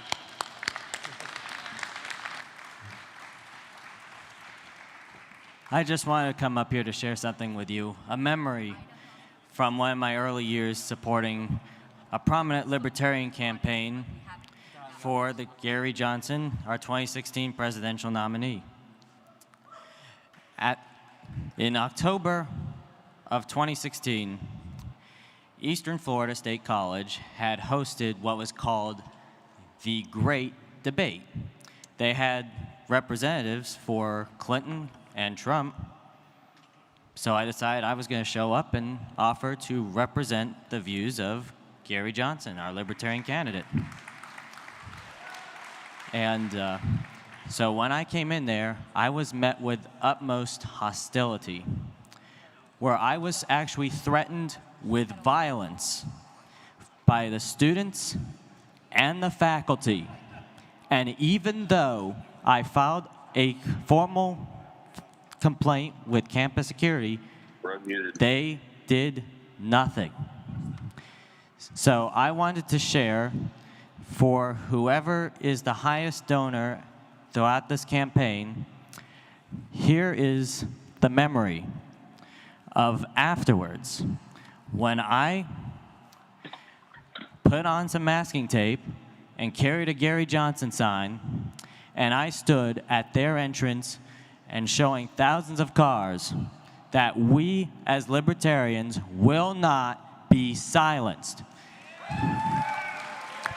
So the highest donor today will get this autographed picture, as well as the sign that I held in front of Eastern Florida State College.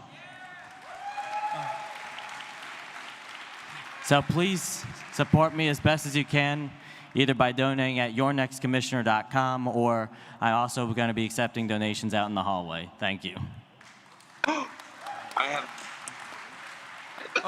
I have a question for the delegation. One moment. Would you like to know about my wiener? Wait, repeat that?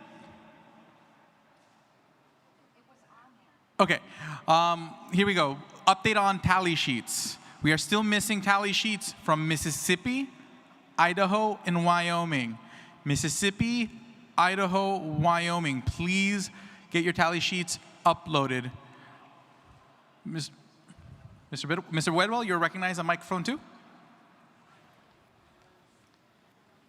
Mississippi emailed their PDF ballot to the secretary, or to the ballot.lp.hq, I think. Don't say the, yeah, don't say the email. Erase it. Okay, but they said Mississippi says they've emailed you the ballot. That is a check thing. It needs to be uploaded. It needs to be uploaded to to the shared box that's on the sheet.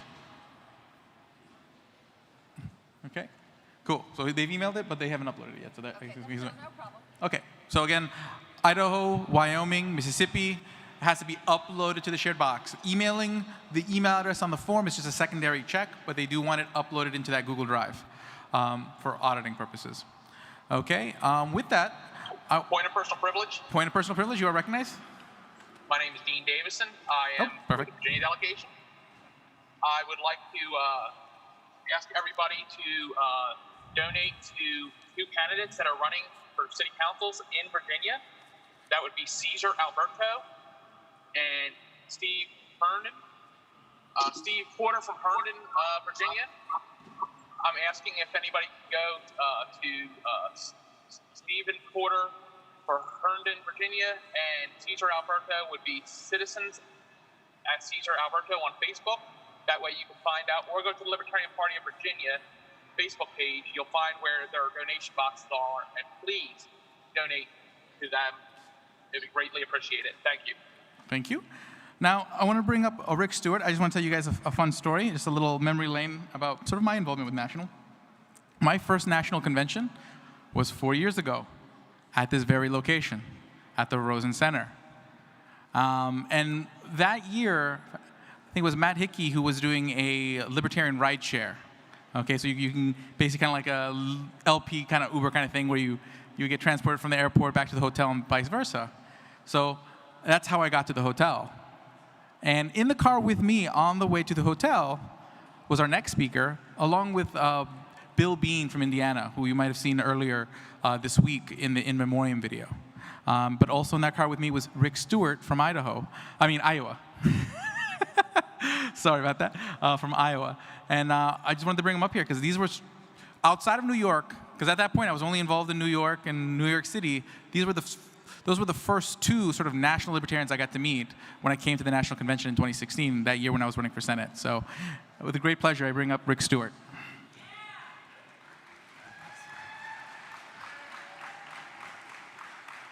Thank you very much, and thanks because you made my story shorter, because that's the one I was going to tell.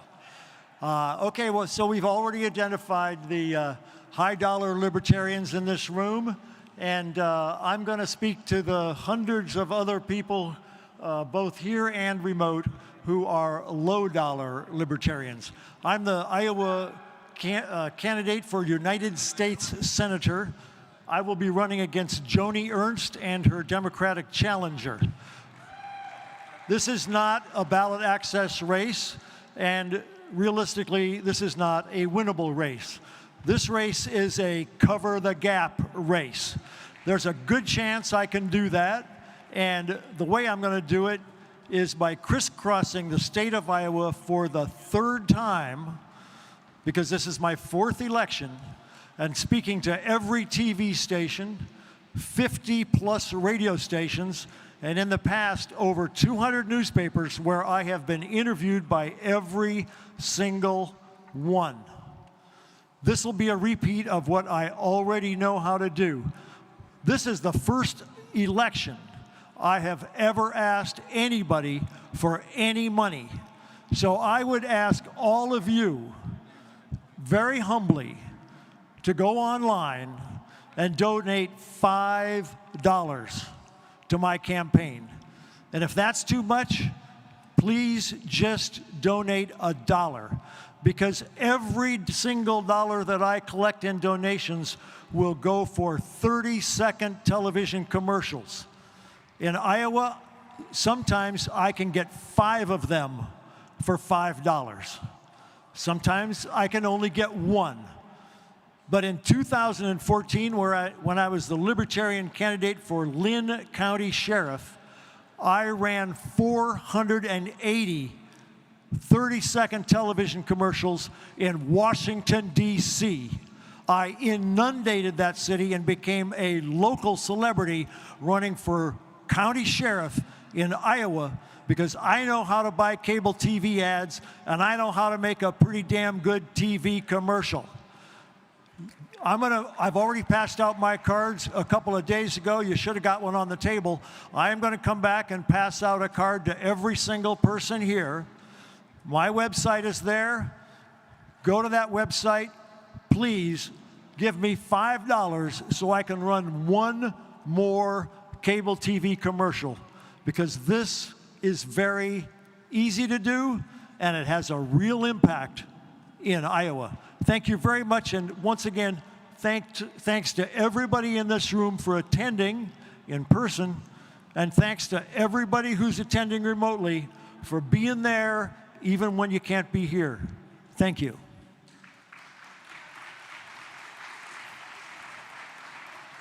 Oh, Rick Stewart, can you say your website one more time? My website is rickstewart.com. rickstewart.com. Okay, just a couple quick announcements. One, just regarding two things for the people in the online queue and some of the one, as far as motions to kind of hear, to move on to the other elections. Again, I just ask everyone, we're going to hold off into that until the first ballot's complete, just so we can see how long that takes, and then we will take up motions to then take up the other elections earlier or do something different. And then also those who wanted to move to do something disciplinary, I would ask that before lunch, I made a pretty stern warning to behave. For now, until we have another problem, I would prefer let's avoid disciplining unless it's really necessary, because we don't want this to be the convention where we had to do that. So I made a warning. The warning's been laid out. If we have problems, we'll address discipline at that point. So, Mr. Chair, this is Elliot Sherman on the Zoom call. Yep, and that person's been dealt with. Say it again? That individual has been dealt with. Okay, got it. Gotcha. Okay, so that's taken care of. Okay. Okay, and then there's a couple people other candidates I want to address that are online. Let's first recognize Illinois' Joshua Flynn to speak on his candidacy. Thank you. I am a proud father, a proud husband, and a proud libertarian. I've spent my life living and working in the Austin community of Chicago, one of the most violent neighborhoods in the nation. We have the great people in our community, but we are not offered the education, the job opportunities, and the safety that would allow us to flourish. I have known for years that Austin and communities like ours across the country need economic freedom, more school competition, a criminal justice system that keeps us safe but does not invade our personal freedom. What I didn't know was that libertarians stand for those same principles. Once I found that out, I became a libertarian. Now I am running for state representative in Illinois in a two-person race, and I have a great chance to win. I appreciate that the libertarians all over this land have articulated the values that I have always had, and you can continue to do so. Values that my community and our nation need right now. I appreciate your encouragement and support for my election. You give me hope, and through my work in my election, I plan to give your party, our communities, and our nation more hope. Thank you all very much. Thank you very much.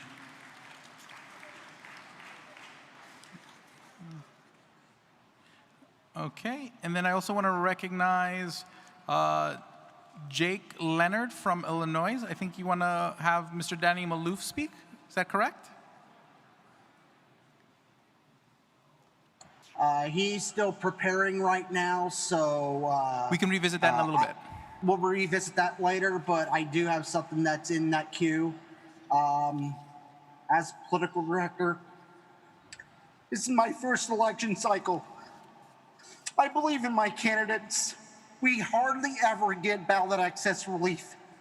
And I'm proud of our people for busting their ass to get our people on the ballot this cycle.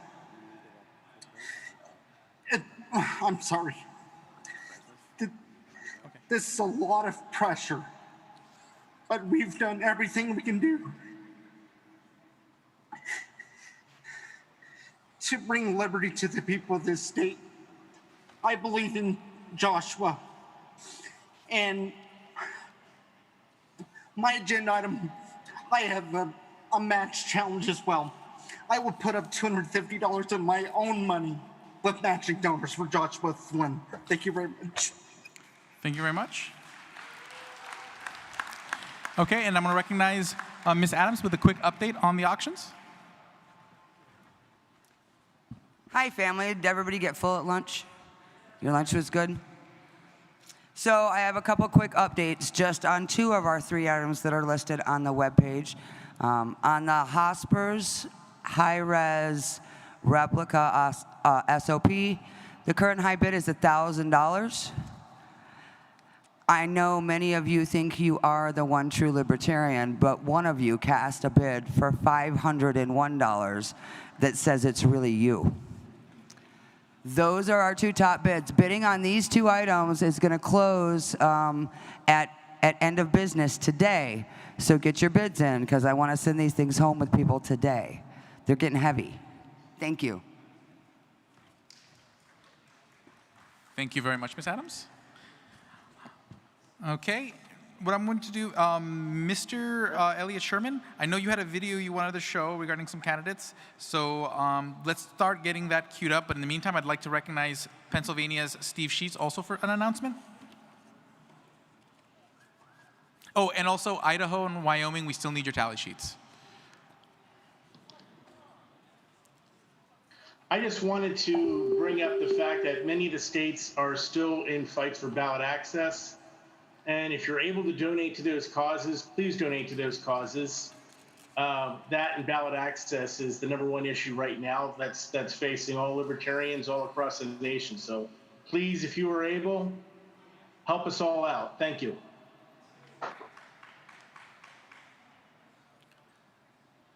Okay. Mr. Chair, this is Elliot Sherman. I'm ready to present whenever you're ready. Okay, you are recognized.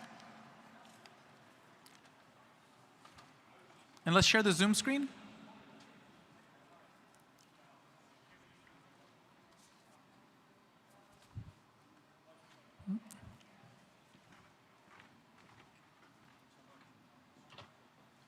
All right. Hi, everyone. My name is Elliot Sherman, and I'm running for U.S. Congress in Texas 2nd District against Dan Crenshaw.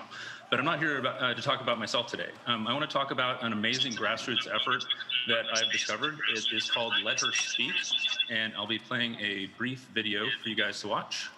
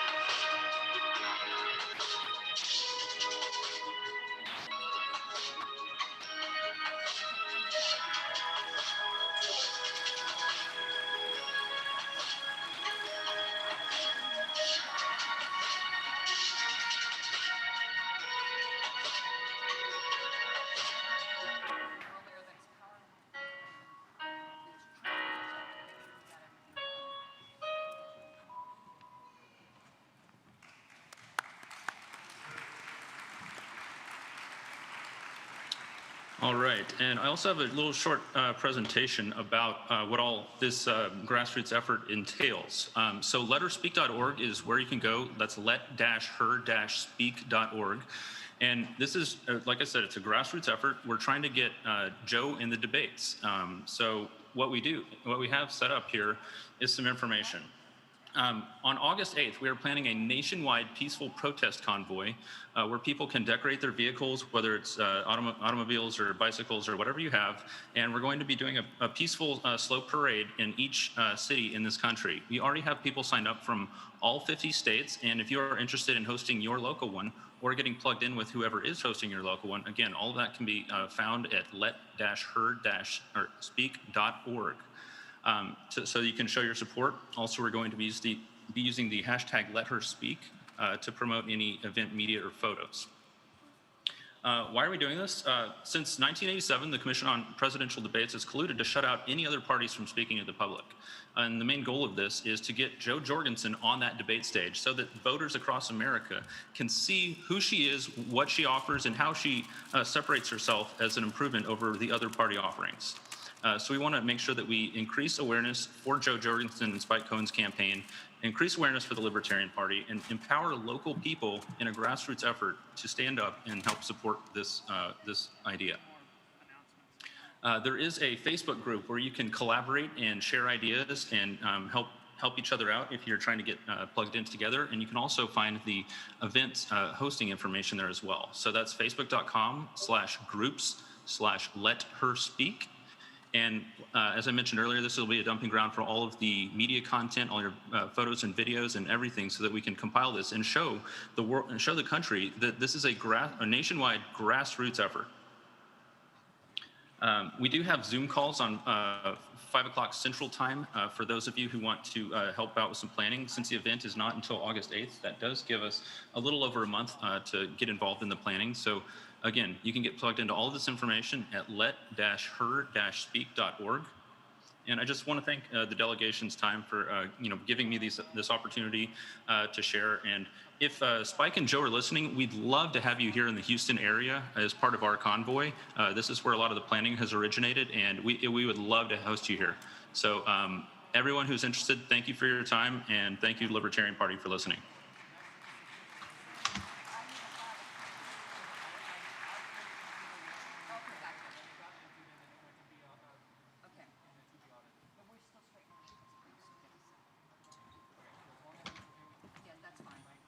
Okay. So I think we're almost got all 50 states. So I think we just Mr. Chair? Who's speaking? Jax. Jax, you recognize? If I'm not impeding the votes, if they're ready, I'd like to ask for some information. No, you're good. You're good. Okay, great. So I have 3 points of information that I'd like to obtain. First, I believe that Elliot Sherman, who just did Let Her Speak, is running for office, and I would love for him to be able to share his website with us, if he could, in just a moment. And then number 2, I know that there's a drink link for you where we can donate for you, Mr. Chair, but I believe, could you advise, There also, Laura Ebke created a link for the staff as well, like Dan Fishman. And if we could have those links, that would be so helpful so that we can support you guys for all the hard work that you're doing. That'd be great. If someone can get me those URLs, I will announce those URLs. And Yes, Elliot, if it pleases the chair, I can share my website as well right now. Please do. Thank you. Again, I'm running for Congress in Texas' 2nd District against Dan Crenshaw, who does support red flag laws. I'm the only candidate on the ballot who opposes them. As you can also see, District 2 is a gerrymandered mess. If you would like to help show some support for my campaign, whether that's volunteer sign up or donations, everything is appreciated. You can follow me. This website is shermanforcongress.com, ShermanForCongress.com. You can also follow me on social media on Facebook at Sherman for Congress, on Twitter at Vote Sherman, and on Instagram at Sherman for Congress as well. Thanks so much for the shout out, Jax. Thank you very much. Let me acknowledge microphone number 1. Mr. Chair, the answer to your questions on the websites are buyalexabeer.com. And as far as buy the staff a drink, that one is a little more difficult because it's a long GoFundMe link. But if you follow Laura Ebke on Facebook, she posted it live on Facebook, so you can go to her Facebook page and find it. Awesome. So the staff, definitely make sure you pitch in for the staff. They have worked hard. They have worked hard, and they owe a deep amount of appreciation. And I also want to make sure that we also say, again, thank you to the COC for all their work putting this event together. Thank you. Yep. And yeah, so thank you. And with that, let me just check on the status of... Idaho, we're working with them with some technical problems. That's the only state, but... We're working on it, okay. With them right now. So we're almost there. Perfect. Okay, so then we'll just do a few more, but we're almost done with ballot number 1, and then after that, I'll entertain motions to sort of adjust the schedule a bit to move things along, and we'll go from there. But we do have a few more candidates to recognize. Alex, can you hear me? Point of information, mic 1. Sorry. Mr. Chair, Alex Flores from Arizona. Presidential candidate Kim Ruff would like to inquire of Spike Cohen, if he pins us, does that mean that we're going steady? Oh, repeat the question? Presidential candidate Kim Ruff would like to inquire of Spike Cohen, if he pins us, does that mean that we're going steady? To stay? Oh. Going steady. Steady. Oh, I can't speak on behalf of Spike, but I guess so. But next I'm gonna bring up Martin Cowan to speak about his congressional race.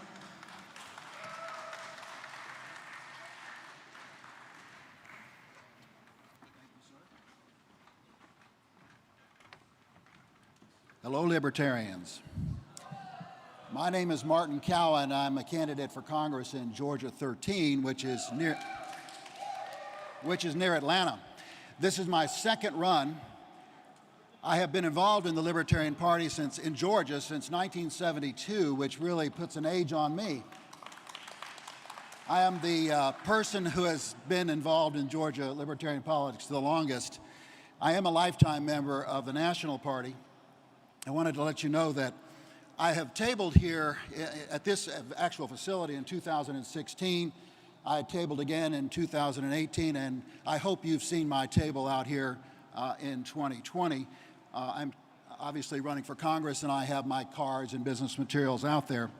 I wanted to tell you a point of pride that I have in the Georgia Libertarian Party. We are a litigious bunch. In 2017, we filed a lawsuit against the Secretary of State challenging the signature requirement for my signature requirement. I have to collect 22,000 in that year signatures, which is, let us say, impossible. In 2008, and my number has gone down to 24,000. The lawsuit went all the way to the 11th Circuit Court of Appeals Federal, which includes this in Florida, includes that district of Florida and Georgia. And we won. We actually won in 2020. The Federal Court of Appeals said the trial court, the district court had messed up. They applied all the wrong law. And while we could decide the case, we want to give the district court a chance. And so it's come back now. It's back in the district court in Georgia. And there's, I think, a very good chance that I will have that signature requirement completely set aside and actually appear on the ballot on November 3rd, 2020. The other lawsuit that we filed is because I'm of a certain age, I have been banned from going door to door. You know, people without the certain age have been banned too, but we have been banned from going door to door to collect our 24,000 signatures. So we filed a separate federal lawsuit saying, you know, our signature requirement ought to come down. And this week, we actually won that lawsuit. Now, the district court granted an injunction saying you can't require Martin to get 24,000 signatures. You can only require him to get 17,000. So it's a Pyrrhic victory, but it is a victory. It is a victory, and you know, it's one step at a time. My table in 2016 had to do with my book, Fabian Libertarianism, 100 Years to Freedom. And the main idea is that we have to approach this gradually, that it's going to take a long time to get there. So I'm proud of the fact that Georgia is taking incremental steps in whittling away at this ballot access problem that we've had since 1943. Since 1943, no one ever has qualified for Congress under this ballot access requirement. So I thank you for the attention. I'm so glad to be here. This is so much fun. 2016 was fun. Funner because we weren't having to wear these masks. But I love this place. I love the food. I love being here with you guys. It's so comfortable to be with people that you know are of like mind. If you'd like to support me, I do have a website, Cowan for Congress, C-O-W-E-N, and I say that because somebody else has a similar website where they misspell the name. But it's Cowan for Congress, COWEN.com, and you can pay there, contributions there. But you could also go to paypal.me/Cowan for Congress and just instantly give me your $5 or more contribution. Thank you so much. Appreciate your support.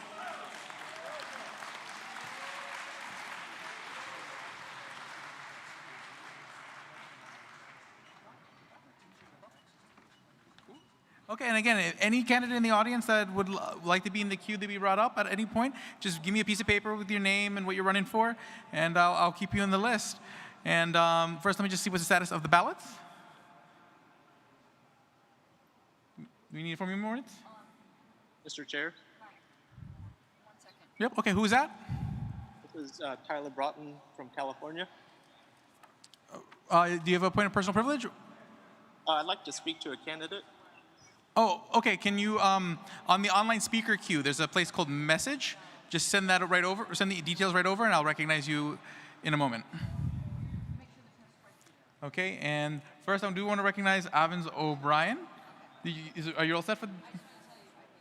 Okay, so let's do this. Okay, so what happens is, again, earlier you saw one person get a lifetime membership pin and get pinned, and it's because it's a special thing to get a lifetime membership. Avins O'Brien, is everyone familiar with Avins O'Brien and her amazing photos? She has just gotten her life membership. Literally in the last few minutes, just went online and got her life membership, so give her a round of applause for doing that. And she has one special request. She requests that her lifetime membership pin get pinned on her by Nicholas Sarwark. The stage is yours. He's a lucky man. Your last act is It's not my last act. It's your last act. You never really know what my last act is. Avins O'Brien, congratulations on being the newest lifetime member of the Libertarian Party. I have this pin that I've been wearing on my lapel, and it's for your lapel now. Woo!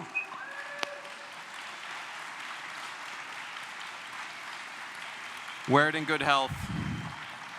Second generation Libertarian, Wonder Powers, unite! Yes. Thank you.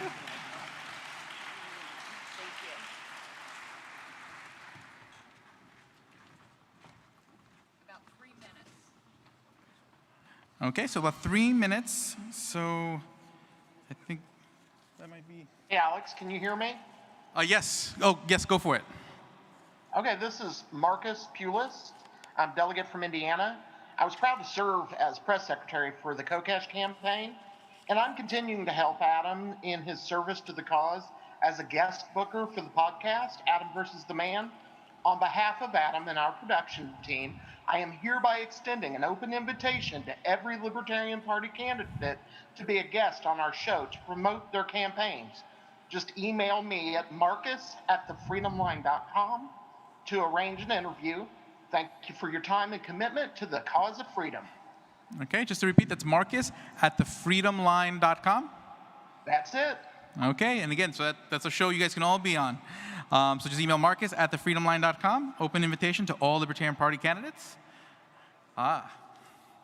It's good. The more pieces of paper I get, that means the more candidates that are out there. And the more candidates that are out there, that means the more times people are meeting someone who's saying the word libertarian and telling them about freedom, and that's awesome.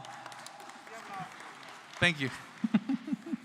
Okay, since we're about to have the ballot in 1 minute, I will come back to the candidates in the next period between ballots.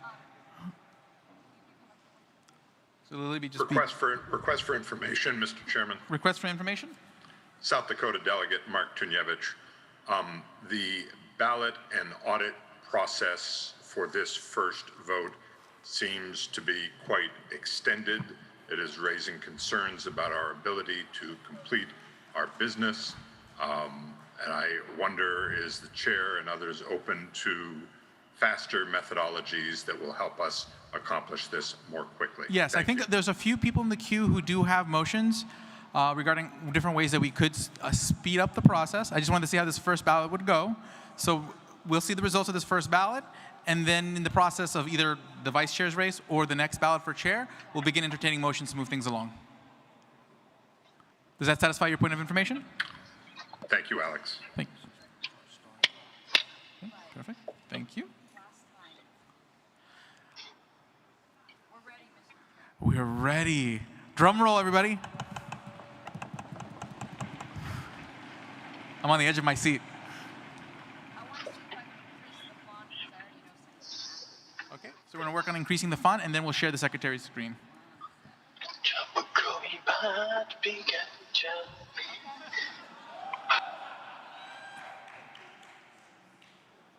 Okay, go for it. Yeah, you just share it. Okay, can we share the secretary's screen? So we're going to go state by state. Can the secretary share her screen on Zoom too, please? One moment.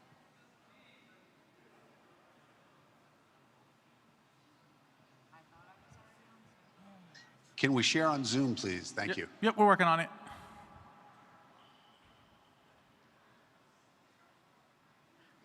Can you see it now? Yes, thank you very Perfect. much.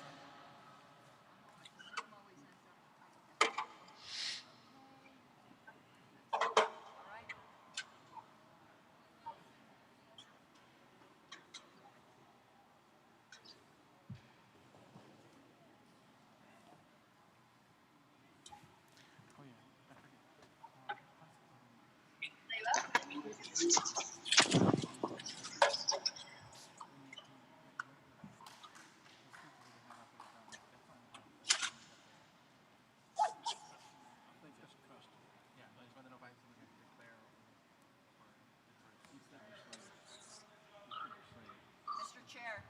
Yep. Somebody's asking personal privilege on Personal privilege on mic 3? Sean Goward, State Chair and Delegation Chair for Delaware. I would like it to be known that we had 4 votes cast. 1 vote write-in for Dewlap Nelson was not counted. I'll let the secretary address that. Mr. Chair, Who's speaking? Steve Sheets, Pennsylvania. I wanted to make one minor correction. We had 20 in Pennsylvania, not 19 for Joe Bishop Henchman. Okay, we will make that correction. So I'll give a second for the secretary to take these points on.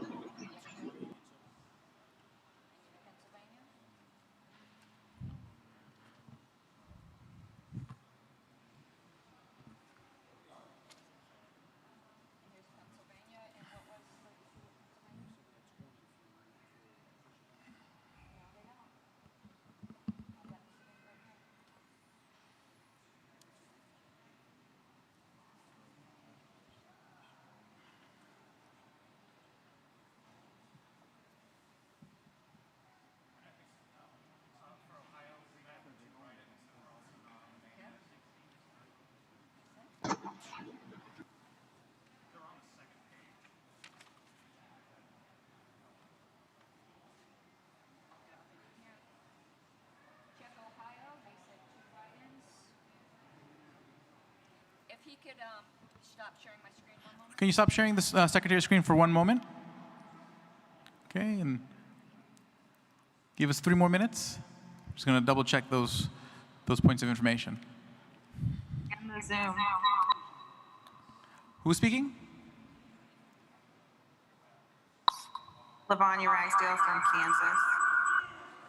It's still showing on the Zoom. Oh, you.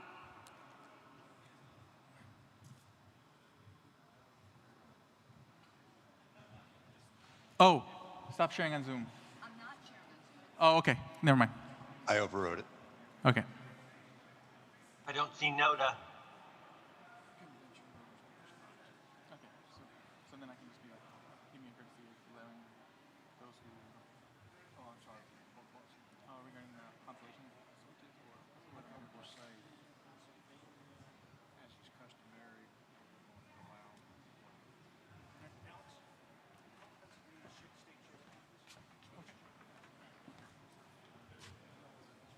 No, just give me pieces of paper. Thank you very much. Okay.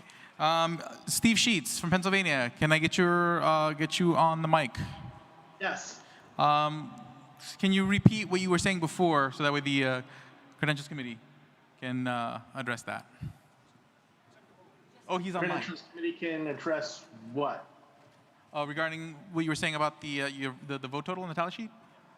The vote total on the tally sheet was 20, not 19 for Joe Bishop Henchman. I submitted an updated tally sheet already.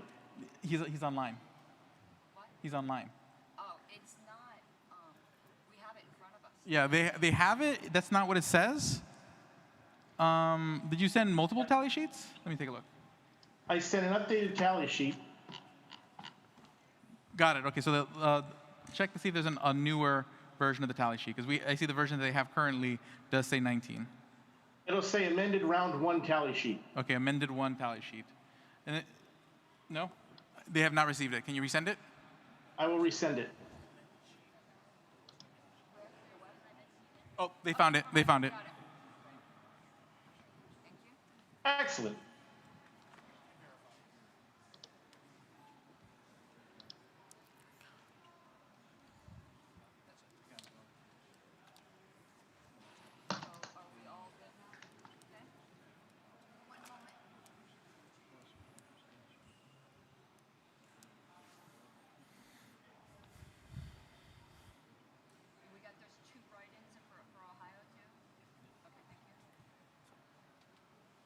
I have a request for information.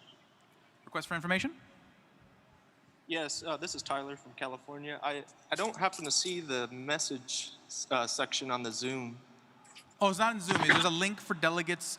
There should be a link. See if they can. Trying to think what's the best place to. It's if you're in the I have it pinned on the delegates or the convention Slack channel, but also probably one of the other people in the room can get it to you if they can put it in the Slack chat, if there's a Slack chat. In a Zoom chat, the link to where you can put in the speaker's queue, and then there should be a message section there. It's a separate link to a page with 4 links. Okay, you just need to get it shared in Zoom, and we'll let me get this font big again. Okay.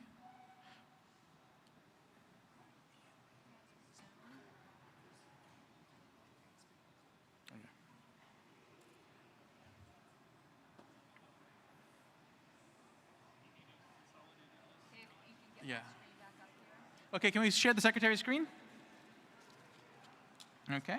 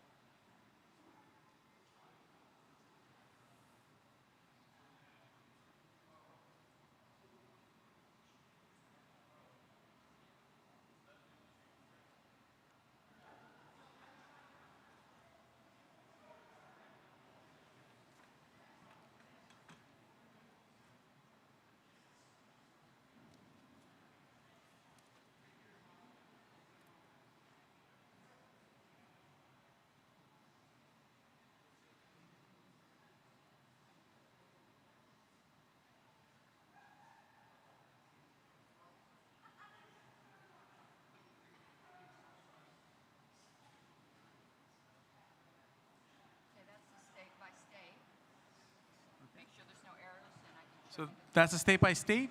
I'll give everyone a second to take one last look, but if you don't see any other issues, let's say 10 more seconds, and then we'll move on to the final totals and see the results.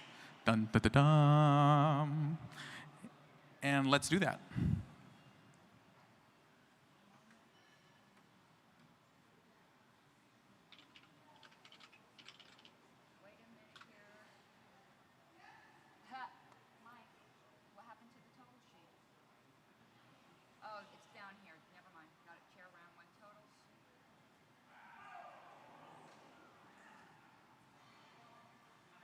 Okay. Those are the totals for round 1. There is no one with a majority, so we will have to go to a second ballot. The person with the lowest vote total will be removed. So let's see here. Point of privilege. Point of personal privilege. Go for it. What's your name? My name is Bruce Newman. I'm a Nevada delegate. I thought this morning we had 801 delegates for the credential report, and we have 970 votes.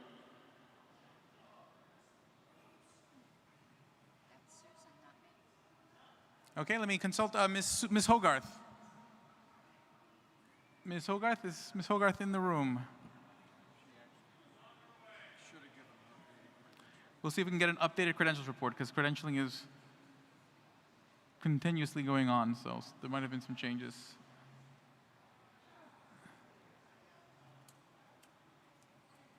Yeah, we only make sure people don't go higher than their allocation. We don't know how many are credentialed to stay.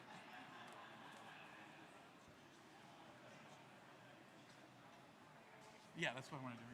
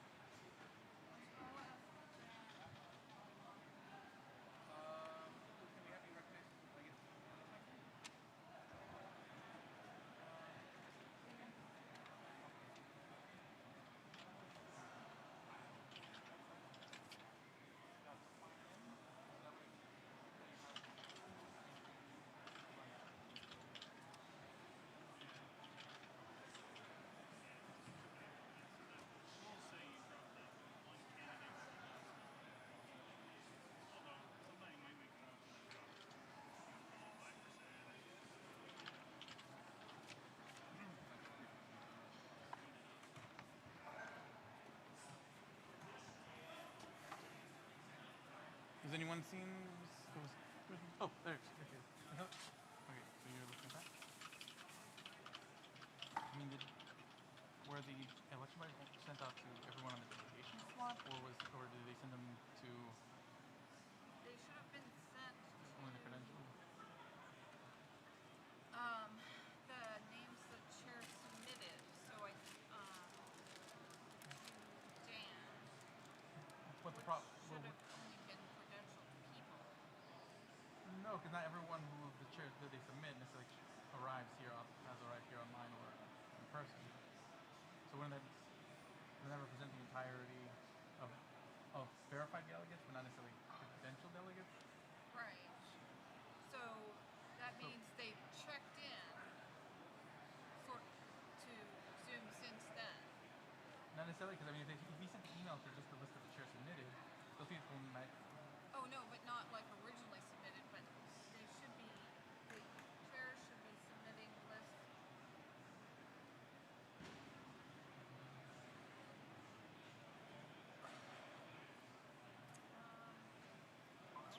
We can barely hear the conversation that's going on in the Zoom call. We shouldn't hear it at all. That's the private mic. Right now, there's no conversation going on the mic. So right now we are just looking into trying to answer the point of information.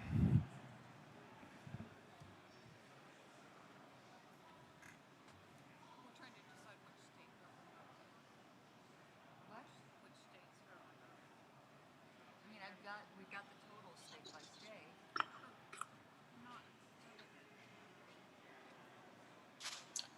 I know how many votes were in each state.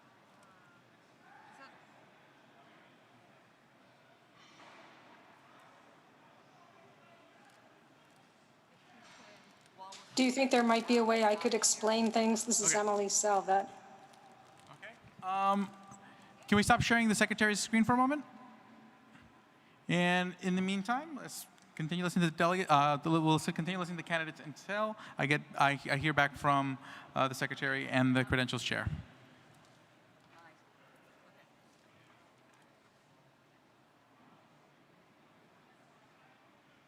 Okay, so that makes sense. So Emily's point is, of course there is. Mr. Chair, this is Tyler from California. I'm having an issue finding that message thing, and I don't have access to Slack. I was wondering if I could just be recognized to speak to Kalish Morrow. Sure. Would you add, what's the name? And would you add you to the list? I know it's tiny, but I think there's. What's the name of the candidate? Right. Okay, and then your name, Tyler, to speak on behalf of Alicia.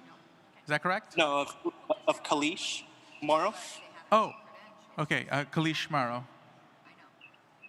And then you're Tyler. Yep. Okay, so we have you on the list. So when we get to that point in the list, I will call upon you to speak for Kalish. Okay, thank you.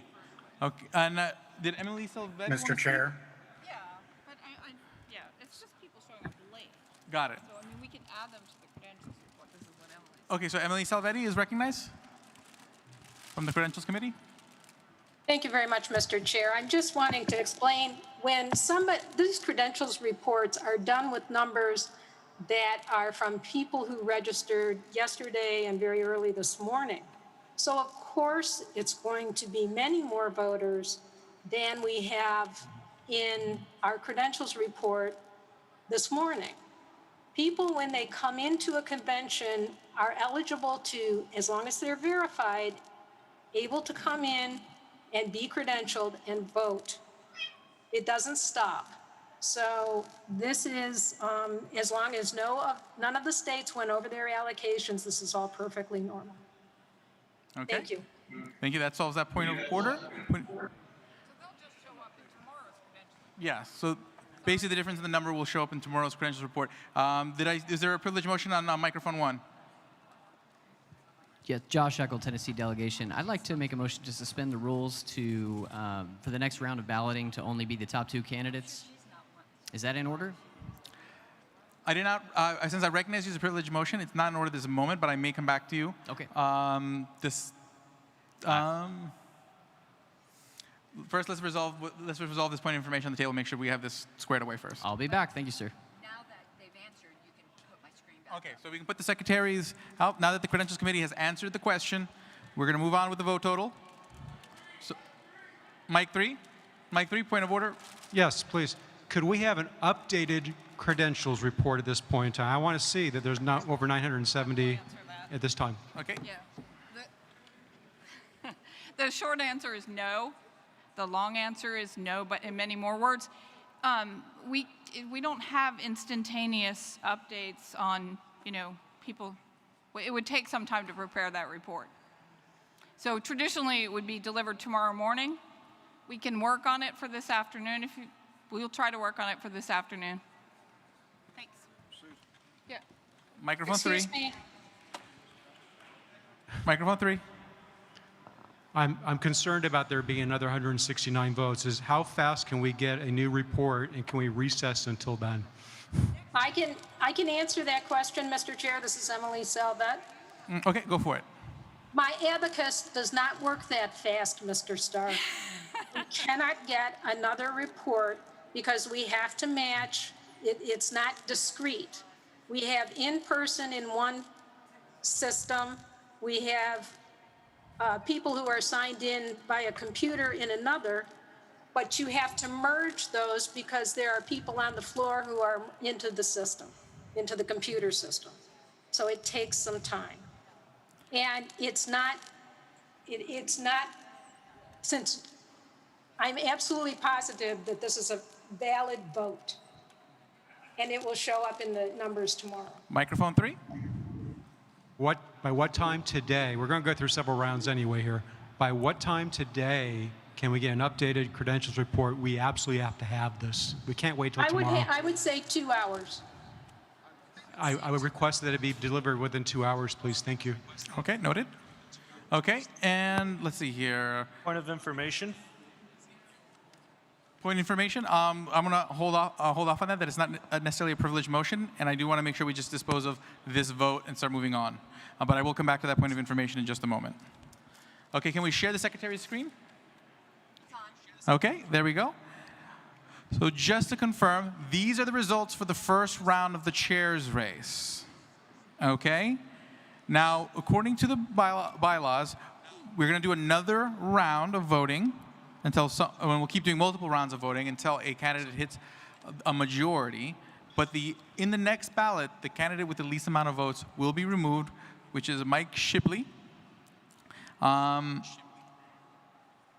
it's customary. I would like you guys to, if you can indulge me, I think it would be respectful to allow candidates, as they get eliminated throughout these rounds, to give them 2 minutes to give a concession speech. Would that be all right?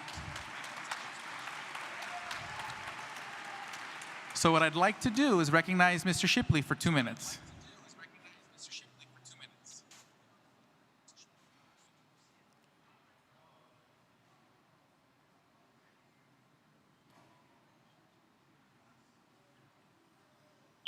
session speech?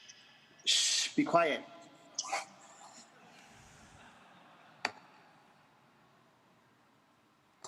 Hey, everybody. So first of all, I just want to go on record as saying that I actually earned a higher voting percentage than Gary Johnson did in 2016. And that is huge for an openly libsoc candidate in a historically capitalist party. So I want to thank you all for that. Thank you to everybody that supported my campaign. I'm really proud of what we've been doing to bring unity into this party. It's very clear to me that the messages and the culture shift that we've been working for together, the momentum of that is unstoppable.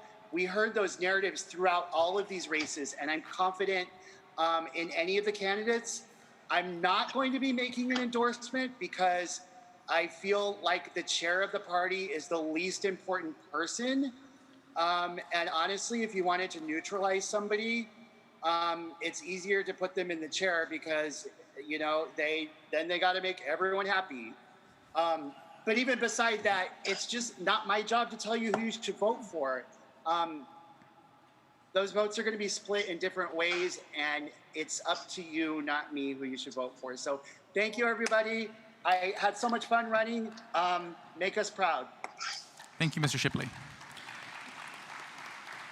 With that, I will recognize Joshua Eckel from Tennessee, microphone 1. After that, I would like to begin the process for ballot 2, and at that point, I will begin recognizing people, recognizing candidates. We will cross that. We'll get there. Mr. Eckel. Mic 1. Testing. Thank you, Mr. Chair. Yeah, I'd like to make a motion to suspend the rules to remove all candidates other than the top 2 vote getters for the next round of balloting. Do I hear a second? Second. Second. Okay, there is a second. I'm going to assume that there will be at least one objection to that. So I'm going to move on to a vote on it. I think that will be a quicker process. So in that case, let's unshare the secretary's screen for a moment.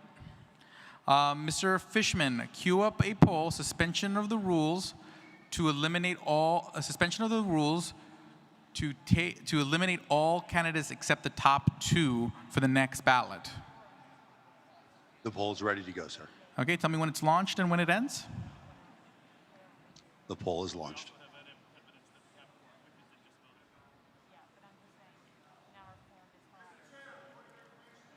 Point of information, Mike 1. Can we clarify that that does not disinclude NODA, please? It does not include NODA. Microphone 3. Point of information. Didn't Jo Jorgensen start out in 3rd place? That would have eliminated her. I oppose this. Not getting the poll. Yep, I have. There's no debate on the suspension of the rules. Point of information, microphone 1. Yeah, is it not the, in regards to the number of delegates and the credentials report, is it not the responsibility of the delegation chairs to ensure that everybody that is seated is either a delegate or a seated alternate, and that if those numbers are coming in from the delegations, then that means that they are in fact legitimate, even if they were seated after the beginning of the meeting? I will deem that as the case. Okay. Now, how's the status of the poll? The online poll is finished, sir. Okay. All those in favor of suspending the rule to eliminate all candidates except the top 2, rise.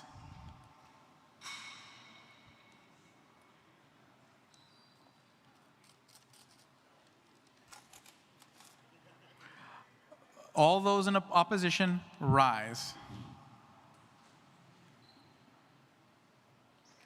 Okay, that's a split. Okay.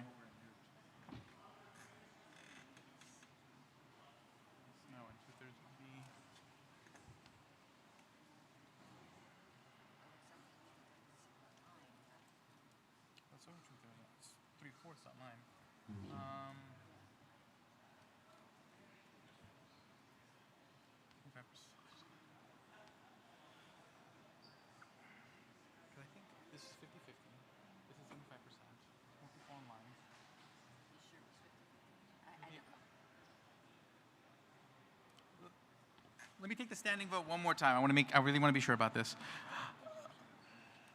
No, but online was overwhelmingly yes. So basically we had 308 yes. Well, actually, no, I'm not going to give you guys the result. All those in favor, rise if you support the suspension of the rules.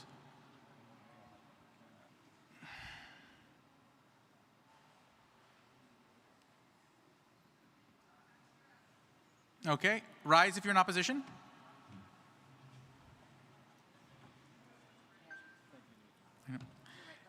It looks like it's 50-50 here, and if it's 75 online, I want to say that's 2/3. It's going to end up being 2/3.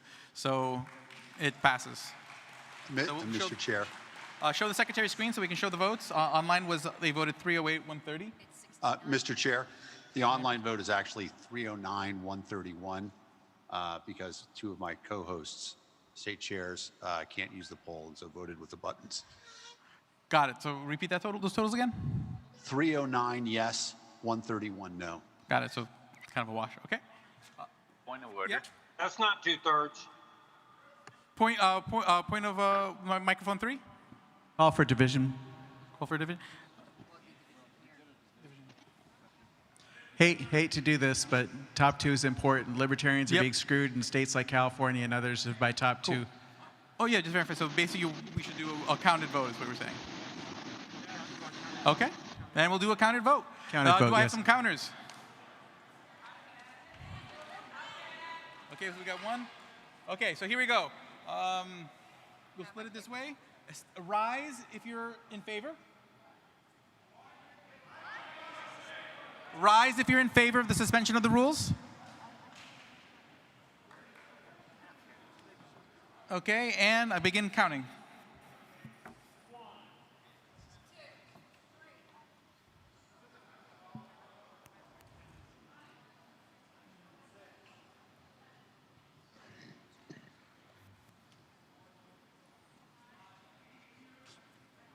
Okay.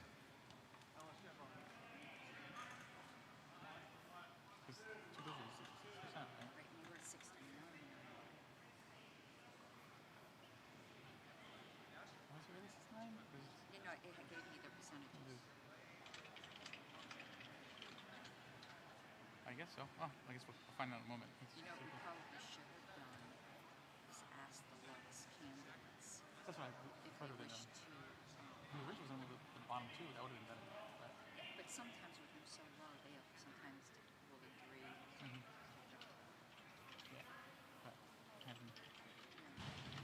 Hey, Alex, your sidebar is hot mic. Huh? Your little sidebar there with Karen Ann was hot. Okay, sorry. Okay.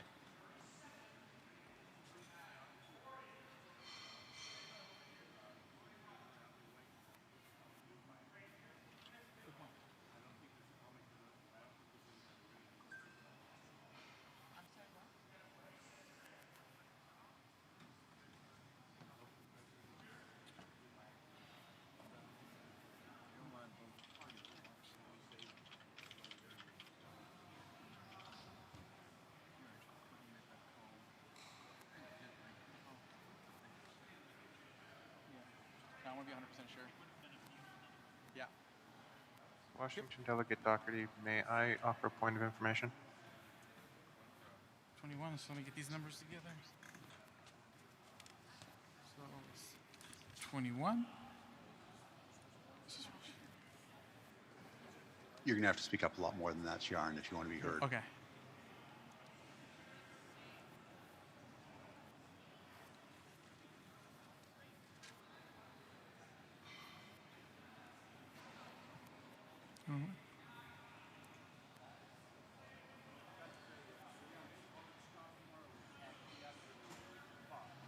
Okay.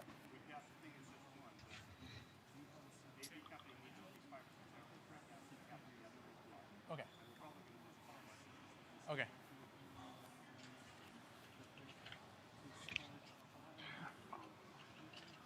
Mr. Valente.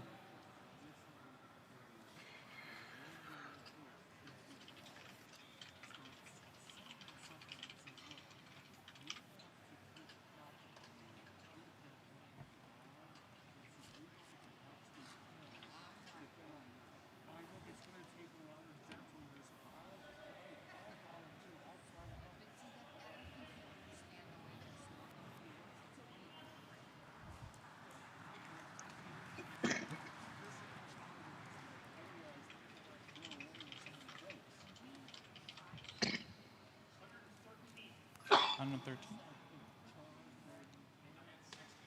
61. Okay.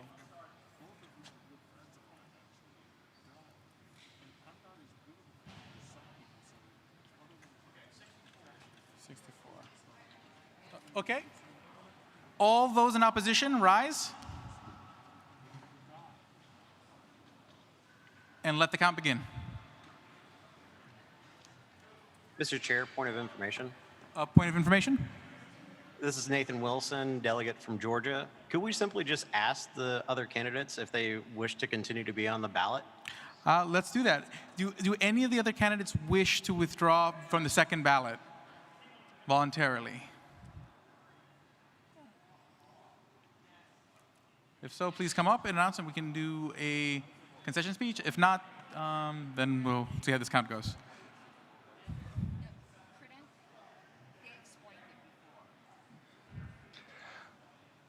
Washington Delegate Doherty has a point of information. A point of information?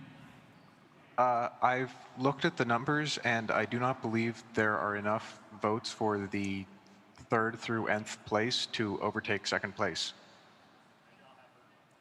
Understood. But we can't force people to withdraw unless the body decides that. So I have to see how this vote goes, and regardless of feasibility, if people want to be on the second ballot, I can't take them off the second ballot. Unless they voluntarily withdraw. People can change their vote. This is also an option. Are you looking for the candidates to step up to the mic? Oh, yeah. I was waiting for if anyone wanted to come to the mic or tell me. This is Tony DeRazio. I don't really appreciate this vote because it's disenfranchising a whole lot of voters who voted for Mike Shipley, Jacob Lamont, and I. And I am not conceding. Okay. Yep. Mr. Chair, point of information. Point of information? John Watts, delegate from Alaska. One of our delegates didn't receive a poll, and I heard others, talking in the background that they didn't receive them either. Is that something we should address? Yeah. If you didn't receive a poll, give us your vote in. Give Mr. Fishman your votes, and I'll collect those. I don't really have a means to collect individual votes. But first, let's just see where we're at. If it voted and who didn't. I'm sorry if you guys didn't get the poll. 37. But Mr. Chair, 446 people did. If you didn't get the poll, because you didn't look in the right place. Yeah. 37. Okay, so we're counting the numbers. Mr. Lon, did you want to say anything, or are you good? Okay. And then you're good. You're good at the moment.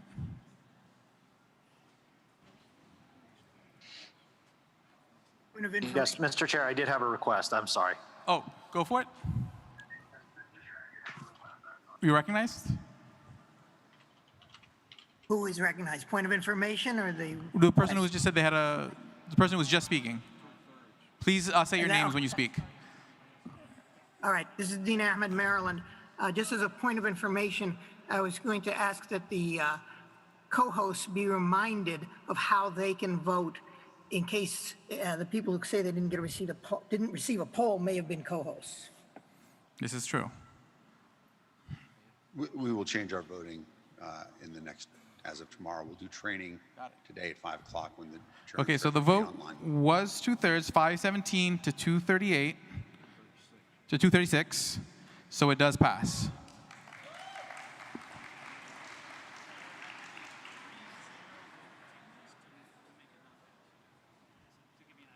Okay. So with that, I will. Yep. Okay, I want to recognize Mr. Lamalant. I want to recognize you. Mic 2. Test. Out of respect for the delegation, I'm going to remove my name and let this keep moving. You have 2 minutes to say whatever you like. Just, I appreciate all the votes I got. And I just want to make this move along. And, I'm 4th place. And I didn't do a lot of active campaigning. because of the situation I am in at home with my business and whatnot. But I really was shocked and amazed on the impact I made on this delegation. And I appreciate you guys so much. I'm truly, it means a lot to me. Thank you.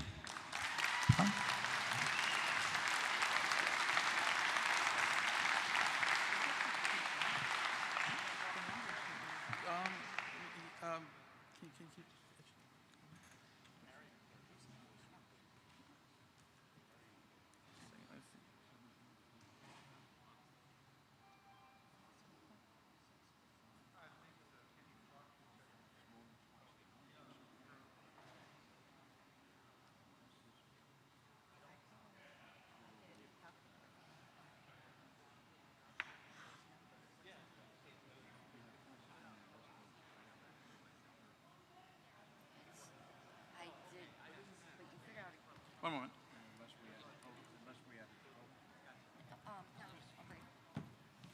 One second. Point of personal privilege, line 1, mic 1. Yep. Joshua Eckel, Tennessee delegation. Are we gonna ensure everyone has the ability to vote since that motion just passed, or the ability to address the delegation that was just removed? Yes, yes. We're just doing one more double check of the numbers. Just making sure. Thank you. Yep.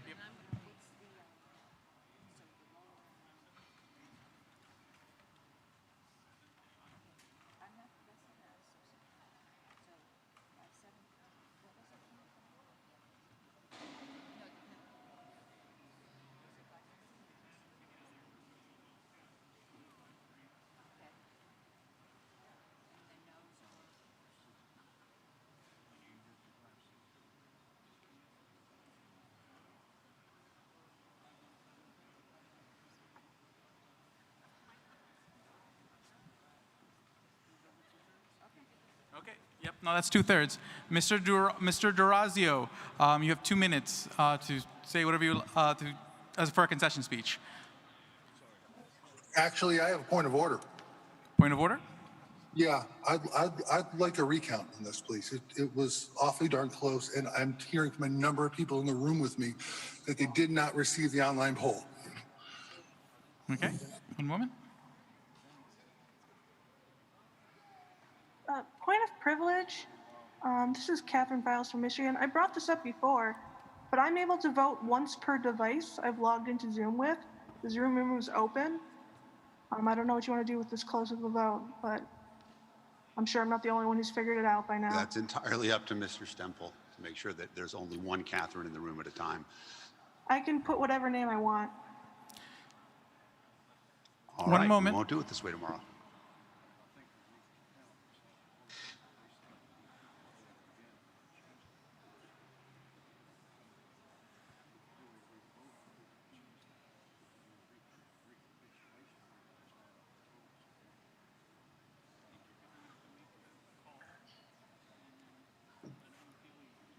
Okay.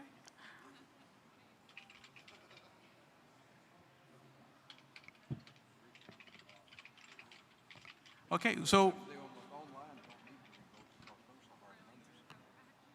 okay. I will do a full recount. Mr. Merced, huh? can I withdraw my point? Say it again? I withdraw my point of order. Okay. If someone else wants to make it, that's fine, but I withdraw it. I'm just upset. I understand. But Mr. Durazio, you still have 2 minutes. Trust, I understand how you feel. And one quick shout out to all the guys in Syracuse. You know I love all you guys. Okay, my New York family. So, Tony, I love you. Orlando's stealing our New Yorkers. I get it. I get it. It's much nicer down there. I get it. I totally understand. But Tony, you do have 2 minutes to address the body as you'd like. All right. Well, thank you. Thank you to everybody who voted for me and who supported me. I know, even for those who didn't vote for me, I know that a lot of you had very nice things to say about me, and I really appreciate it. It's been extremely humbling. Thank you. You all spoken, and you want me to stay in New York as a New York State chair. I get it. That's fine. I can do that, and we're going to make New York the in 4 years, New York's going to be the biggest delegation there. Just so watch it, California. I got my eyes on you. So thank you very much to everybody for all your kindness and all your votes. I really appreciate it. Thank you, Tony.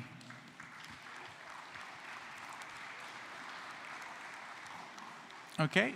Mr. Chair, point of personal privilege. Point of personal privilege. This is Tyler Broughton from California. On the Zoom side, earlier we did see people that were there in the convention that were also on Zoom. So I think the issue of voting twice is a pretty big issue that I think we need to look into.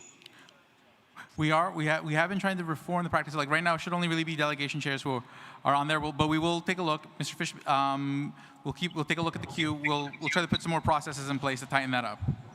Again, this is the best mechanism we have at the moment. We are going to try to we are putting more practices in place, and we're going to continue to put more practices in place to make this as clean as possible. Mr. Chair. Mike 1.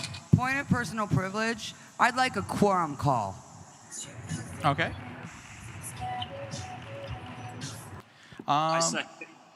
Okay, so let's do a vote. That's how we'll do quorum. So, point of order, Mike 3. How many people is quorum now that we had 970 people who voted? Let me get Ms. Hogarth. AVENS. Point of something. I will recognize a point of something. Point of personal privilege. You recognize, and may state your name? Are you talking to me? Yes. I'm Mike 3. It's Mimi Robson, Mike 3. delegation chair for Hey. California. Point of personal privilege. And it's really a question. How are they counting the online people? And I'm going to ask this question because I, as delegation chair for California, I've been monitoring, and by the way, I am in the room, I don't count myself. I've been monitoring my people there, my people here. I have 107 delegates. I've had 101 participate today. Those 101 voted. I don't know how quorum is being counted here, and I don't know how credentials is deciding who's online and who's not. I don't know how the other delegation chairs are doing it. I'm not quite sure how we do this exact quorum call the way they're trying to do it. So how do we do a quorum call? The best way I can do it, I'll let Ms. Hogarth discuss. What do you think is the best way to do a quorum call? Well, this might be slightly, I'm not sure if I'm authorized to speak, but our system relies on the chairs policing their delegation. Policing isn't the right word, sorry. Monitoring their delegations and collecting the votes and making sure there's no overvotes, which there weren't, and making sure that everyone votes once and they're reporting the votes correctly. So if people are saying there's double voting or something, some states should have an overvote. And Well, this is talking about Zoom votes right now. but that's what I'm saying. The chairs are ultimately responsible for pulling that together into the report. The chairs submitted reports. I think we're confusing polls and ballots. Okay, bottom line regarding a quorum call, I can visibly see that we have quorum in this room for the people in this room, and based on the votes we're receiving online, we have quorum, we have business to do, so we're going to move forward. There is quorum. Okay? There's line in the room. Okay? Bottom line, we can spend all day on this. I know things are not perfect. I know there's work to be done, but there's also business to be done. Point of order, Mike 3. My point of order is, I just want to verify what is the number that we're considering. Are we considering it the people that voted? That would be my suggestion. Oh, that is exactly what I'm doing. I'm doing it based off the vote we just took. So quorum is going to be 40% of that number. Oh, no, 40% of the 900 number that we used earlier. Correct. But we had over 700 votes, which is over that 40% number. Right. So I just want to I just want to be sure that we're all clear what quorum is, and we have quorum. Correct? Yes. Thank yes. you. Thank you very much. Point of parliamentary inquiry? Point of parliamentary inquiry? Yes. Mike 3. Mike 3. Rule 3. Point 2. Last sentence. I just want to make sure everyone has this option. They understand. I'm going to make a suggestion. The sentence says, if someone challenges the vote report by any state's chair, the secretary shall poll the delegates from that state individually. So there is an opportunity, if we wanted to, if somebody doubted the results of a particular state, to demand, any one person can demand that the secretary call out each name of each delegate who's voting in that state, compare it to the rolls, and make them cast their vote. And if that vote matches what's being presented on the screen, that's a really good indicator. So we could try that. I can suggest. Thank you, guys. We're not there yet, guys. Guys. He's just stating what's there. When no one's invoking it, he's just making you aware. No one's invoking. I'm just letting people be aware that at the next round of voting, if you have any doubts about this, you can challenge it that way. Any one person can challenge. You can select a state at a time. Now, if you're really in doubt, you could, in theory, suspend the rules and have the secretary poll each vote by state, and that way you'd be 100% sure that the vote tally is real. Right now, the big problem here is you got a lot of people who are voting. You can't see who the heck they are. We're not sure how everything works, who's getting to vote, who doesn't. So that's an option. Be aware of that. Hopefully things will go great this next round, but I want you to be aware of what your options are, your rights are as a delegate in this room. That's my purpose. Thank you. Noted, Mr. Svezar. Point of personal privilege, and then we're going to get moving on. Go for it. Mike 2. My point of personal privilege is that for future conventions, if we were using approval voting for this, we would likely be finished already. Pagan. Okay. So here's how I recommend we move forward in a timely manner. I recommend, if you guys will indulge me, we'll move on to the second ballot for chair with just the 2 candidates in NOTA. But then after that ballot begins, we begin taking nominations, begin the process for treasurer, which will be a much quicker race. And then take up vice chair. So that way we move from a race that's going to take a second to a race that's going to go by quick, and then we can go back to vice chair. Do I hear any objections? Okay. Microphone 2. Microphone 2? Point of information, Mr. Chair. Point of information? We are at a hard stop at 5 p.m. Is that correct? Currently, we are scheduled to adjourn at 5 p.m. People can make a motion to extend time when we get there. So move to 6 p.m. Okay, a motion to extend time to 6 p.m. Second, is there any objection? I object. Okay, and then we go for a vote. So here we go. Mr. Fishman, let's queue up a poll.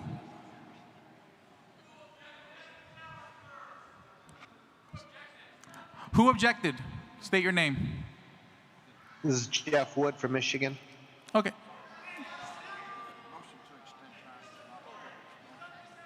Oh, I recognize them, so. Yeah. Okay, bottom line, let's just vote. Okay, Mr. Fishman, please start a poll to extend time to 6 p.m. Give me a heads up when the poll starts and ends, and then we'll do a rising vote here, and then we'll move on. Point of order is Jeff Wood, delegate. Point of order recognized. There's also an objection from Alaska delegate Joshua McCose. So I would just like to say there are objections from people who are slated as delegates. Yep. Understood. That's why we're taking the vote. There are objections. That means we need to have a vote. So not a problem. Not a problem. You are all within your right to object, and there is nothing wrong with that.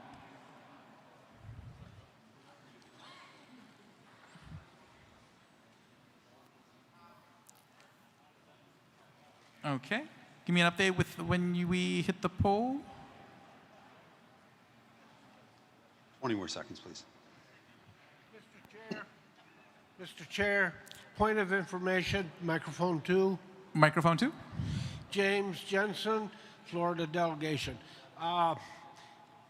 You were going to extend to 6 o'clock.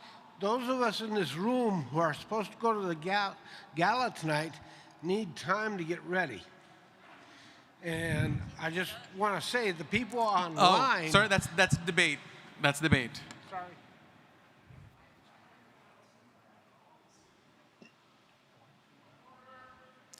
Point of order, Mike 3.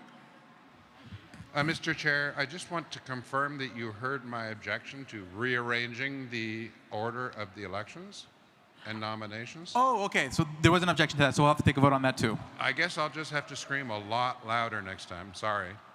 No worries. No worries. So we'll go to a second vote on that.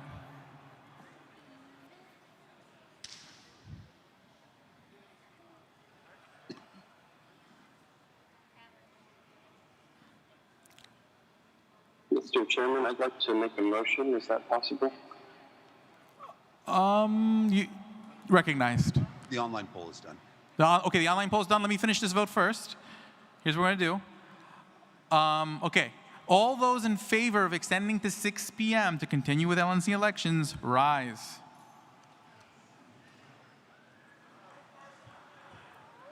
One moment. All those opposed, arise. Okay, let me take a look at the online vote.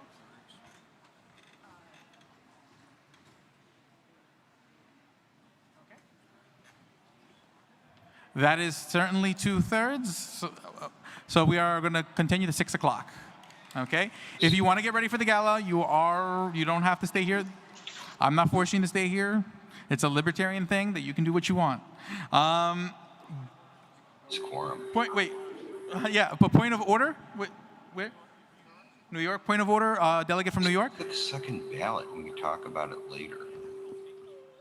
Oh, Andrew Colsty from New York? Point of order, Andrew Colsty from New York.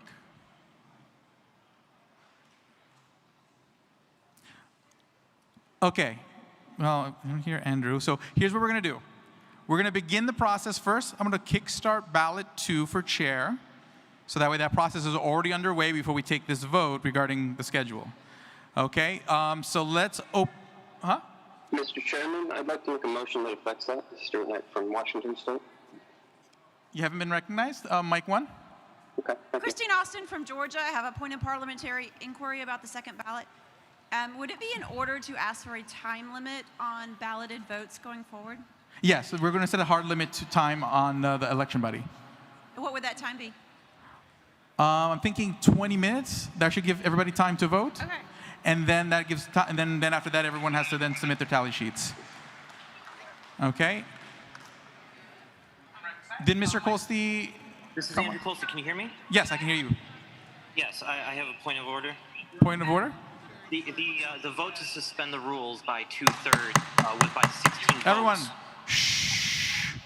Let me hear Mr. Colsty. Can you hear me? Yes, I can hear you now.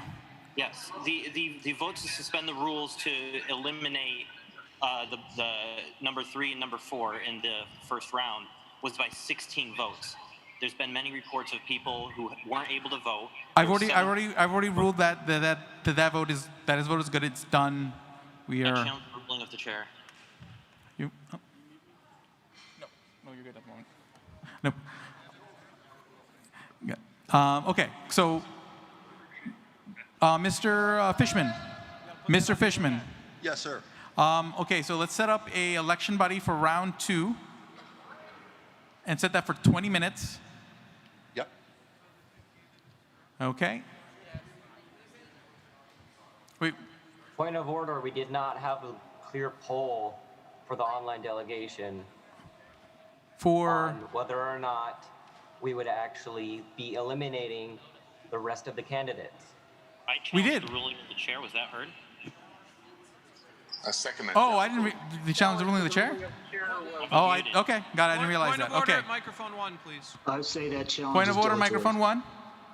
Mr. Chair, I was muted. That appeal of the ruling of the chair about the count of a vote is by its very nature dilatory, and the chair should rule it as such. I will rule. I agree. The note well taken. It's dilatory. The vote is passed. Now we're at this point just wasting time. Trust me. I feel for the candidates that removed. Trust me, I do. But we really are limited on time. The body by and large, voted one way. This is just wasting time. Thank you, Mr. Chair. Mr. Chair, would you like me to send the election buddy? Yes, you can send the election buddy. 20 minutes. Request for information. Request for information. Mike 2. I've been managing a delegation. I apologize. Can I just get a confirmation of the choices on the ballot when I start? Yep. So the choices on the ballot will be Joe Bishop Henchman, Joshua Smith, and Noda. Those will be the 3 choices on the round 2 ballot. Now, while those ballots go out, so again, make sure if you're voting on election buddy to keep an eye out for those emails. But I do want to begin moving forward business, so we're going to vote, since there was an objection, vote on taking up the treasurer's election before vice chair. Okay? So, Mr. Fishman, tell me when you're all available. Yes, what do you need, sir? Oh, can you queue up a poll online? A vote to suspend the rules to take up the election of treasurer before the election of vice chair.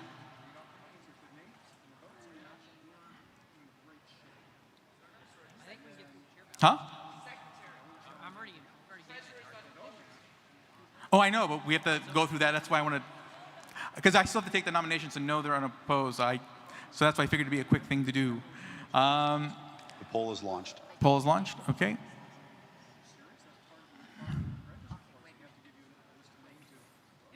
Okay. Again, guys, bear with me. I'm trying to find little ways for us to speed things up, get through these things. Do what?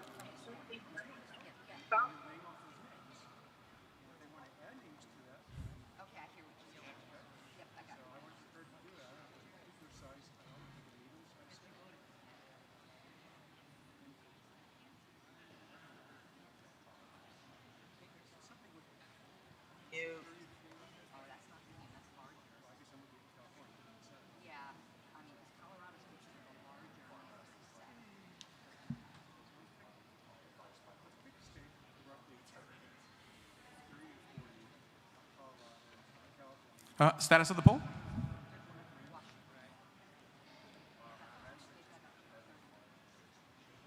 The poll is finished. Okay. All those in favor of suspending the rules and taking up the election of treasurer before the election of vice chair, rise.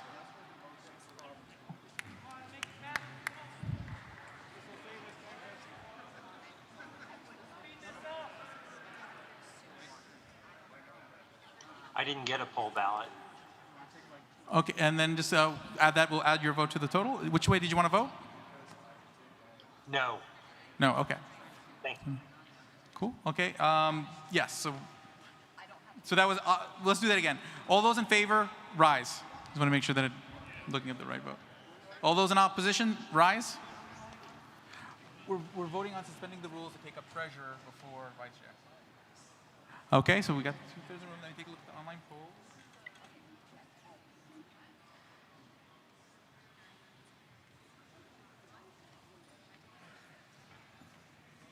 That's 2/3. And then, Secretary, put up the numbers, and we'll put the Secretary's numbers on the screen. Yep. Mr. Fishman, can you put up the poll results again? Okay. It's passed pretty strongly in the room. Okay. Mr. Chairman, point of personal privilege, Dean Ahmed, Maryland. Point of personal privilege, Mr. Ahmad.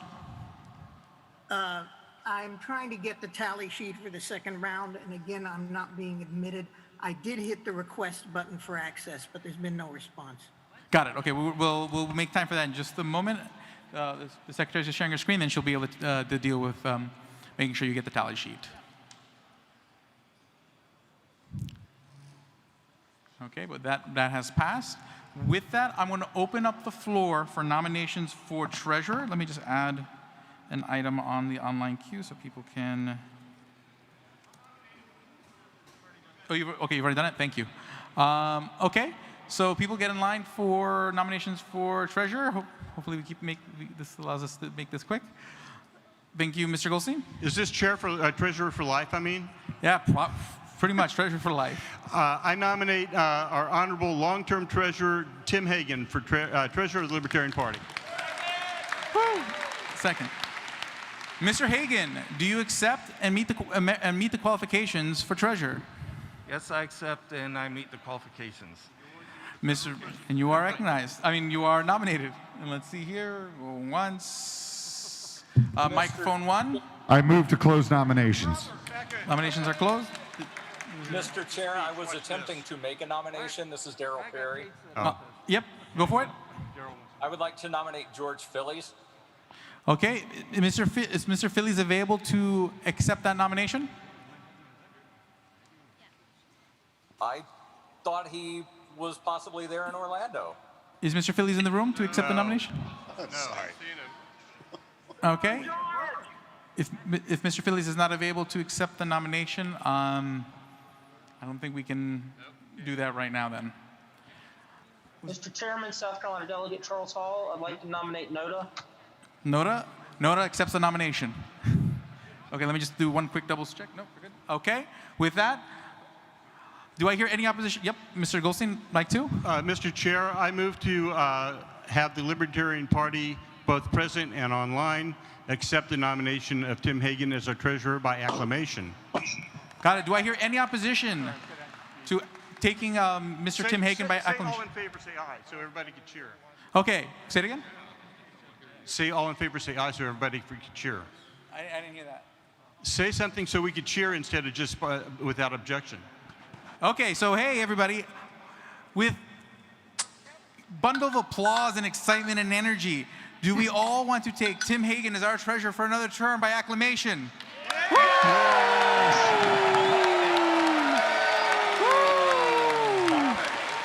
I just turned to like Ric Flair for a moment. Mr. Hagan? Thank you very much, and I appreciate the show of confidence of the delegation. Thank you. Mr. Hagan, did you want to come on stage to say anything? Pardon? Did you want to come on stage to address the crowd? Your choice. Don't need. Okay. Sure, why not? Okay, come for it. Your treasurer, Tim Hagan.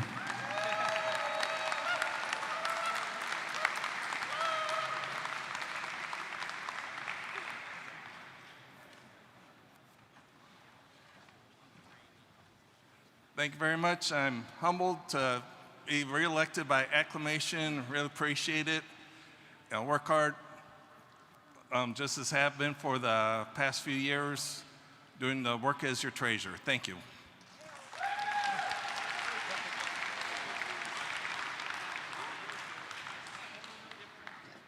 Okay, with that, would there be any objection to opening up nominations for vice chair? Objection. Objection? How can we open up something by acclamation without having the online people vote on it? There was no other candidates, and there was no objections. No one, you all could have mute your mic and say an objection. I heard no objections. There were no other candidates. I'm all for calling me out when there's a problem, but when there isn't a problem, let's not make a problem.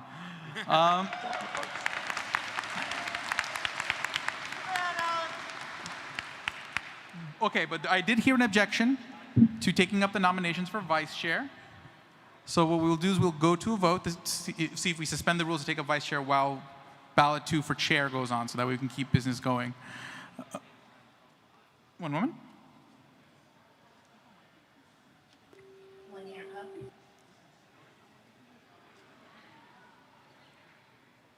Correct. Yeah. And just to make this clear, I'm only saying open up nominations. The nominations for vice chair will not be closed till after the chair's race is complete. So that way, if any of those candidates do want to run, but that way we can just begin getting the process rolling. Point of personal privilege? Yeah, point of personal privilege. I just wanted to make an announcement. If you're using the e-ballot system to vote for chair, if you use the original link that you were sent for the first round, it'll take you to the second round, and you don't have to look up your name and get a new access code. Just so everybody's tracking that. Okay. And just as a note, As a side note, can you bring that back up? I'll actually read the language of the text. So this, Mr. Phillies just responded to us, but it was like basically right after literally just now, he just posted this on Twitter. So I want to make sure that everyone's heard this. I was nominated for treasurer. If elected, I would be my duty to serve, but I really do not want the job. I am a bit too old for that. Please forward the message to the convention. Message forwarded. Parliamentary inquiry, Mr. Chair. Parliamentary inquiry? Microphone 1. Microphone 1. Justin Jelinek, delegate, Minnesota. At this time, is it in order to move to amend the agenda to take up the Judicial Committee nominations? No, because can you hold off on that for a little bit? Yes, sir. Thank you. But now you get Jod. Okay, so first let's just resolve what was on the table, the whole vice chair thing again. So we'll have a vote on whether we're going to open up nominations, not close nominations, not elect vice chair, just open up nominations for vice chair. Okay, so Mr. Fishman. Yes, sir. Can you put up a poll that says to suspend the rules to open up nominations for vice chair? Okay, and I'm assuming these are all suspensions of the rules, so I'm holding these up to a 2/3 vote each time we do one of these. I think that is the fairest thing to do. Suspend the rules to support.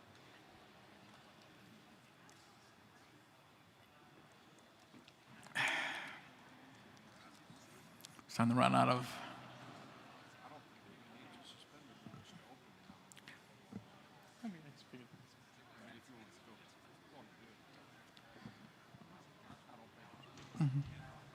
Yep. What's the vote for? Can you restate what we're suspending the rules for, Mr. Chair? So is the poll complete? Can you restate what we are suspending the rules for? We're suspending the rules to open up the nominations for vice chair. Again, we're just opening up the nominations, not closing nominations, which will not be in order until after the chair's race is complete. And we're not doing the election. We're just opening up nominations. So we're suspending the rules to opening up the nominations for vice chair.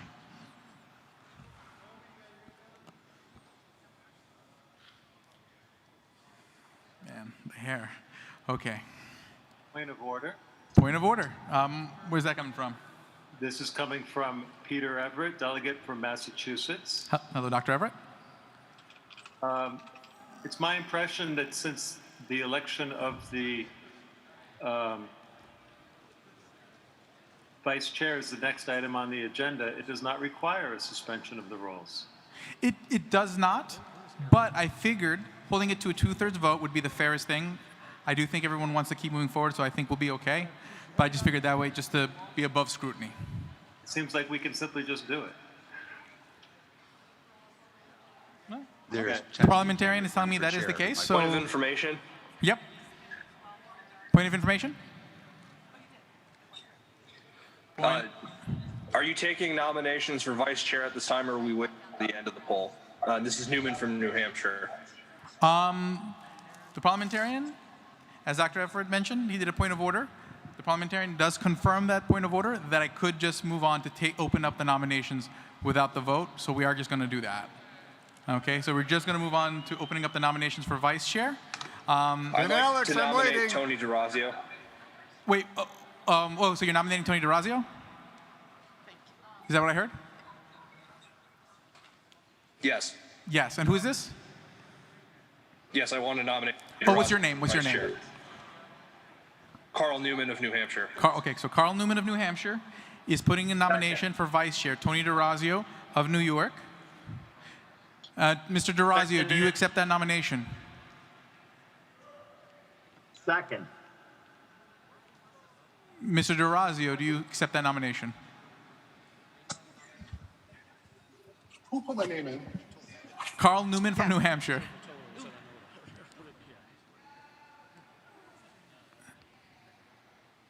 It sounds like a no. So, Mr. DeRazio, do you accept the nomination? I just need to know who hated me that much. I'm just kidding. Yes, I think so. Thank you. Wait, so did you accept it? Mr. DeRazio? That wasn't clear whether you accept. Yes, I accept it. You accept it. Okay, so Tony DeRazio has accepted the nomination for vice chair. Thank you. Microphone Okay, now three. I do have the list of people who are waiting to make nominations online. I'm just going to recognize microphone 1 first. Microphone 1. John Phillips from Illinois. I would like to place in a nomination for Vice Chair Richard Longstreth. Second. Okay, Mr. Longstreth, do you accept this nomination? I accept the nomination and am qualified to run. Thank you, Mr. Phillips. Thank you very much. Richard Longstreth has been nominated. Next, I recognize New Hampshire delegate Darrell Perry for a nomination. I had asked to have my name removed from the queue. Okay, your name will be removed from the computer. Okay, next I'm going to recognize Connecticut delegate Dan Reel.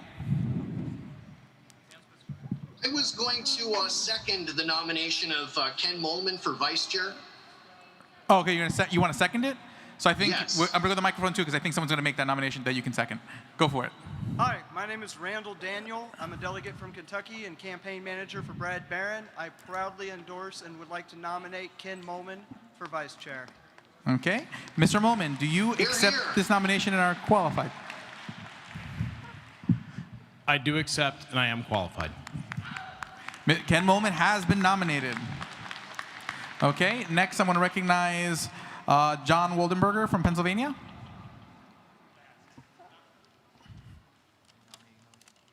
I would like to, the initial candidate I wish to nominate decided they do not wish to run, so in their place, I will nominate Steve Sheets from Pennsylvania. Steve Sheets, do you accept the nomination for vice chair? You know, no, thank you. I really do appreciate the nomination, but not this year. Steve Sheets does not accept the nomination, but I do want to recognize that Steve Sheets is really awesome. During 2018, when we were both running for vice chair, we were in the car together to a lot of those conventions, and he's a great guy. Okay, I want to recognize, actually I want to recognize Mike too. Philippe Cadaret from Florida. I'd like to nominate Jeff Neal. Jeff Neal? Jeff Neal, do you accept the nomination and meet the qualifications? Where is Mr. I'm at microphone 3. I do accept, but I had chosen somebody to nominate for me. Can Mr. Mark Hinkle make the formal nomination? Mr. Hinkle is recognized to make the nomination. Mark Hinkle, delegate from California. I'd like to remind people that the Libertarian Party has a headquarters, the David F. Nolan Memorial Headquarters. And I'd like to let you know that one of the reasons why I'm supporting Jeff Neal is because this project started under my administration, but because of Jeff Neal, he brought it over the goal line. And let me tell you something about the building fund. It's purchased in 2014. Can that be saved for the nomination speech? If you like. Understood. Go for it. Just speak. So, are you placing Mr. Neal in my nomination? Yes.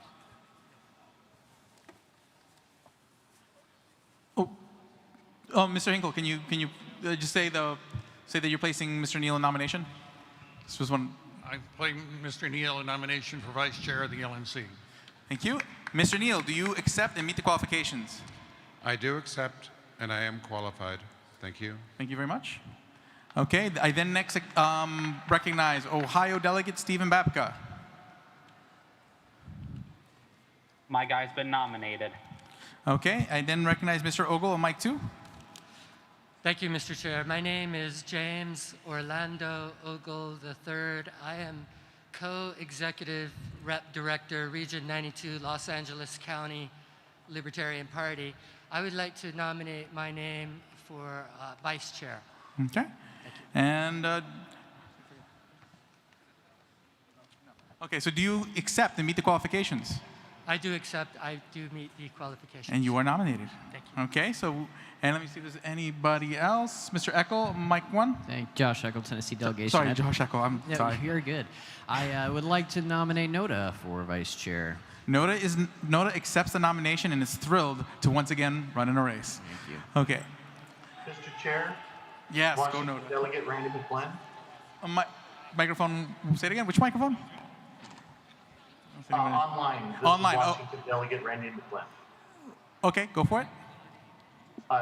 You skipped me in the nominations for vice chair, but I would like to nominate Jacob Lamont for vice chair of the LNC. Okay. Mr. Lamont, do you accept the nomination and meet the qualifications?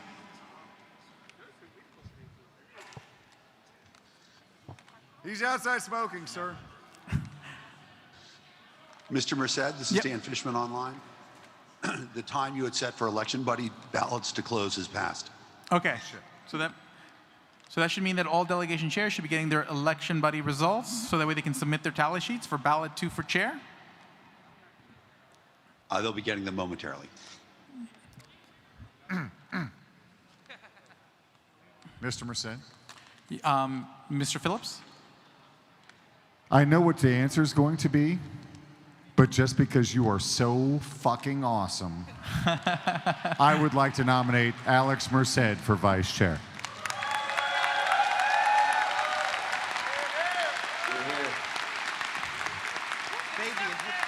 Second. It's been, 1 second. It's been an honor. Plus infinity. Plus infinity. Oh, thank you. Everybody, it's been an honor being your vice chair these last 2 years. I've gotten to go to many state conventions all across the country, see amazing candidates, amazing people. And I mean, not just talking about liberty and talking about, you know, the ideas, but just being awesome people, taking care of each other's kids, carpooling, you know, giving each other advice, being there for each other. And that's why I always say that it's not just our political action that allows us to spread liberty, but it's the community we're building. Because literally we're creating the example of a libertarian world, the community we're building, the community of people who help each other voluntarily. And you guys have reminded me over and over again that that ideal exists and that ideal is growing and is in a libertarian world can exist, does exist, and will continue growing. So I thank you, but I will not accept the nomination. But I thank you so much for all your kindness and warmth. We love you, Alex.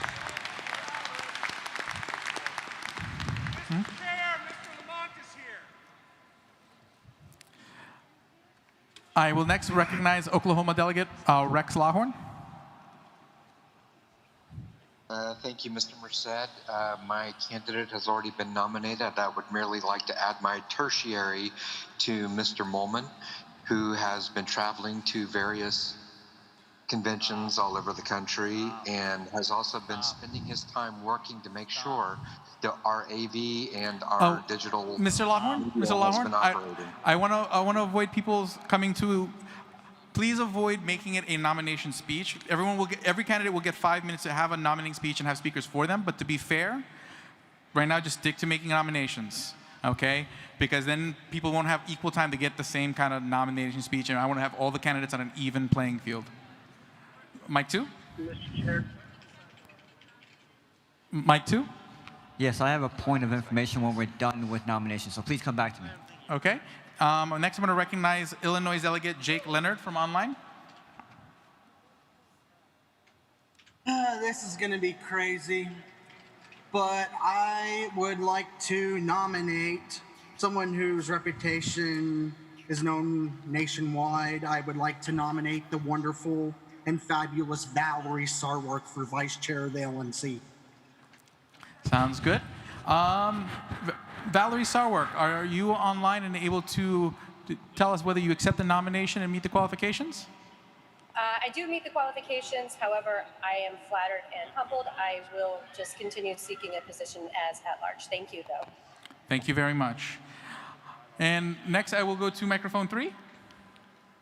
Hello, Chair. Jacob Lamont, Washington State.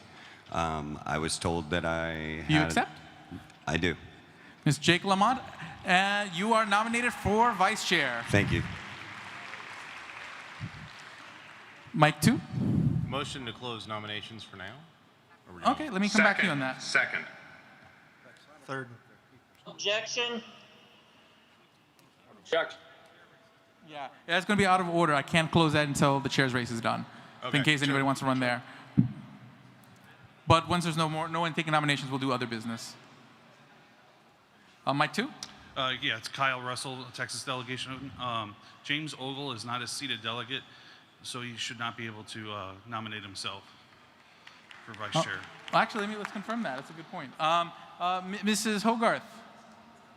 Mrs. Hogarth, can we confirm whether Mr. Ogle is a seated delegate? Mic 3. Oh, sorry, it's on. Mic I 3? can confirm that he is not a California delegate, and he is not a seated delegate. Okay. But I'm going to nominate James Ogle. Got it. Okay, and I know he accepts the nomination, so James Ogle is up for nomination for vice chair. Thank you. Online mic. Online mic. You're recognized. Joshua McCoe's Alaska delegate. I would like to nominate Vermin Supreme for vice chair. Mr. Supreme, I have just recently traveled on your Wayback Machine to ask you a question. Do you accept this nomination from the past to be the vice chair of the Libertarian National Committee?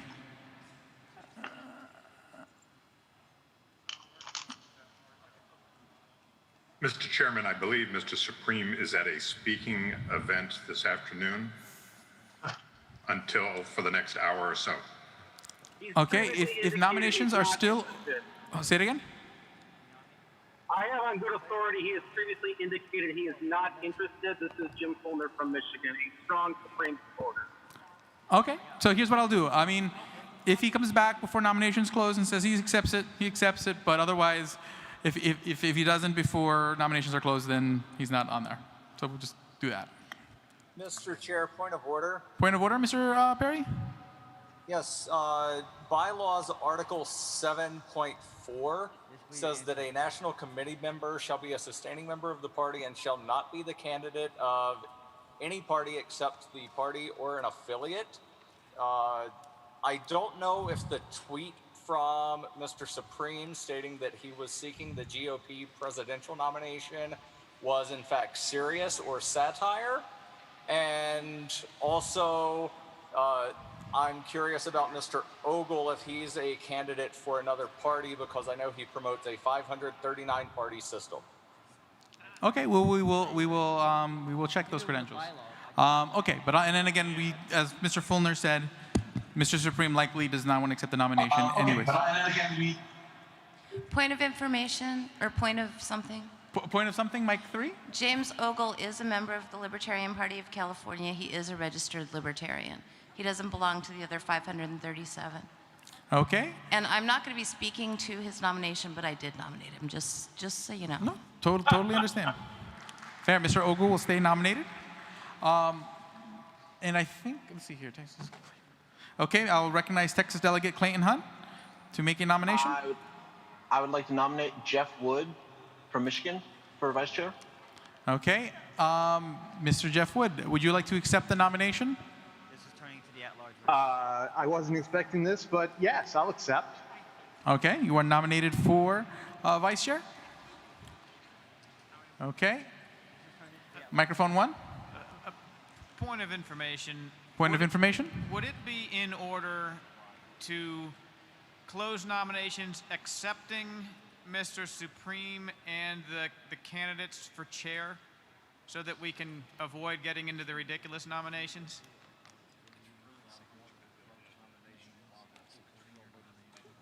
What I'm going to do is I'm going to start moving on to I'm going to start recognizing candidates that come speak again until we get the results from from ballot for the next ballot, and that's what we'll do next. So you're saying that would be out of order? It would be out of order, but what I will do is I will move on to recognizing candidates. Okay. On that note, I have request for information, Mr. Chairman. Request for information. I mean, Mark Tunievich from South Dakota.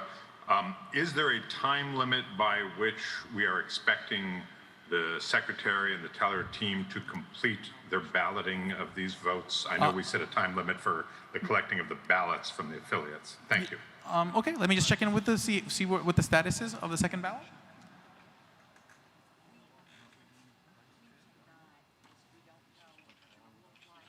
Just by way of explanation, I mean, these things are not indefinite, are they?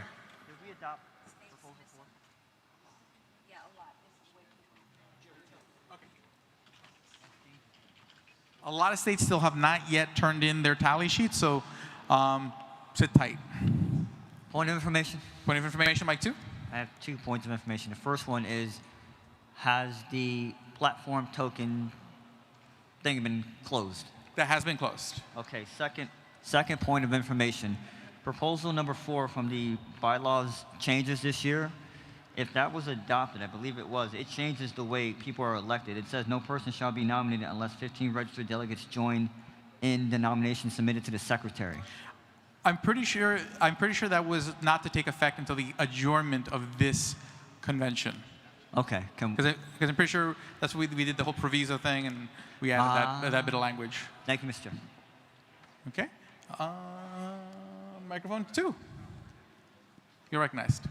Greg Hirsch, Indiana delegation. I want to make a motion where those that have already spoken once during these nominations cannot speak again. They don't want to be able to speak once.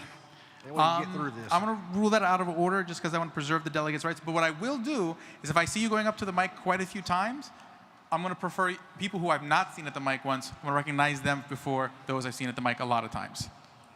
Thank you.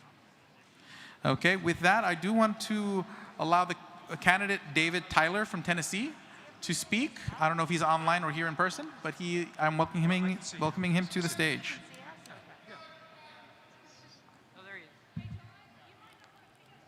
Is that David Tyler? Come on up. Come address the crowd.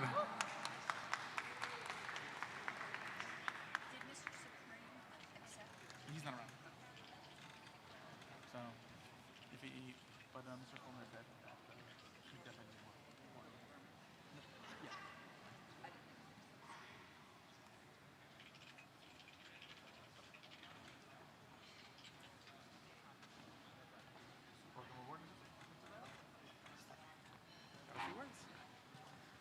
Hello.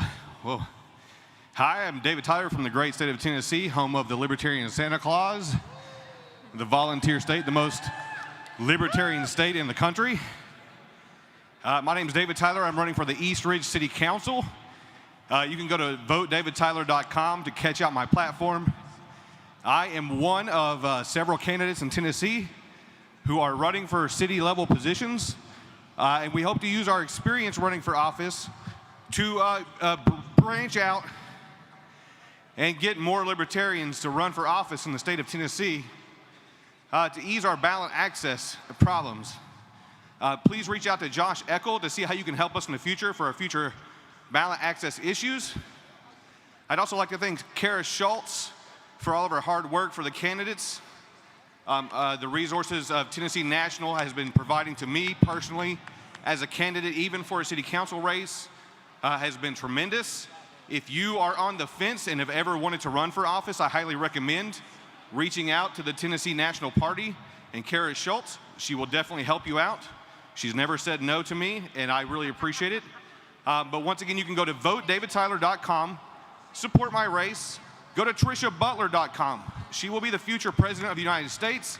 I definitely recommend you go and find out what she's all about. JoeyDassinger.com, who's running for the District 5 in Clarksville, Tennessee. Another fine human being. That's JoeyDassinger.com, JoeyDassinger.com. Thank you for your time, guys. It's been a great convention. I'm having a blast. This has been a dilatory good time. And bless the state of Tennessee.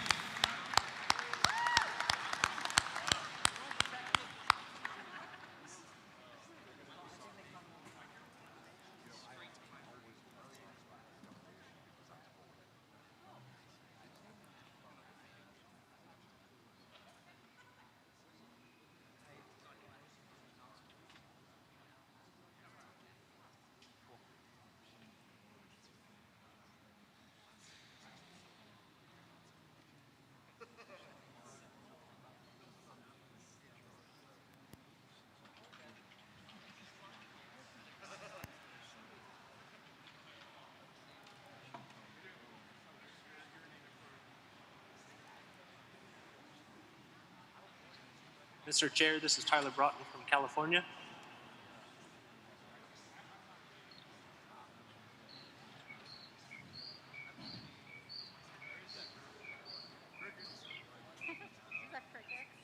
use the room?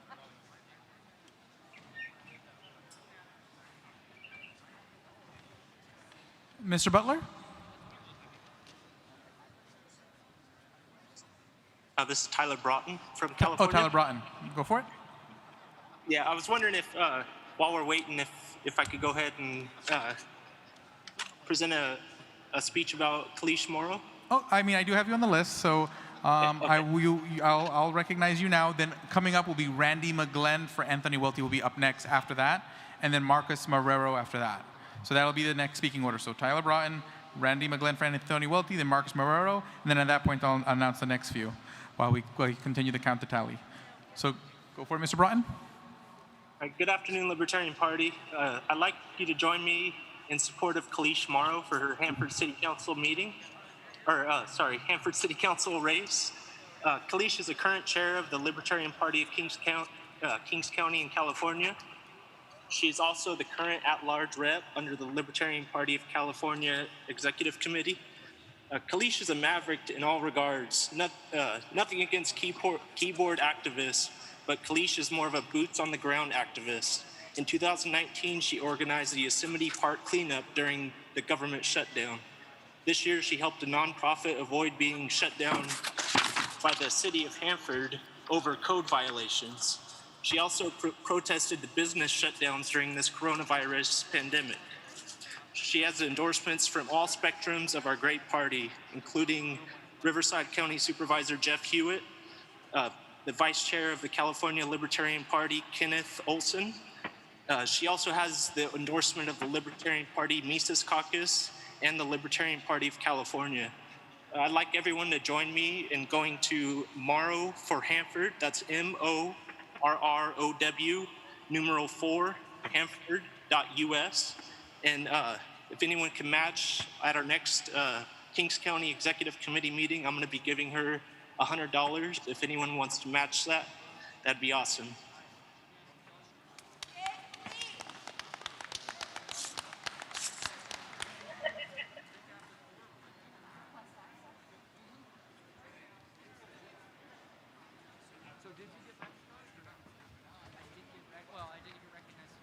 Randy McGlenn is recognized. Is Randy online? Yes, I am. Thank you, Mr. Chair. Thank you. I would like to speak on behalf of Mr. Anthony Welty. Anthony Welty is our candidate for State Insurance Commissioner.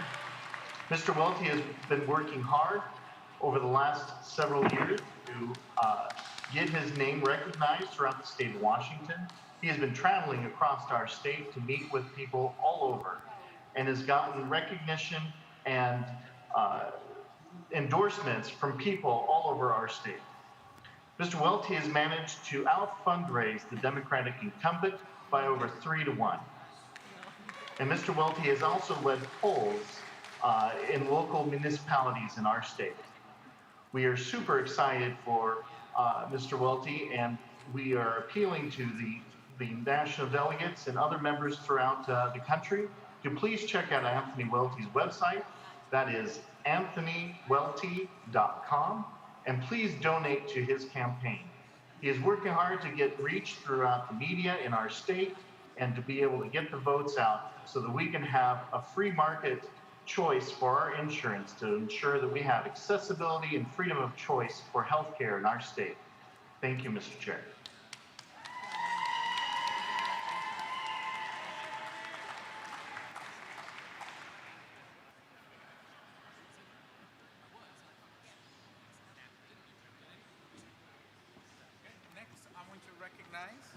Steve Perkins? Oh, no, Marcus Marrero. Marcus Marrero is next, then Steve Perkins.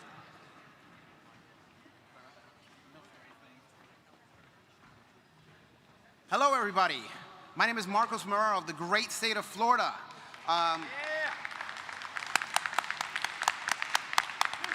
One of the few states that you can get away with wearing a Hawaiian shirt as formal wear. There are so many great candidates out here right now, and we need your support. Every one of you is working so hard, not only to get on these ballots, but to win these elections. We need the support of our libertarian base to make sure that we have the funding to go against some of the biggest pushers in all of these campaigns. Right now, I know that Mr. Andre Klaas has been able to successfully win second place in one of his straw polls. I have been able to outraise three other competitors in a five-way race. I have a Republican, a Democrat, a write-in, and an NPA running against me. And I am doing far better than 3 of those other candidates. We have candidates that have huge chances to win, but we need your help. We need funding, we need volunteers, we need people to make phone calls. You do not need to live in these states, these counties, these areas to make phone calls for us. We need you guys to start volunteering. All of us have websites where you can sign up to volunteer. You can go to mine right now, Marrero, M-A-R-R-E-R-O 2020. Right there, you can not only sign up as a volunteer, but you can donate. We need your help. Without you, we are unable to get anywhere. Thank you very much.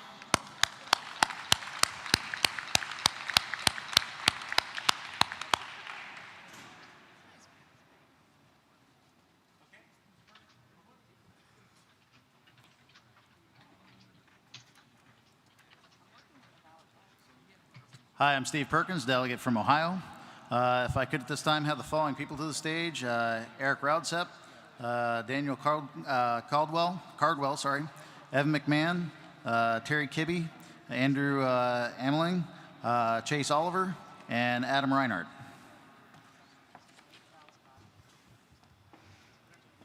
While they're filtering in up here, I have a challenge to the delegation, both online and here.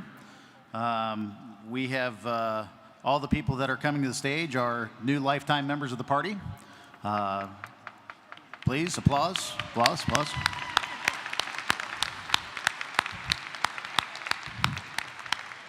I'm happy to announce that we're going to leverage that a little bit. At 2018, I decided to do the same thing when I became a lifetime member of the party at convention. And I decided at that point that I also had $100 for the next 10 people that would follow me down the rabbit hole. That resulted in 25 new life memberships at the last convention. And while this has been a rough year for me, I couldn't not do it again this year. So for the next hour, the combination of us, for the next hour, if you are willing to become a lifetime member, the next 10 people by the end of the day today that send an email to Perkins 4, the number 4, Ohio @gmail.com, we've got $100 for you to get your lifetime membership.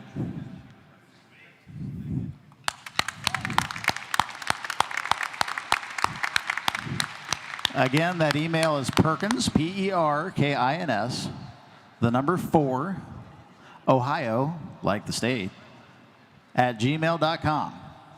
So please follow the people on stage behind me down the rabbit hole and get your lifetime membership. Thank you.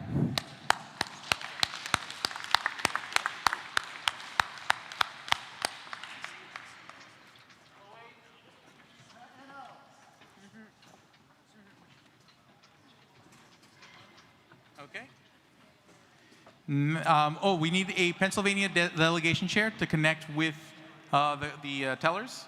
So I don't know if the delegation chair for Pennsylvania is online or in person, but someone needs to get in touch with the tellers. Mic number 2. Hi, Melissa from South Carolina. I have a point of personal privilege. I just need to know who's been nominated for vice chair. It's loud and no problem. We can definitely go. Thank you. We can definitely get that information. Okay. Let's see. Let me just get the.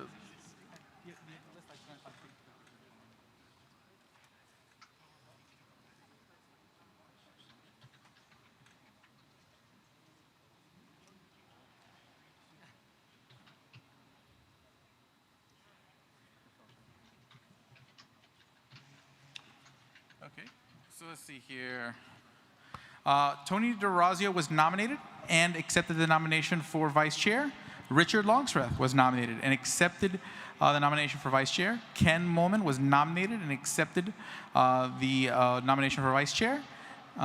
Jeffrey Neal was nominated and accepted the nomination for vice chair. Mr. Ogle was nominated and accepted the nomination for vice chair. Jacob Lamont was nominated and accepted the nomination for vice chair. And Jeff Wood was nominated and accepted the nomination for vice chair. So those are the candidates for vice chair. At the moment, assuming that none of the chair or any of the chair candidates want to end up joining the race. Next, I'm going to recognize. Request for information. Request for information recognized. Mike 3. Mike 3. Sandra Callender, State of California, delegate. I just have a question. Is it appropriate for a Libertarian to use their stimulus money on a lifetime membership?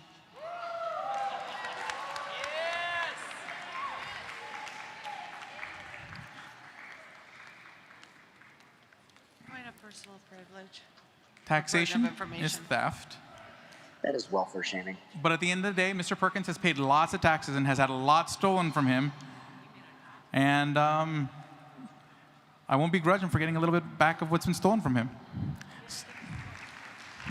Point of information, sir. Point of information, two. Mr. Chairman, did you mention Mr. Longstreth on your list of I did mention Mr. Longstreth. Could you reread the list for the benefit of the chairs? Sure. Tony DeRazio, Richard Longstreth, Ken Molman, Jeffrey Neal, James Ogle, Jacob Lamont, and Jeff Wood. Thank you. Thank you. Ms. Congdon? Request for information.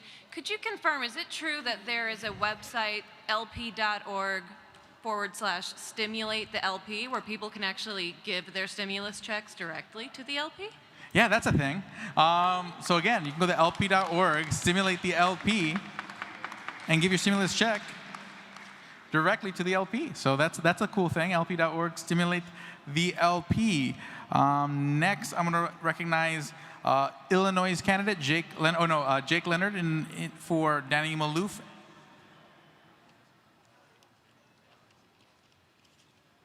Jake Leonard, you are recognized. Sorry, Danny is on this call, so I will yield the floor to him. Okay.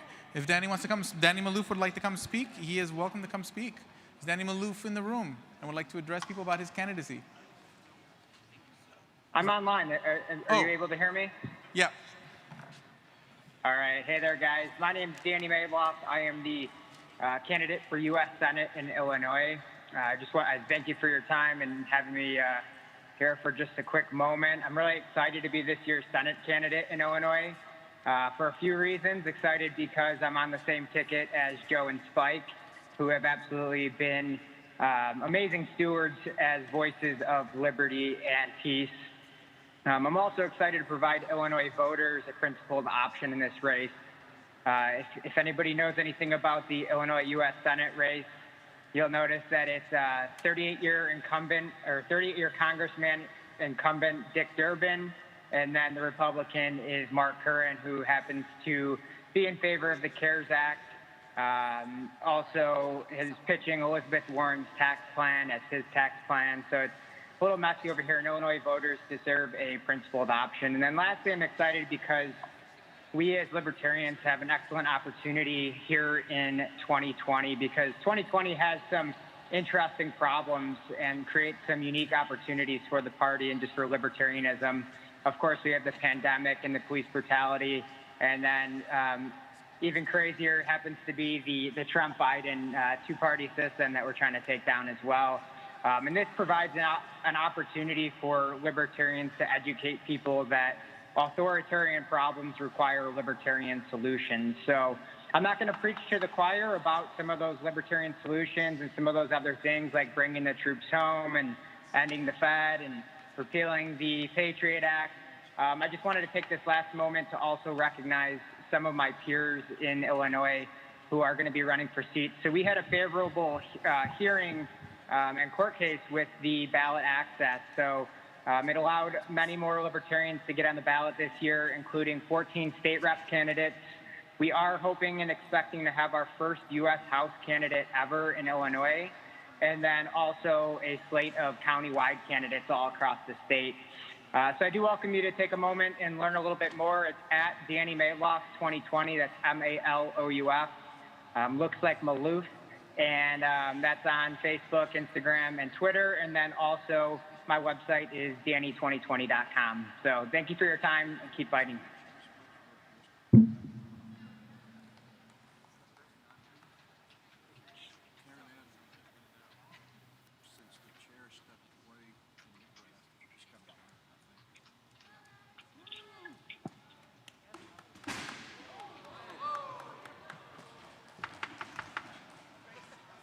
Mr. Chair, point of information. Point of information, Ms. Adams? Aaron Adams, delegate from Oklahoma. Mr. Chair, if someone is maybe not super tech savvy, is there a phone number they could call to find more information about the Libertarian Party? Let me think about that one. I think there's a number that might be 1-800-ELECT-US where you can call and get information about the Libertarian Party and make donations to the Libertarian Party. Next, I want to recognize Richard Manzo from New Hampshire. And then after that will be Billy Hunt from Rhode Island.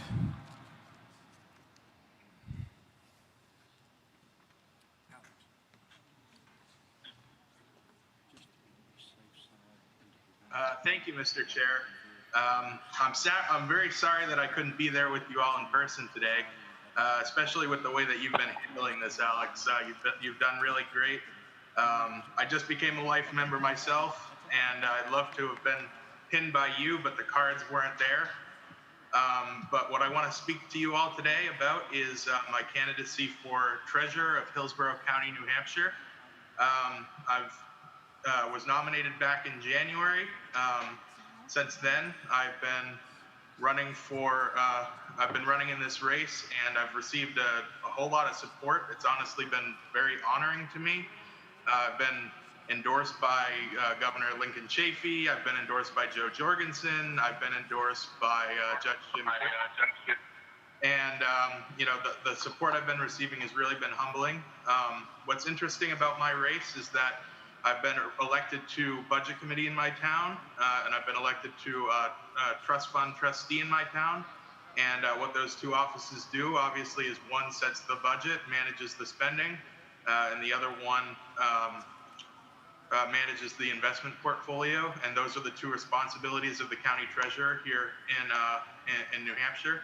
So I am qualified for the office. And the other thing that makes my race very unique is that the other two candidates have historically raised and spent nothing, or next to nothing. And I've raised $2,600, $2,700, something like that this year.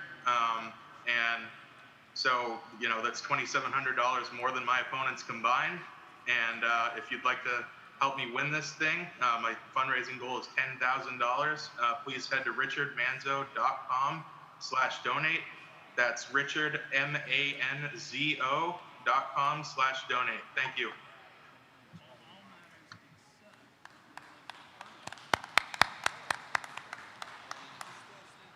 Billy Hunt from Rhode Island. Hey, thank you, Mr. Chairman. Can you hear me? Loud and clear. All right, perfect. My name is Billy Hunt. I'm running for state representative in District 68. This is actually the fourth time I'm running in the past 4 years. I ran in a special election back in March and actually beat the incumbent who I first ran against in 2016, coming in second place in a four-way race and losing by just 250 votes. We are very close here in District 68 in Rhode Island to winning this thing. It is a two-way race coming up in November, and I have a great team assembled of libertarian-minded freedom fighters who are helping me get us over the top. We're going to do it this year in 2020. There's Hope with Hunt. You can go to my website, hopewithhunt.com. Find me on Facebook, Twitter, Instagram, everywhere. Everything is Hope with Hunt. Hope you guys can support me. Check out my webpage if you want to donate or volunteer for my campaign. Thank you very much. It's been a great convention, guys. Point of information, Mr. Indulge Chair. me for a moment.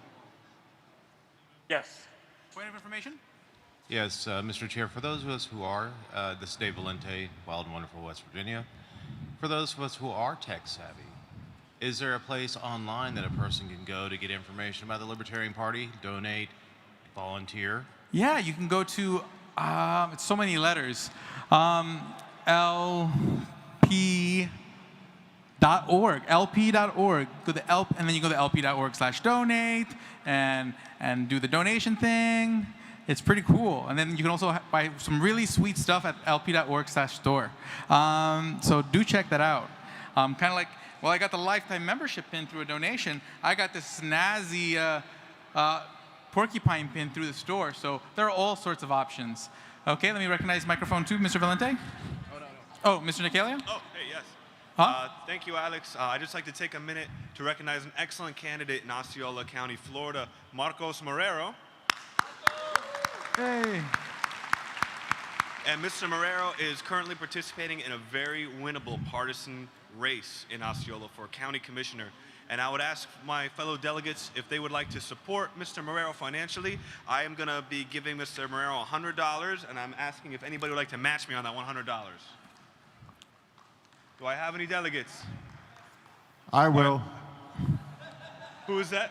That's me over here, Mike 1, John Phillips. I will. Oh, thank you, John. All right, $100 right there. It's $200. Do I hear any more? All right, Mark Tanter said he pledged $50. That's $250. $250 Apollo for an Pizzell will amazing give you libertarian. $100. Apollo Pizzell, $100. Thank you, Mr. Pizzell. All right, that's $350. Can we get it to $500 to match our other Florida candidate? We got a 20 down here. We got a 20 in the Florida delegation. All right, that's $370. Can we get 130 more?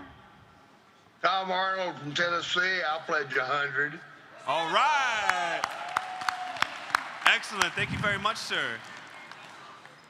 And then I got the other 30 from Mr. Requero. That's $500, ladies and gentlemen. Thank you very much. Thank you. And in order to donate, if you're online, the website is Marrero2020.com, MARRERO2020.com. If you're here, you've got cash or a card, come meet us in the Florida delegation. Thank you for your support. Thank you. I would like to request Mr. Starr to come meet me by the stage in just a moment. Also, next will be Dwayne Whitmer from New York, and then it will be John Williams for Ian Peach. So, Dwayne Whitmer from New York, you are recognized. Point of information. Oh, point of information, Mr. Goldstein. Sam Goldstein, delegate from Indiana. It has been suggested to me that there may be a motion tomorrow morning to limit speeches by at-large candidates to 1 minute.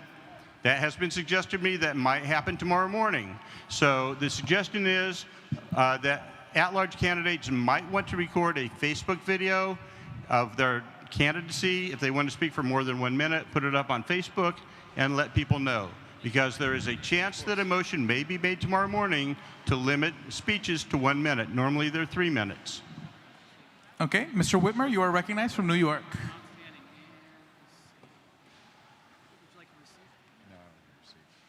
you need my address? Yes. Yes, I figured you would.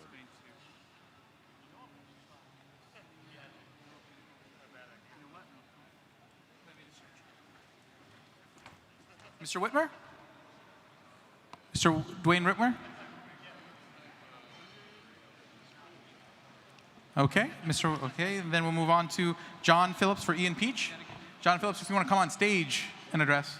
And then after that will be Aaron Starr for Kara Schultz.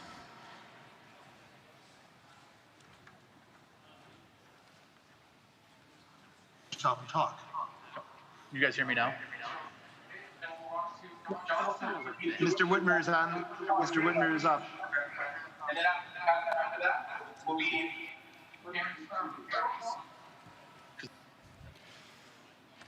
Good afternoon. My name is John Phillips. I'm here to speak on behalf of Ian Peak. Ian Peak is running for office in the state of Illinois. Ian Peak has been a long-time activist in the state of Illinois and with the Libertarian Party. Many of you know him. He has volunteered to collect petition signatures. He has run for office many times.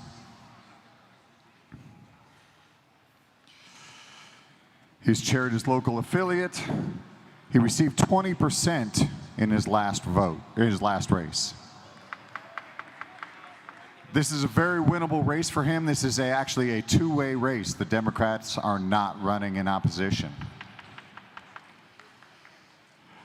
He's got a website, and I had it up. but now I'm technically challenged. I believe it is, oh geez, sorry about this.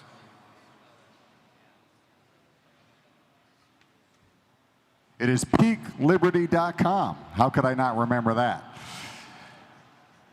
If you would donate, if you remember, the state of Illinois won a lawsuit this year to get us all ballot access. So that's how Ian's getting on the ballot this year and how many candidates of Illinois are, but this is a winnable race. This is a very winnable race. Please go to Ian Peak and donate at peakliberty.com. Thank you.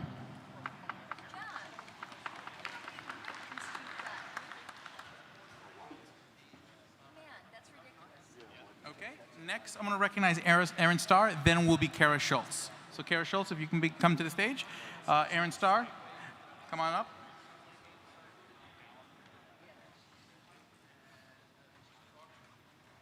Thank you, fellow Libertarians. We're having a great weekend. Thank you very much. So I am running for Oxnard City Council again. You might recall that back in 2016, I got about 12,800 votes. I lost by only 600 votes. This is a city of almost 200,000 people. And it actually looked like I had won 4 years ago. At first I was ahead by 700 votes, and then the provisional ballots came in, and 3 weeks later they figured out that I didn't win, I lost a little bit. I lost there. So we're trying it again, and this time I'm actually going up against the same person who I lost to, so it's like a next round. We're going to spend about $70,000 on our campaign. We already have $50,000 in the bank. We already have some pledges here that we'll be collecting on a little later today. I'm going to tell you that with my wife and I, we've qualified 5 Libertarian initiatives for the ballot that people will be voting on in November. So we got some really great PR out of that. Yeah, thank you. The city is actually suing me to try to keep these off the ballot, but we're fighting back, and we're pretty happy warriors out there. So if you like somebody who's actually kind of in the face of City Hall and giving them heck, you know that I'm that guy. So I want you to go to starforoxnard.com. It's STARR F-O-R, Oxnard.com. So please donate there. Please send me an email just to join the list, because I send out regular emails about what we're doing, about the challenges we're having with the battling lawsuits between me and City Hall. It's a lot of fun. We've discovered a lot of corruption over the years. We've documented we can show you what that's all about. And we're going to win this in November this time. We came so close last time. We're going to win this time. So really appreciate your help. Thank you so much.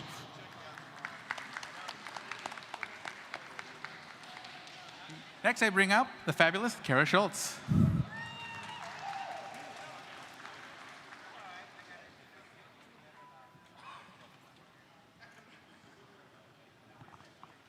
So I don't just recruit candidates to run.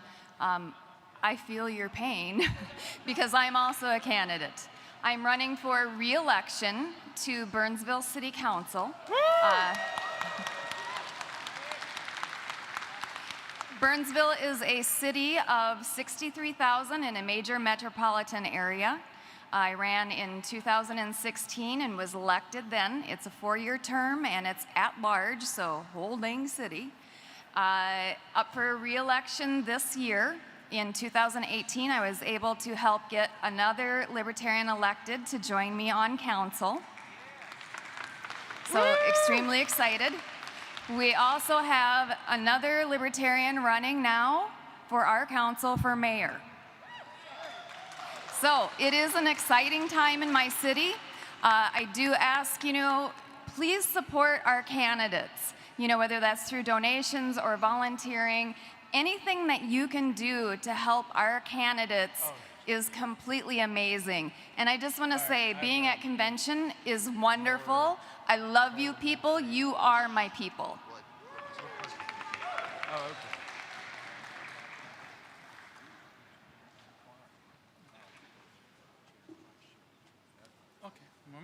Okay, a point of information, Delaware Delegate Mula McVeigh. Microphone 3. Yes, Mr. Chair. This is Will McVeigh from Delaware. I actually have a point of information from my 3-year-old daughter, Julia. Julia, what is taxation? What is taxation? I don't know. What's taxation? I don't know. Is it theft? Yeah. Yeah. Okay. That worked better in rehearsal. Thank you. It's all good. I heard theft. Mr. Chair, another request for information from Delaware. Where are we on ballots outstanding for the current?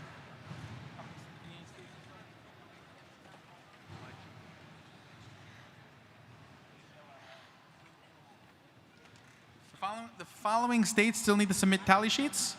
Colorado. Oh, we have, wait, one moment.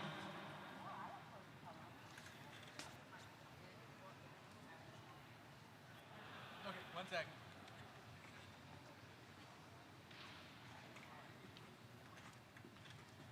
They'll get me an updated list. I'm just going to double check, and I will read off the list of states that need to submit tally sheets. Okay. Let me just first recognize California delegate Brandon Nelson, then I'm going to come back to Mr. Duke on mic 2. Brandon Nelson, California delegate, you are acknowledged for a point of information. Yeah, I heard Ian Peake's name brought up a moment ago, Mr. Chair. I was just wondering if you had a ruling on whether or not birds are real.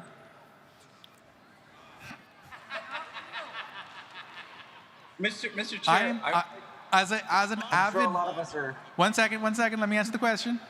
I have to point to the information. I have a pet cockatiel who I love dearly, and in my heart of hearts, I want to believe he's real.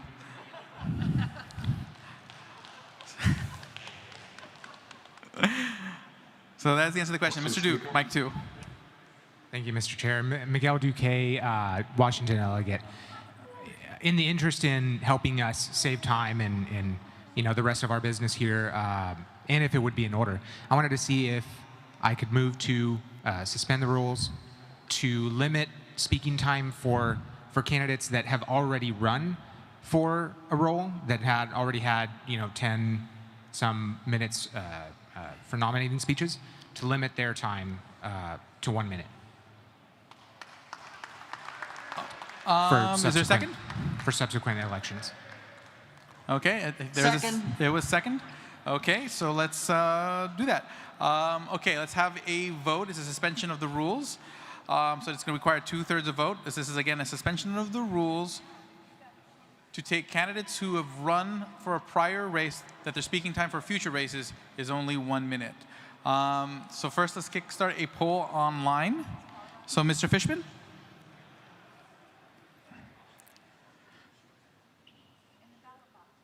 Mr. Fishman? Sorry, I was muted. No worries, it's all good. Beautiful singing earlier. Let's create a poll to suspend the rules to limit the time for nominees who've already run for a prior race to 1 minute. Yep. Okay. So you get full time on your first race, and then you would get 1 minute for every race after that if you run multiple times. Okay. And then tell me when that poll has launched and ended.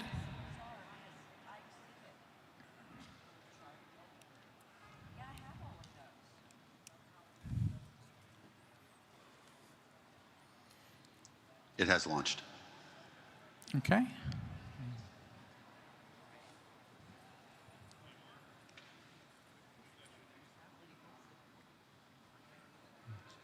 Point of information, Mr. Chairman, when you get time.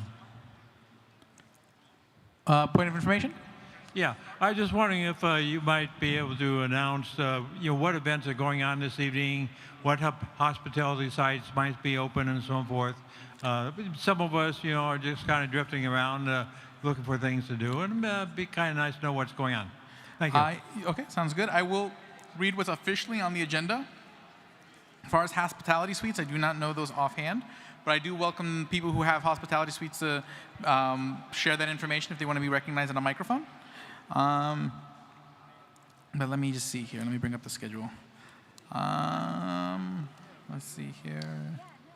Libertarianconvention.com. I know the gala's tonight. schedule. Thank you very much. Okay, let's add this to that list. Okay, convention, schedule. Oh, interwebs, okay. And we are on Saturday. Man, time flies by. And let's see here. 7 p.m. to 10 p.m. is the gala. That's the only thing that's on the official schedule. It's a ticketed event over there at the Executive Ballroom. And again, if anyone wants to share any hospitality suites that are ongoing this evening, actually, on that matter, I'm going to recognize Mr. Flores, who wants to speak about the Povertarian pizza party.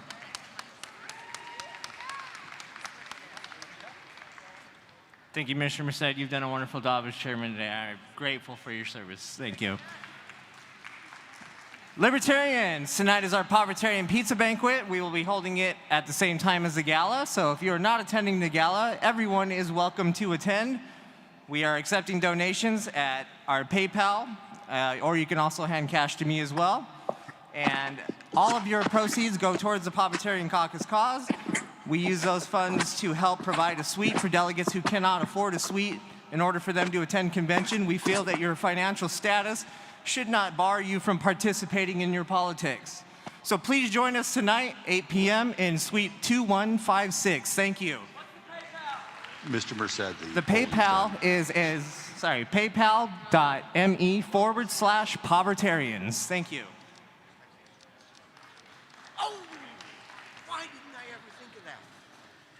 Okie dokie. No problem. Okay, and let me recognize, let me see here. Do we have an updated list of states that need tally sheets? the poll is done, sir. Oh, the poll's done, that's right. Sorry. Doing 5 things at the same time.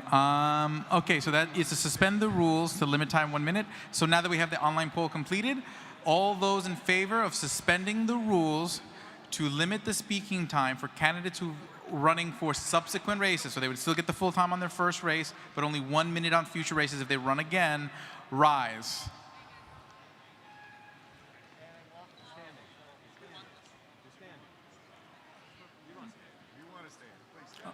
Okay, cool, cool. All those in opposition, rise. Okay.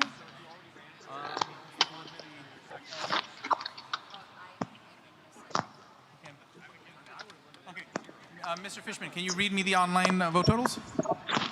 337 yes, 66 no. That is 2/3. So that passes. Okay. Mr. Chair, point of information. Point of information, mic 3. Mimi Robson, California delegate. Is there any reason why we can't start the speeches for those that have been nominated while we're finishing up these last few states? Not that I can think of. I think that might be a swell idea. I think that would be a great idea. That's a phenomenal idea. Let's do that. Thank you, sir. Thank you very much. Okay, so let's do that. Let me just rename. Well, first I have to get point of order. Mr. Chair, point of information. Well, 1 second. I heard a point of order from microphone 3. That's Pick's privilege. So that's going to go first. Mr. Chair, unless I missed something in the interluding naps I've been taking, I believe you said that we would keep nominations open until after the results of the chair, so we can't move to speeches until you have closed nominations. Let me confirm if that would be in order. Sir, that would be because the order of speeches is determined randomly from the nominations. That would be correct. That is my point. Point of order. Got it. Okay. Point of order. Point of order? Where's that coming Microphone 1. Microphone 1. Nicholas Sarwark, delegate from New Hampshire. There is nothing that stops us from doing speeches for candidates before nominations are closed. It's not out of order in any way. It doesn't violate the rules in any way. It may disadvantage candidates that get in the race late, but that's kind of on them. So it's not out of order, and frankly, Mr. Chairman, it appears that it's been an hour and 25 minutes, and we have gotten absolutely nothing done. Well, point well taken. So I will rule it in order. We all agree that is correct. Okay, so here's what I'm going to do. I'm going to get a random order going of the candidates for vice chair, Again, if anybody else gets nominated later on, which may or may not happen, but at least we're moving forward. Because again, we still got secretary, we still have at large, maybe, and judicial committee, and platform and all that. So let's do this. Come on, resolutions and other business. Please don't speak until recognized. One moment. Point of information, Mr. Chair. Point of information. Point of information, Mike 2. Mike. Point of information. This is Mike Rufo from New Jersey. I would just like to remind everybody that we were very, very productive in the last hour and a half as we have raised thousands of dollars for local candidates running for office. And that is the only reason we actually work in this party is for the candidates. Point well taken. Mr. Chairman. Okay, we're only missing Maine for the second ballot of the chair. So Maine, please get your tally sheet in. Huh? Oh yes, gators. And other vicious animals. I don't know what, I don't know. Spiders and bobcats. Yes?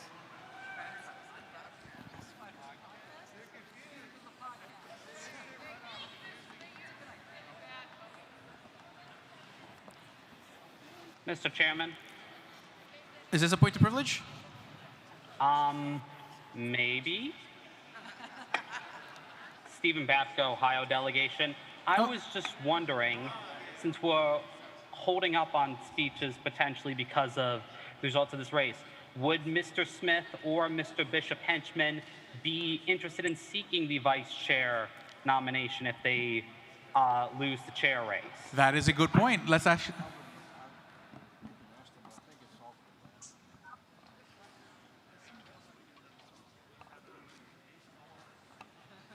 Okay, so give me that name, and I will. Let's ask that we can clarify this. Mr. Smith and Mr. Bishop Henchman, please attend a mic and tell me if you have any intention of running for vice chair if you do not win for chair.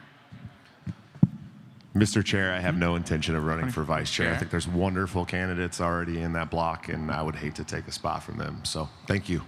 Thank you very much, Mr. Smith. Mr. Bishop Henchman, mic 1.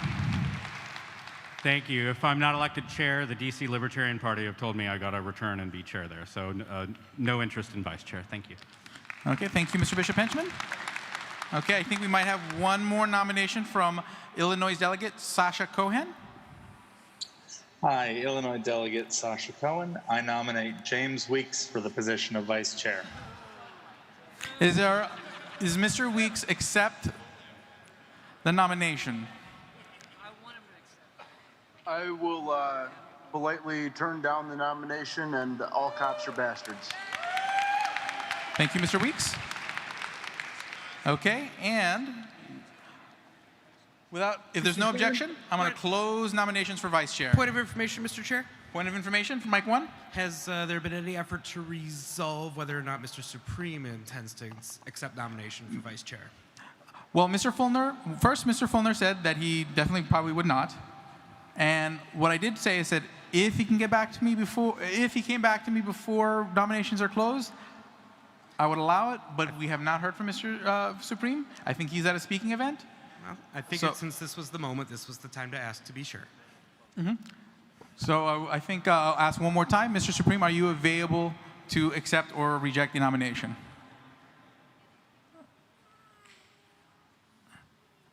All right, thank you, Mr. Chair. No problem. Okay, with that, I moved. Is there any objection to closing nominations for vice chair? Hearing no objections, nominations are closed. We're going to move on to speeches. Point of information, Mr. Chairman. What was the motion? Point of information. Point of information. Go for it. Yes, this is Tom Arnold from Tennessee. Would Ms. Adams give us an update on the bid price on the trophy, please? Ms. Adams, are you able to give us an update on the auctions? She's checking. So we'll get that information in just a moment. But I'm going to start rolling the dice so we can figure out what order people will be doing speeches in. Mr. Chair, request for information. Request for information? Microphone 1. Microphone 1. Was NODA put in the queue for speaking? Yeah, vice chair? For vice chair, yes. So NOTA will also have a die roll as to when that happens? Oh, of course. Thank you. Yes. Point of information? Point of information? Yes, this is Daniel from Connecticut. Will anybody be speaking for NOTA? And with your indulgence, may I, if nobody is so inclined?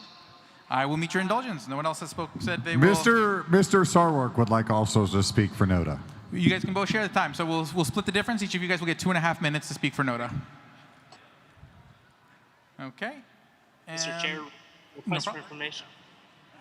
Request for information, but after this, I'm going to need to get this voting list ready, and I'm going to recognize Ms. Adams to speak while I do that.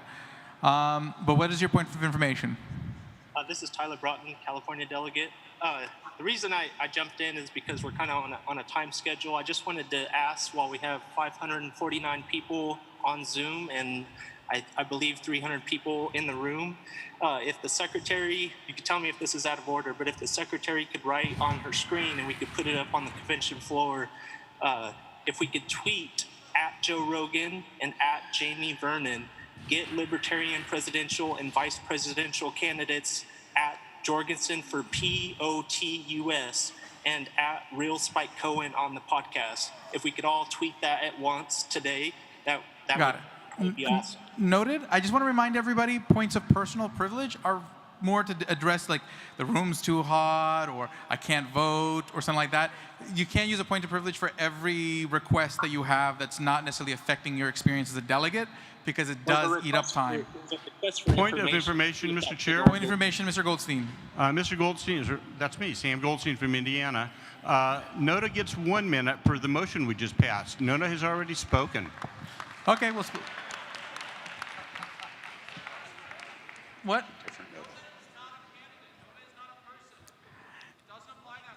Because it's NOTA and we all love NOTA, I'm going to let it slide so we can have the 2.5 minutes. It's NOTA. We love NOTA, right? Yes, we do. Okay. Don't you love me? Yeah, go for it. Go yours. Hello again. Currently, the high bid on the Hospers reproduction SOP is $1,100, and the high bid on the trophy is $675.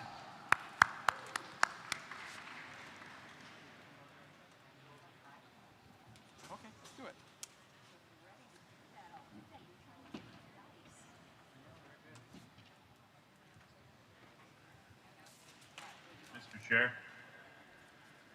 One moment, I am getting the speech cue ready for the vice chair. So please be at ease for the next minute or two.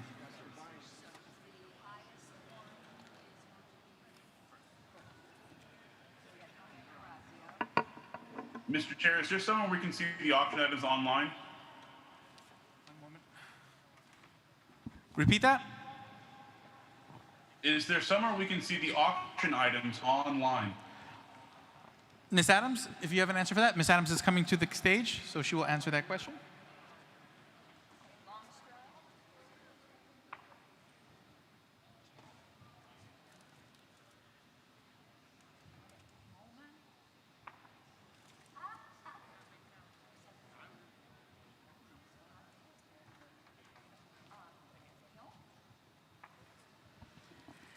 So you can see the auction items online by going to the Libertarian National Convention website, using the drop-down menu to select convention, and then the subcategory under convention of auction, and then each of the 3 items will be listed. There is one item we haven't been giving reports on because as of yet, it hasn't received any bids, but it's a really cool item, so I would urge you to take a look at it.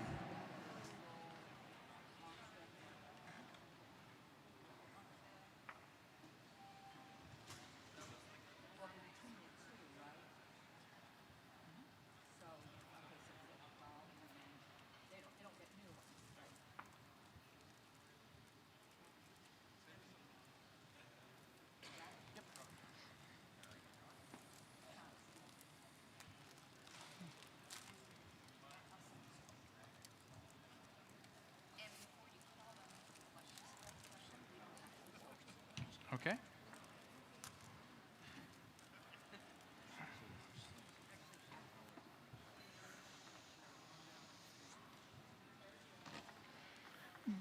The stage is yours.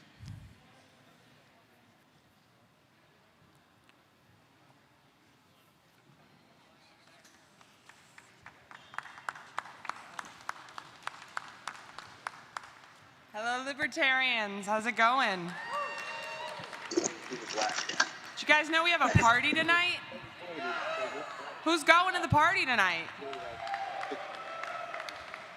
That doesn't sound like you're too enthusiastic about partying. You guys are Libertarians. You can do better than that. Who's going to the party tonight? All right. So, Steve Perkins, delegate from Ohio, has already put on the table that he is willing to put in $100 if you sign up for a lifetime membership here before we close the end of business today. That leaves a lot of room for you folks to come in and join this party as a lifetime member. And if you do, right now, in this hour, not only will you get a lifetime Libertarian pen, you will get a vintage lifetime Libertarian pin with it. So, as soon as I see your name come in my email that you have made a contribution that gets you to lifetime membership, you will receive both pins and $100 off your Libertarian lifetime membership, thanks to Tara. Mr. Perkins. Tara, John Phillips at Mike 1. For the first 5 people that take advantage of that offer, I will not take $100 off their donation. I do apologize, but I will add $100 to your donation. So for the first 5 people, if you buy it, I will give another $100 to the Libertarian Party in the next hour. In the next hour. So not only will you get $100 off your donation, Mr. John Phillips will add another $100 on top of that to give this party what it needs to get us ballot access in all 50 states. Am I correct, Mr. Phillips? Yes, you are. All right, Mr. thank Sisto, you. Mr. Sisto, what is that email address again that you can contact somebody if you want to obtain a lifetime membership? That website would be www.lp.org/lifetime. Or alternatively, if you're running through my program, and John's program now apparently, thank you, John, that would be Perkins, the number 4, Ohio, @gmail.com. All We right. will coordinate with Tara and we'll get this done. So contact us up, hit us up, take our money. We want you to take our money. Another item we'll be auctioning off a gala tonight. Save some of your money after that for this Jorgensen for President hat worn by Spike yesterday on stage and signed by both Joe Jorgensen and Spike Cohen. So, I hope to see you at the party tonight, and I hope to see your name in my email box. Have a great rest of your party. Thank you, Chair. Okay, so we do have results. But before we go to the results, I want to announce the speaking order for the vice chair nomination speeches. Going first will be Ken Molman. Ken Molman will go first. Number 2 will be Jeff Wood. Number 3 will be Tony DeRazio. Number 4 will be Jacob Lamont. Number 5 will be James Ogle. Number 6 will be Richard Longstreth. And number 7 will be Jeff Neal. So that'll be the order. With that, let's find out what happened in the chair's race. Yep. Repeat? Okay, I'll repeat it one more time. Number 1, Ken Molman. Number 2, Jeff Wood. Number 3, Tony DeRazio. Number 4, Jacob Lamont. Number 5, James Ogle. Number 6, Richard Longstreth. Number 7, Jeffrey Neal. Mr. Chair, point of information. Point of information? Nathan Wilson, delegate from Georgia. I did not hear NOTA in that. Oh, and then let me roll again for NOTA. I'll get you an updated number, an updated list. I forgot to add NOTA. I forgot to do NOTA. We'll just roll again and put Noda where it would be, but we'll get a quick roll and I can put Noda where it belongs. You bet. It's good for you. And now we're in an empty office. Okay, so then Noda will actually now be second. Noda, so basically, let me read the order again because Noda got 16, putting it in second. So everything moves to third.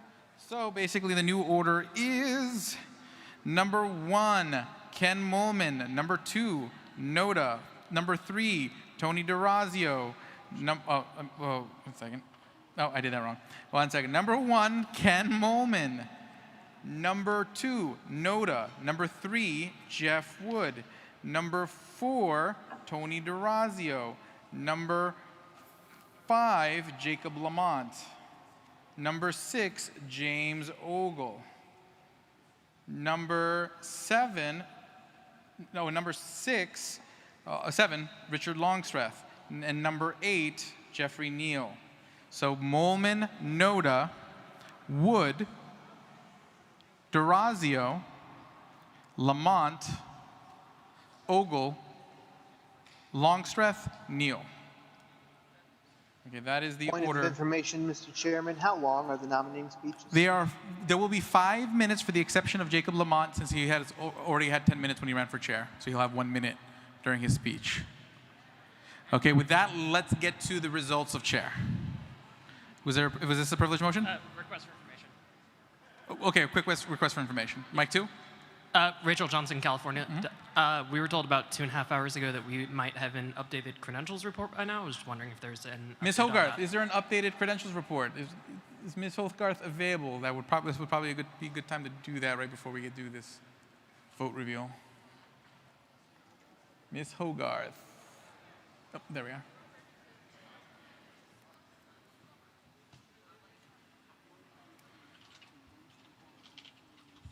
Point of information, while we wait for that, can we get the results from the chair race? Yes. Can we share the secretary? Well, secretary, Ms. Harlos, are you ready to start sharing your screen? Okay. So we'll start sharing the screen while Ms. Hogarth addresses the delegation about an updated credentials report. I regret to say that in the time we were not able to do it. We're just it requires staff resources that are occupied in running the convention and credentialing resources that are occupied in dealing with delegate problems. So we were not able to do that. I apologize. It's going to have to wait for overnight. I did want to say, if I may, that I know when circumstances change, people get a little concerned. So every year we come and sit here in a hall and we vote, and the chair, I first went to a national convention in '04, Michael Badnericke, and my chair walked down the row collecting slips of paper. That system relied on the integrity of the chairs to make sure that they collected all the votes from their delegates. They knew their delegates didn't vote twice. Their delegates were voting in the right delegation. Relied on the chairs. This system that we're trying to work out now as we go along also relies on the integrity and the effort of the chairs. And actually, I did want to say, I've wanted to jump up a few times, because every time delegates come to me with a question or a problem, the first thing I say is, go talk to your chair. And I just wanted to thank all the delegation chairs, because this is the hardest convention to be a delegation chair at, I believe. So thank you guys for all the work that you've done, trying to keep your delegates in order. Guys, thank your chair. Take them out for a beer after we finish, because we need their brains. The process is not different in the sense that it relies on us trusting our chairs to do their job and deliver the votes and make sure no one's voted twice. Everyone votes in the right delegation. Mr. Chair, point of personal privilege. Point of personal privilege. Mike 1. I would like to thank Susan Hogarth and the Credentials Committee, because they have had to deal with a bunch of garbage today. Thank you very much. Hell yes. Thank you, Susan Hogarth.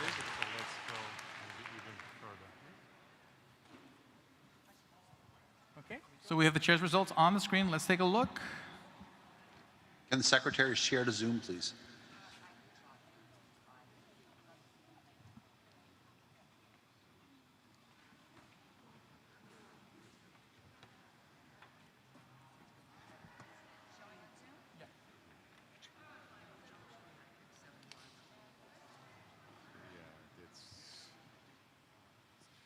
Most of the Tony.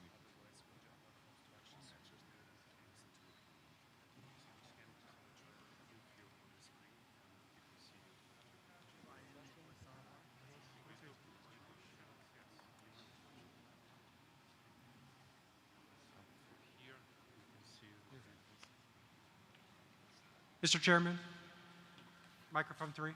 Microphone 3. Yep. Could you please announce to the delegates what you want to do as far as validation goes? Because you discussed a process with me. Okay, so we were having some discussions around here. Mr. Starr brought up the issue of wanting to do a test run of Rule 3 to test the confidence of the vote, and basically what he wants to do is to choose a couple states to do a Rule 3 challenge on, in which what would require that the delegate, we would have to go to each delegate in those 2 states and ask them, did they vote, and confirm did they vote. And again, this is something that can be done by one person. Okay, so any one person can trigger this. And so please don't. So, Mr. Chair, what I would suggest, just pick 2 states, you pick them. One which is overwhelmingly for one candidate and one which is overwhelmingly for the other candidate. And just get confirmation. Don't waste the time. I think I have the mic here. And just have the secretary poll and ask, did the person vote? Not how they voted, just did they vote?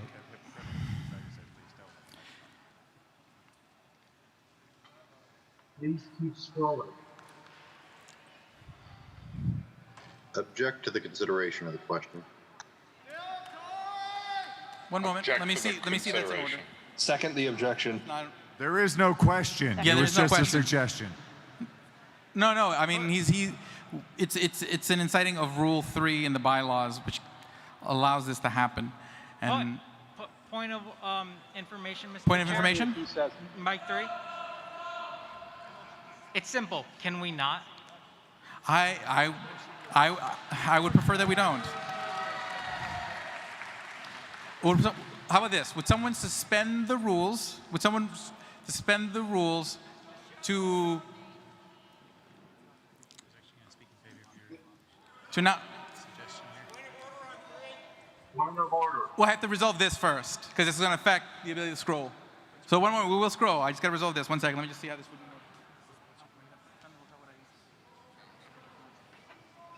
So just do Arizona because it was high for one candidate, Oklahoma because it was high for the other candidate. Well, I do want to test everything. Just do Okay. 2 states. Mr. Chair, point of information. Point of information? Steve Sheets, Pennsylvania. As we're looking at our numbers, the count is right. The count was verified by myself, by the entire delegation.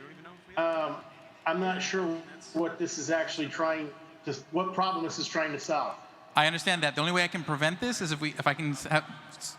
So, Chairman said. Mr. Chair. Okay, first. Mr. Chair, I was told here that I have to challenge the state. So apparently it's not something that you do, it's I do. I'm going to just pick 2 states, just because I'll volunteer. Chairman said. I'm just going to pick. Objection. I'm just going to pick Arizona because it's overwhelmingly 1, and Oklahoma because it's overwhelming. Objection. Okay. Mr. Chairman, bottom line. I have a right to make bottom line is this: sometimes you have to read the room, and right now I know what Rule 3 says. I do, but the room does not want to have. No delegate wants to sit there and be questioned about their vote. And right now, you're hearing delegation chairs who can confirm their vote numbers are right. We should trust our delegation chairs. We should move on. I stand firmly against this. You can challenge me, but I just. Mr. Merced. I can't. Mr. Merced, point of information, Mike 1. So, Mr. Point Chair, of there's just no information, point having the Mike rule. 1. Point of information, Mike 1. Aaron Adams, I'm the Deputy Delegation Chair for Oklahoma. Our tally is correct. Does any other delegation chairs want to confirm that their tally is correct?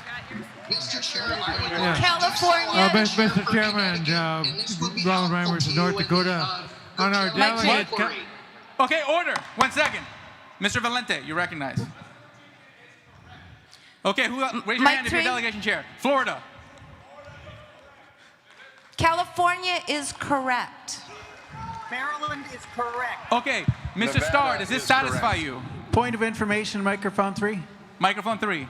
Yes, Starchild from California. I am wondering if there's a way to do this that wouldn't involve taking the time of the whole body. I think election integrity is very important. I understand that we're short on time and that people want to move on. But, you know, if we don't, if anybody in the room has legitimate questions about the possible integrity of the vote, I think we really need to take that seriously. This is just asking for a simple spot audit of a couple states. Delegation chairs may fully have confidence that their vote's correct, but sometimes people make mistakes. Sometimes things are wrong. I think we should try to find a way to do this that doesn't take the time of the body. Okay, let's see here. We have 5 states that have... Mr. Chair, I'm going to save a lot of time here, okay? Wait till I finish. We have 5 states that have confirmed that their counts are correct.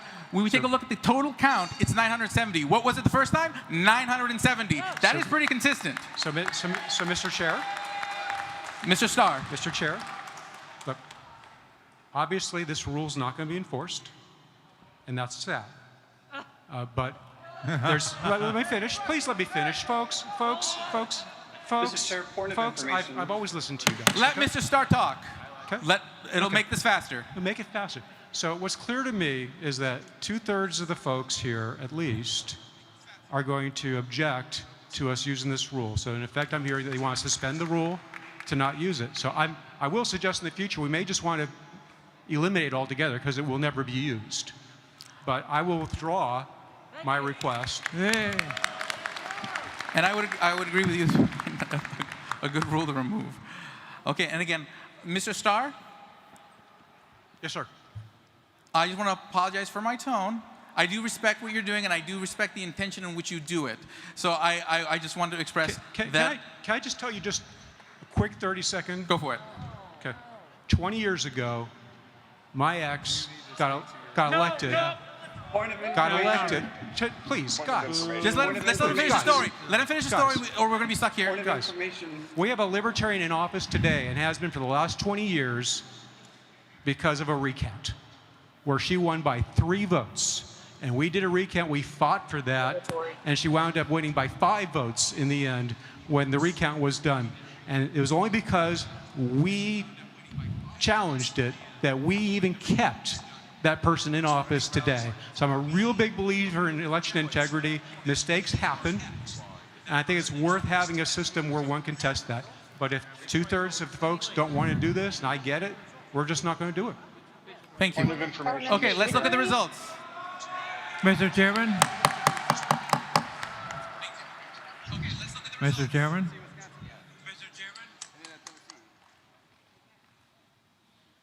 Mr. Chairman? Who's speaking? I have a question about my delegation in North Dakota. I'm at mic number 1. Mic number 1? Ronald Reimers, North Dakota. I just noticed that the count on North Dakota is off. They have 4 votes, 2 were for NOTA, but we didn't have any NOTA votes. We just have 2 delegates. So it doesn't change the vote total for either candidate, but it is off. North Dakota.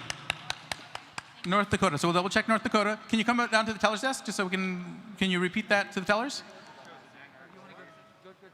And again, that's another reason why we have this on the board, so that way every delegation chair can confirm their votes. So there is vote integrity. We do have this available for scrutiny state by state. Point of information, Mr. Chairman. Point of information recognized. Nebraska Delegate Chair Scott Zimmerman. Nebraska's delegate count should be 8 total votes, should be 5 for Joe Bishop Hedgeman, and 3 for Joshua Smith. So we'll take a look at the Nebraska one. Personal privilege. Personal privilege. Mike Janice from Wisconsin. Wisconsin is yet to be shown on the totals. Okay. Yep. We stop. So we'll scroll further. So.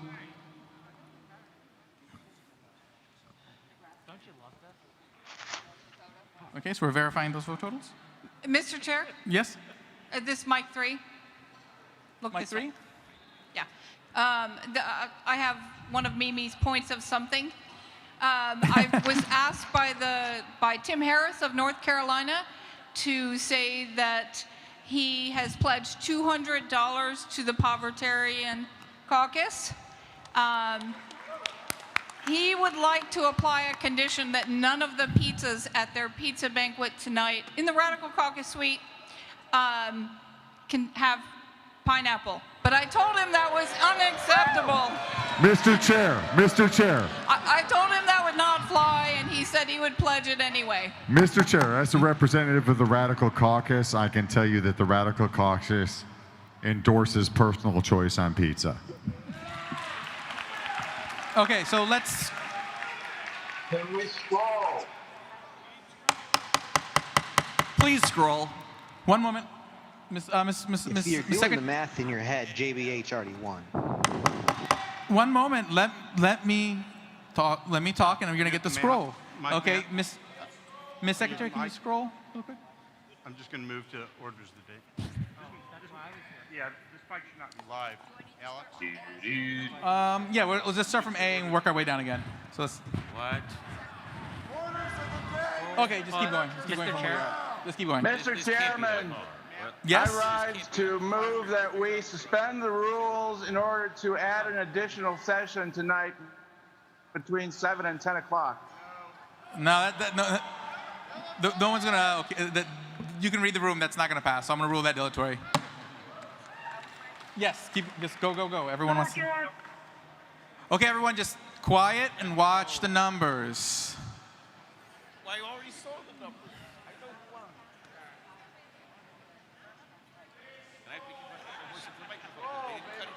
Scroll to the right.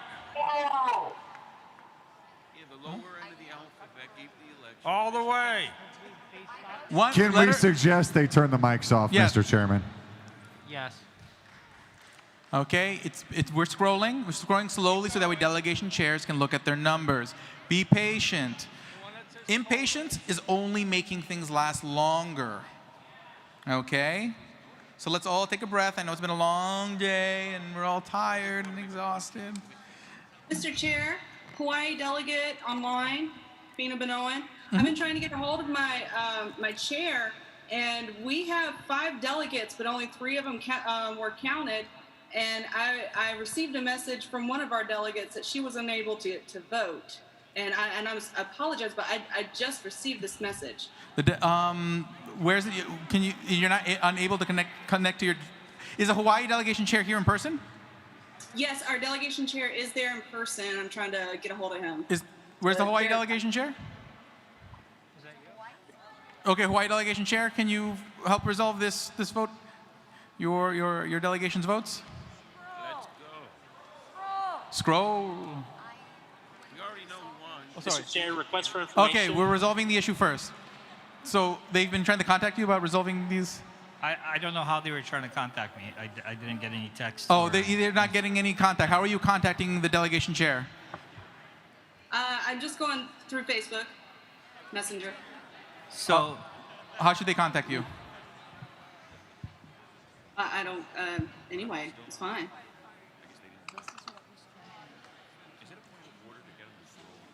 Okay, so Can we finish the scroll because your point of order doesn't apply I'll to that? respond to her. Okay. Unless- Okay, sorry. Okay, everybody, we cannot scroll till we resolve the issues. Please be patient. So everyone, just relax, and we will get there. Okay. Mr. Chair, this is Tyler Broughton from California. We have 1 minute left on our schedule. If someone wants to make a motion to extend by 10 minutes. Well, that'd there's probably no be a other good business idea. other than revealing this result, so that doesn't matter. That doesn't need us to be in session to reveal the result. So those who want to see the result can stick around We're just going to resolve these couple issues, and we're going to see the result. Mr. Chairman, I rise to request that we suspend the rules to extend this session until 7 o'clock. I don't think that is necessary. I will rule that dilatory. Everyone's ready to end. We just want to see the result, and if everyone stops, okay, so let's cut the mics now. Only person I want to hear from right now is the person who was talking from Hawaii online. Is that delegate still available to speak online? Yes.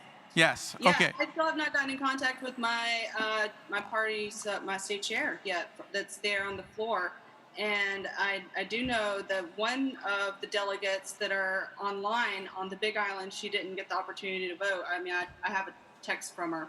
I can. Okay. Now, that's once the vote is done, it's done. But if there's people who had voted, and plus. Okay, no problem then.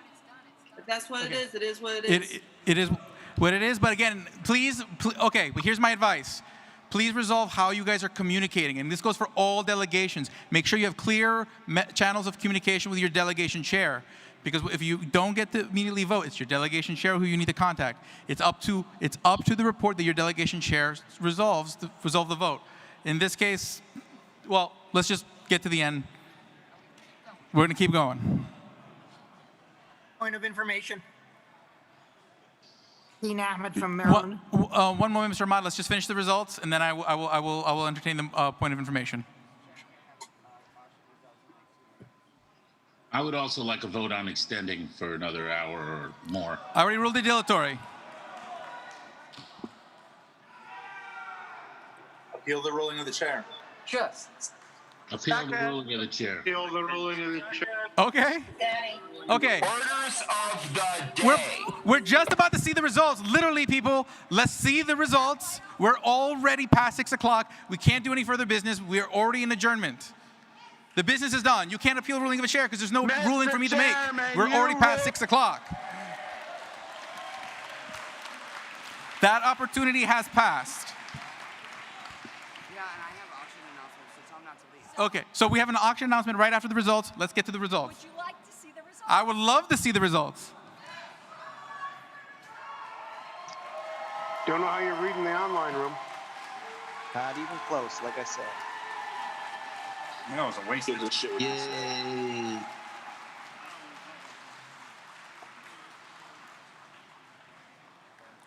Okay.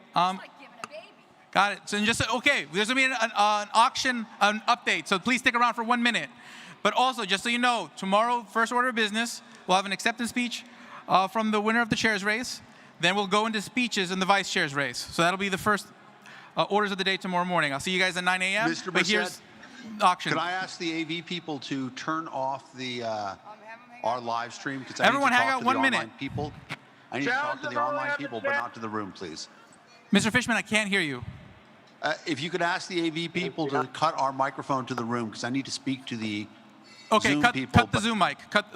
Mute it. Okay, again, auction update. So if you care about the auction, stick around. We're about to get an update on the auction.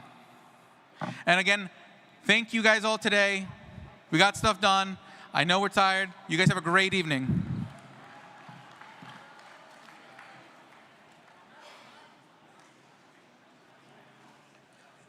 I don't want to fight, but you make me fight.